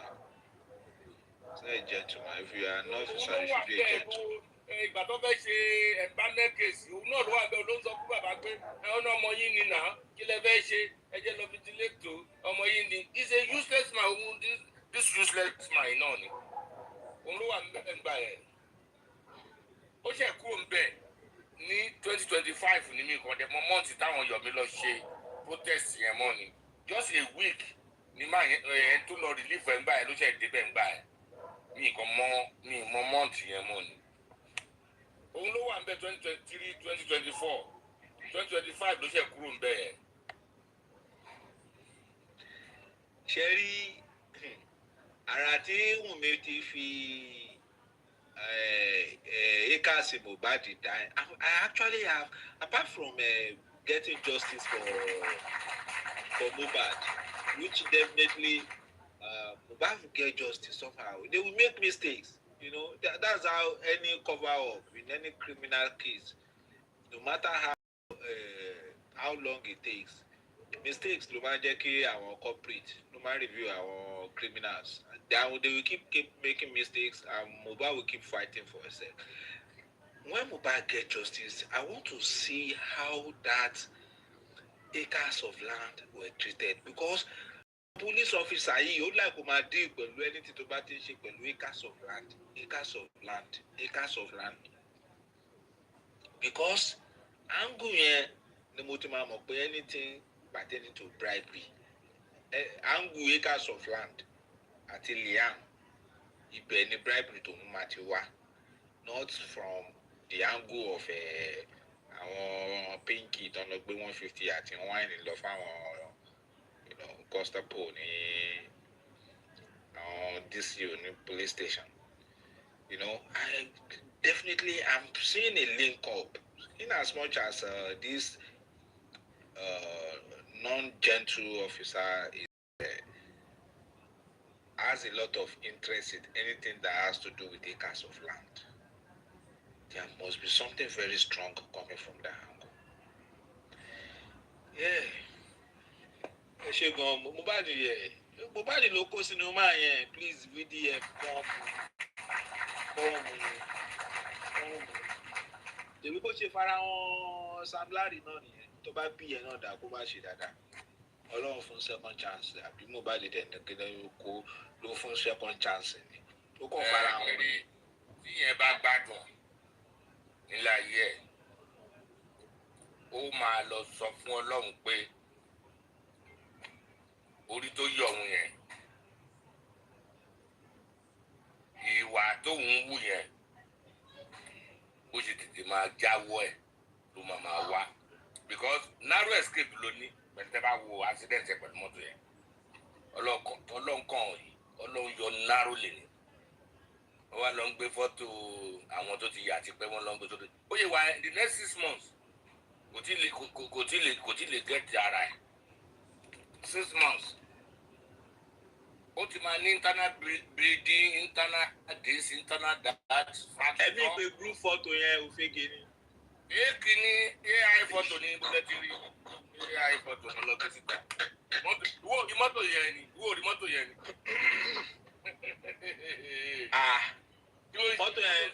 wọ́ọ̀sì ju ti Anthony Joshua lọ. ṣé wọ́n rí mọ́tò yẹn tó jẹ́ pé iwájú gbọ̀ngàn ló máa wòrán tiẹ̀ in the next 6 months kò tí lè sọ pé báyìí ni ara òun ṣe rí àwọn internal breeding tó máa ti ní after 6 months ló sì máa come up. Even mental state ò ní wà strong because of that fatal experience. It was a fatal experience. So it won't be as brutal as before psychologically. It won't be as brutal, you know. It will be so weak. Then his position in that Lekki, some people will now be looking for a way to fight for that position. Very useless set of people. Bilamawa. Yo, Mumi, Wiri. Bad boy, I'm mo ní fídíò kan lórí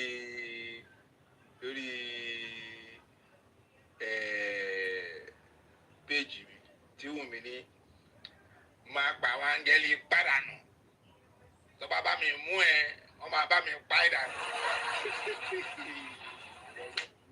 ìwọ tọkọ ẹ tó tún lọ ṣe fídíò pé àwọn áńgẹ́lì pàdánù tápá mi ò bá ká ẹ wọ́n máa bá mi pàdánù. wàá jẹ́ oyóòyà àwọn lórúkọ ẹ tèmi máa ṣọ́ọ̀tì TikTok àkẹ́ ìjọ tó bá arrest Wùmí tèmi máa ṣọ́ọ̀tì TikTok account ẹ̀ down torí mọ̀ pé yẹn gbọ́n ń ṣe business ó gbọ́n àwọn wèrè. Ìyábọ̀ Òjó bóde o Ìyábọ̀ Òjó torí when you watch the timeline of Mohbad's death, you observe that Mohbad started having problems the day Naira Marley posted òun bá ìyá àtọmọ òun bá òun lò wọ́n pọ̀, and Ìyábọ̀ planning to get back at Naira started planting people into the life of Mohbad as Mohbad being the star boy, monitoring him and the useless Alagberi girlfriend fell for it, and we are here. We find ourselves where we are today. You know, ó tún ṣì ń bá ya fọ́tò. Ìyábọ̀ Òjó ó dẹ̀ fẹ́ sọ fún un pé ìwọ kọ́ ni originator, because last week I saw a new picture of Ìyábọ̀ àti Wùmí tọ́jọ́ ń fẹ́yìn, and Ìyábọ̀, you want to tell me that you are not the originator? Wùmí was saying different thing, you saying different thing, and you know, ó máa kan àkọ́màgán lóye ń kàn, because there is no way that mo dẹ̀ mọ́ Wùmí yẹn ọ̀dájú ni, tó bá ti fa irun dé Wùmí máa fà Ìyábọ̀, torí ẹ̀ ni Ìyábọ̀ ṣe ń safeguard ọmọ yẹn, ọmọ tán tí gbogbo ayé ní pé ó pa ọkọ ẹ̀ wọ́n mú sábẹ́, fúnra rẹ̀ dẹ̀ ló sọ fúnra rẹ̀ pé Mohbad died inside the house. The camera from the outside turn and go inside the house. Àwọn bọ̀bọ̀ wọ́n rí àwọn Nigerians fi gan, especially woman Ìyábọ̀ yẹn. Who understand psychology of especially the Yoruba people. Who understand psychology of frenzy and entertainment easily carry Yoruba people away. No matter how bad you do, if you can make a frenzy and do things, people are stressed psychologically, so they forget things agony easily, unless the other agony comes their way. And now, Wunmi Mohbad has turned to another direction. Ibi tí a ti ẹ̀rù sí rárá, Mohbad ti fẹ́ lọ tá ló ti fẹ́ bẹ̀rẹ̀ sí lọ tá àṣírí ẹ̀ wá, àṣírí ẹ̀ máa tú díẹ̀díẹ̀ ni. It's a gradual process. Lójú kòkòrò. Ká ló ti fọmọ yẹn lẹ́sìn ìwọ gan bílọ́níà ló máa jẹ́, a máa gbádùn. Mohbad gan á jẹ́ bílọ́níà, a máa gbádùn. Gbogbo àwọn tó wà ráńdùn á jẹ́ multimillionaire. Ìyá Mohbad lérí ibú, bóyá yẹn náà ti nílé bíi méjì, yẹn náà jẹ́ millionaire. Everybody. By now, kálẹ̀ fi Mohbad lẹ́nu gbogbo yín lè máa ti owó tẹ̀ ń lé kiri nítorí ẹ̀ pa ọmọ ọlọ́mọ. By now, gbogbo yín máa ti ní 3 or 4 times owó yẹn. Torí people will be through you to get to Mohbad and you monetize it. And you get your own fair share of the cake. And then move out of jealousy. Ọmọlọ́mọ tí ò ní wàhálà. Fine boy, model, talented, everything. Ló kò tẹ́ kó tap current. Gbogbo ìbílẹ̀, gbogbo ẹlẹ́gùṣí. You know?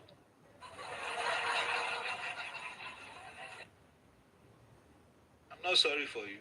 You have to go for it. You know? You're a suspected criminal, not a witness criminal. You're a suspected criminal.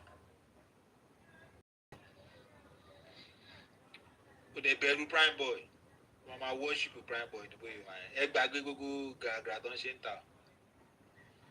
Ó dẹ̀ gbogbo tí ì tó ni. Tí kéèsì bá tójú ẹ̀, prime boy máa gbẹ́nu sí máìkì. Àṣírí ẹ̀ dẹ̀ máa tú.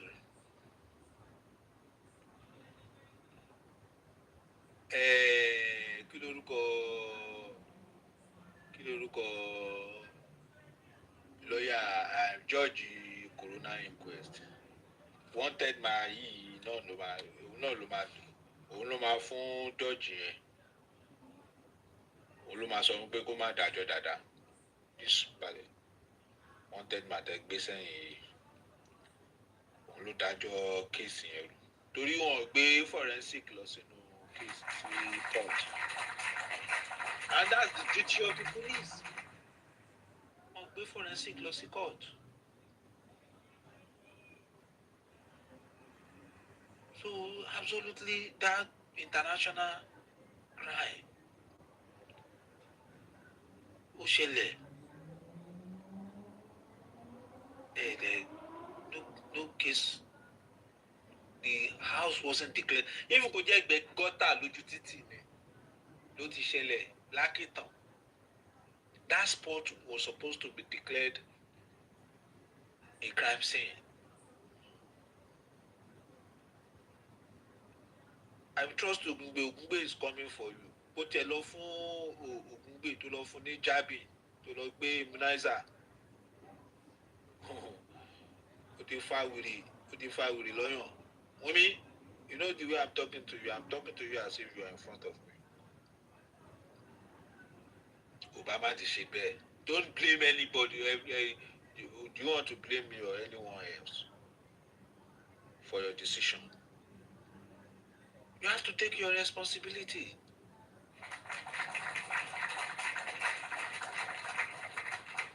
If anybody accused you, if anybody tackles you, if anybody does lie for you about the death of your boyfriend, are they the one you are supposed to blame? No. You have to blame yourself. That's why your mother and your father are not behind you. None of them came out to defend you. Because they know, of course, you signed into the streets. Bad is coming for you. Oshari be Jimo Sheshe mistake. The mistake will get to your doorstep. You're going to love baby in the beginning. Baba Mohbad tí ò ní wàhálà. Baba yẹn àti gbójú àti wá wọ́n yẹn máa ṣe báyọ̀ ní wàhálà wà á ti gàbọ̀gàbọ̀ ní bàbá mi pẹ̀lú gbogbo atrocities tó ti commit nígbà tí mo bá di wà láyé bàbá yẹn ń febi panu ó gbé ọmọdé ni wọ́n máa grow with it fún ẹ wàhálà fún mo bá di wàhálà mo febi panu tó look tattered òṣàgbọ́n máa gbóló ń kọ́ pákó ẹ lọ bàbá náà wàá fẹ́ kó tó fẹ́ pàṣáyé a very stupid girl idiot. Thank you, man.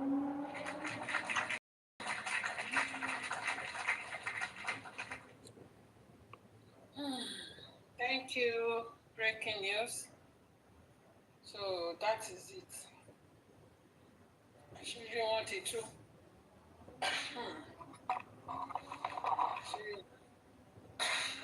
Ẹ tó pa gbónúkú ìkájú. Ẹ tó pa kàlàmùgbò kan kí n kó ṣù. Ẹni pa lékelèké Mohbad. Oníkìje. Bó kìje kò ní fi àlàáfíà gbèdé ayé. Because ìgbà ilẹ̀ máa ní ẹ ti kìje o, ẹ ti kí oṣù, ẹ ti kí ọdún gan. Ẹ ní àlàáfíà, ẹ ní fàlàáfíà gbèdé ayé. Tó bá ní pé kinní kan àwọn ìmọ̀ ó máa ń pọ̀ pé òòjọ́ kọ́ ni olúwerè máa ń pa èèyàn àbí kinní kan. So kẹ má rè pé bóyá ẹ ti go scot free. You are not free o. You are not free at all. You are not free at all. Ẹ ti free. Ẹ má rè pé bóyá ẹ máa jẹ lọ. Ẹ lè jẹ lọ o. Ẹ lè jẹ lọ. Ìyá máa jẹ yín. Ìyá tẹ́ fi jẹ Mohbad yẹn ó sì máa jẹ yín. Torí ìyá lè fi jẹ Mohbad. Ìyá lè fi jẹ Mohbad. Nǹkan burúkú ni mo tẹ̀ láìkẹ́ kéèyàn níkà tó tó yìí. Kí ló dé? Èmi dẹ̀ pa Mohbad ló dẹ̀ sọjú ni. Ó pa Mohbad ló ṣe bí pé normal ti. Gbogbo àwọn sọ̀pọ́tà náà wá ń sọ̀pọ́tì bó ṣe pa. Wọ́n sọ̀pọ́tì bó ṣe pa, wọ́n sọ̀pọ́tì ẹ̀.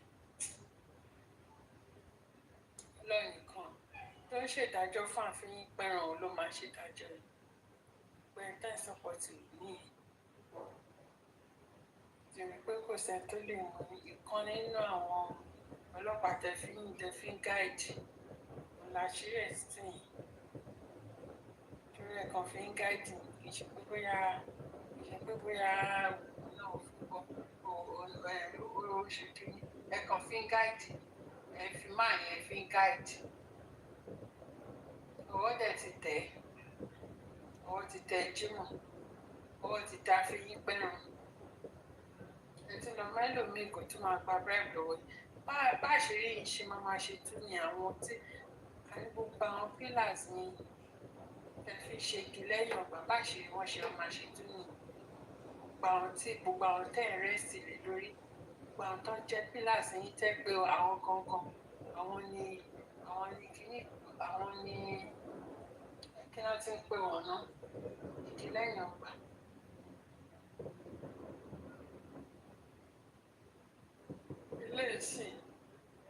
ilé ìsìn tó ti declare rẹ̀ wanted. She come and tell us ìdí tó fi condone nílé Mohbad. Come and tell us reason tó ṣe condone nílé Mohbad. Come and tell us bó ṣe lè pronounce ilé Mohbad ní crimes.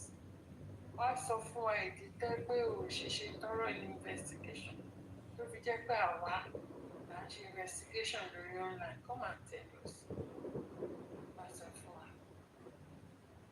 Ìdí tó fi wà wanted ni because ordinary citizen wọn lè máa gbẹ ní criminal kó wá máa wò bí ìdọ̀bọ̀ sí ẹ̀sà.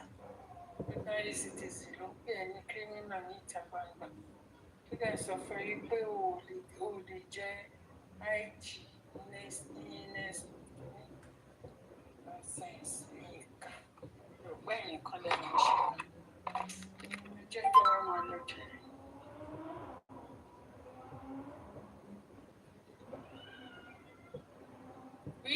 stop it.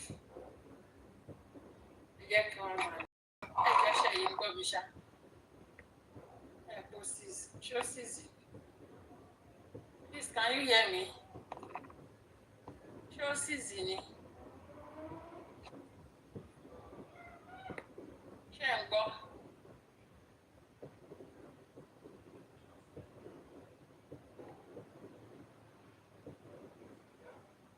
Okay, you cannot hear us. No.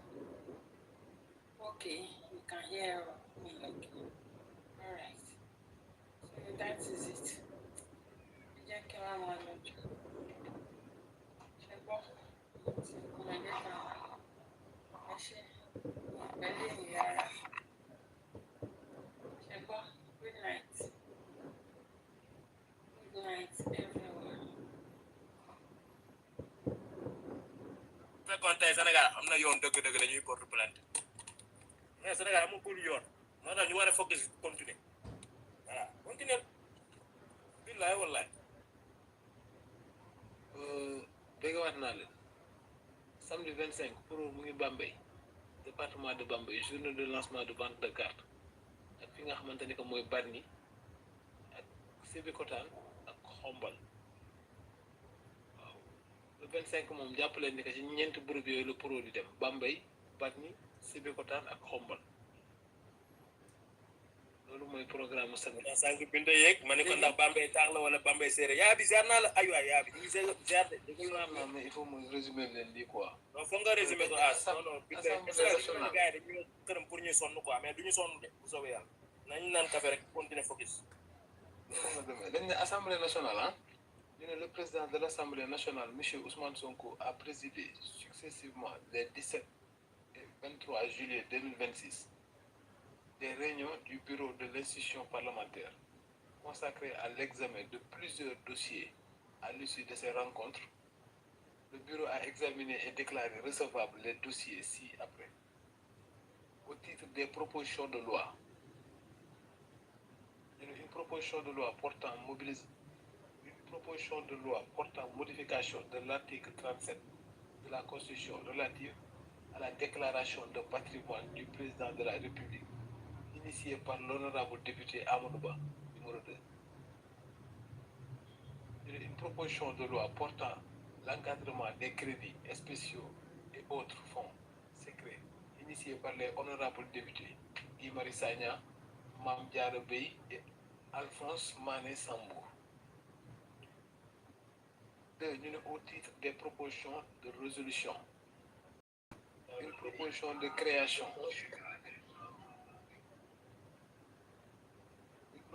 création d'une commission d'enquête parlementaire sur les opérations de cession d'immeubles du patrimoine bâti de l'État et des particuliers dans les conditions supposées irrégulières présentées par le groupe parlementaire Pastef les Patriotes. Une proposition de création d'une commission d'enquête parlementaire relative à l'utilisation par le gouvernement du Sénégal de mécanismes financiers de type total présenté par le groupe parlementaire Takuwal. Une proposition de création d'une commission d'enquête parlementaire sur les irrégularités dans la passation de l'exécution des marches du programme Un étudiant, un ordinateur du ministre de l'Enseignement supérieur et de l'Innovation, présenté par le groupe parlementaire Pastef les Patriotes. Proposition de création d'une commission d'enquête parlementaire sur les abandons de recettes et la gestion des exodes fiscales présentée par le groupe parlementaire Pastef les Patriotes. Une proposition de création d'une commission d'enquête parlementaire sur les conditions de délivrance et de renouvellement des licences de pêche présentée par le groupe parlementaire Pastef les Patriotes.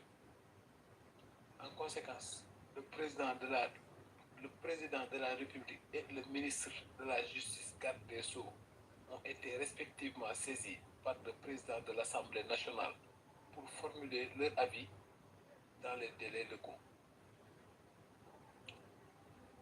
léegi nu mu tudd waay mu demee noonu jéggal leen ma tey ñu ne ndawum penc réew mi waaw kii di Ousmane Sonko bi nga xamante ni que moo jiite assemblée nationale bi jiite na ay waxtaan yoo xamante ni que dañ ko amal ci foofu di assemblée ci ay dossier waxtaan moo ngi amoon ci le 17 ba le 23 juillet kon cela veut dire que waxtaan bi tey lay door a aboutir ay ngir yàlla may leen il faut ma defaru ci café wër na yàlla non da ngay tayaloo mais man nii laal naa sax kaasu café parce que rasulillahi lay jël naa benn laal kaasu café maa ngi noonu xam nga heure bi nii non commencé premier parti bi dama jàll nii comme ça ngeen kii si maa ngi teew li nga jot a wax leer na de li nga jot a wax leer na de as Anthony kon leer na li nga jot a wax leer na sax boy mais demal jël dose en attendant demal jël dose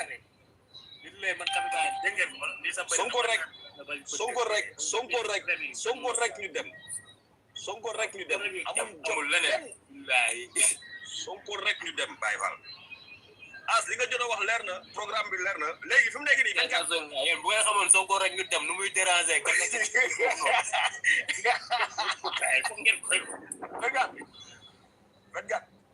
waaw Andoni man 2 jours yi dama concentré woon trop ci affaire Macky Sall bi parce que fii xam nga gis nga yàlla buy defar dafay mel ni kuy yàq gis nga dama mel affaire fi mu nekk nii xaaral ma la fi mu nekk nii américain yi ñu ngi doon commencé concentré wu ci affaire Macky Sall bi doon wut ay information comme ni ma la ko waxee tey démb mooy suñu comité musulman bi nekk fii Tennessee daf ci am benn waay boo xamante ne maanaam ONU lay liggéey mais njabootam fii la ñu nekk léegi nag dafa ñëwoon seet si njabootam ñuy waxtaan bam na ma yéen seen ancien président bi Macky Sall moom presque moom moo nekk dernière position ma ne ko voilà dama la bëgg a waxtaan ci mbiru kooku.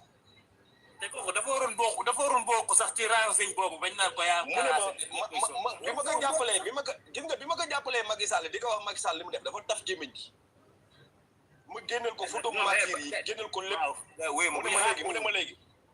mu ne ma léegi def ko ci benn fichier nga envoyé ma ko ma xam ma envoyé ko defaale ci benn texte bu gudd ci li fa Macky Sall nekkee woon je te jure te loolu am na nu muy demee sax après parce que dafa am ay organisation yoo xam ne de droits de l'homme yoo xamante ne ñoom ils sont là uniquement pour la protection des droits de l'homme. donc moom munul nekk ONU raxaskatu douche sax munu ko nekk ONU. munul nekk ONU raxaskatu douche te du ko nekk dinañu jaral lu nekk te ba pare il faut qu'il soit poursuivi il faut que ñu topp ko il a fait beaucoup de mal il a fait pleurer beaucoup de parents waaw beneen bi mooy gis nga Sonko mu dem boobu Sonko rek ñu dem boobu noonu dama bëgg ñu def ko ay t-shirt Sonko rek ñu dem takk jóg amuñu jotu keneen kuy noy suñu yoon newul ci ku démissionné bu leen tudd turu kenn ku ñu démissionné suñu yoon newul ci loolu ñun Sonko la ñu concentré wu. Sonko la ñu bëgg Sonko la ñu topp pour ñu wax leen ko ñun dañ leen a xam. non nekk nañ tudd seen tur sax kenn mu leen xam. am na ci koo xam ne fii la nekk. That feel tough. Basket of your pump, but that you mean. Ẹ̀gbọ́n, how true is that? ṣé mo pé mo sọ lẹ́ẹ̀kan yẹn mo ní sometimes ó máa ń da if you are unlucky tó bá yẹ pé o kò ní relationship pẹ̀lẹ́ ni ẹ wá doyún and you have a principle kó fẹ́ bímọ káàkiri. When you put things up, Good health and celebrate this wonderful milestone. Ara ẹnìkan ló mọ̀. Ṣẹ́gbọ́n, ṣé ó ṣe ní sùn? Ṣé wọ́n ṣe ní sùn?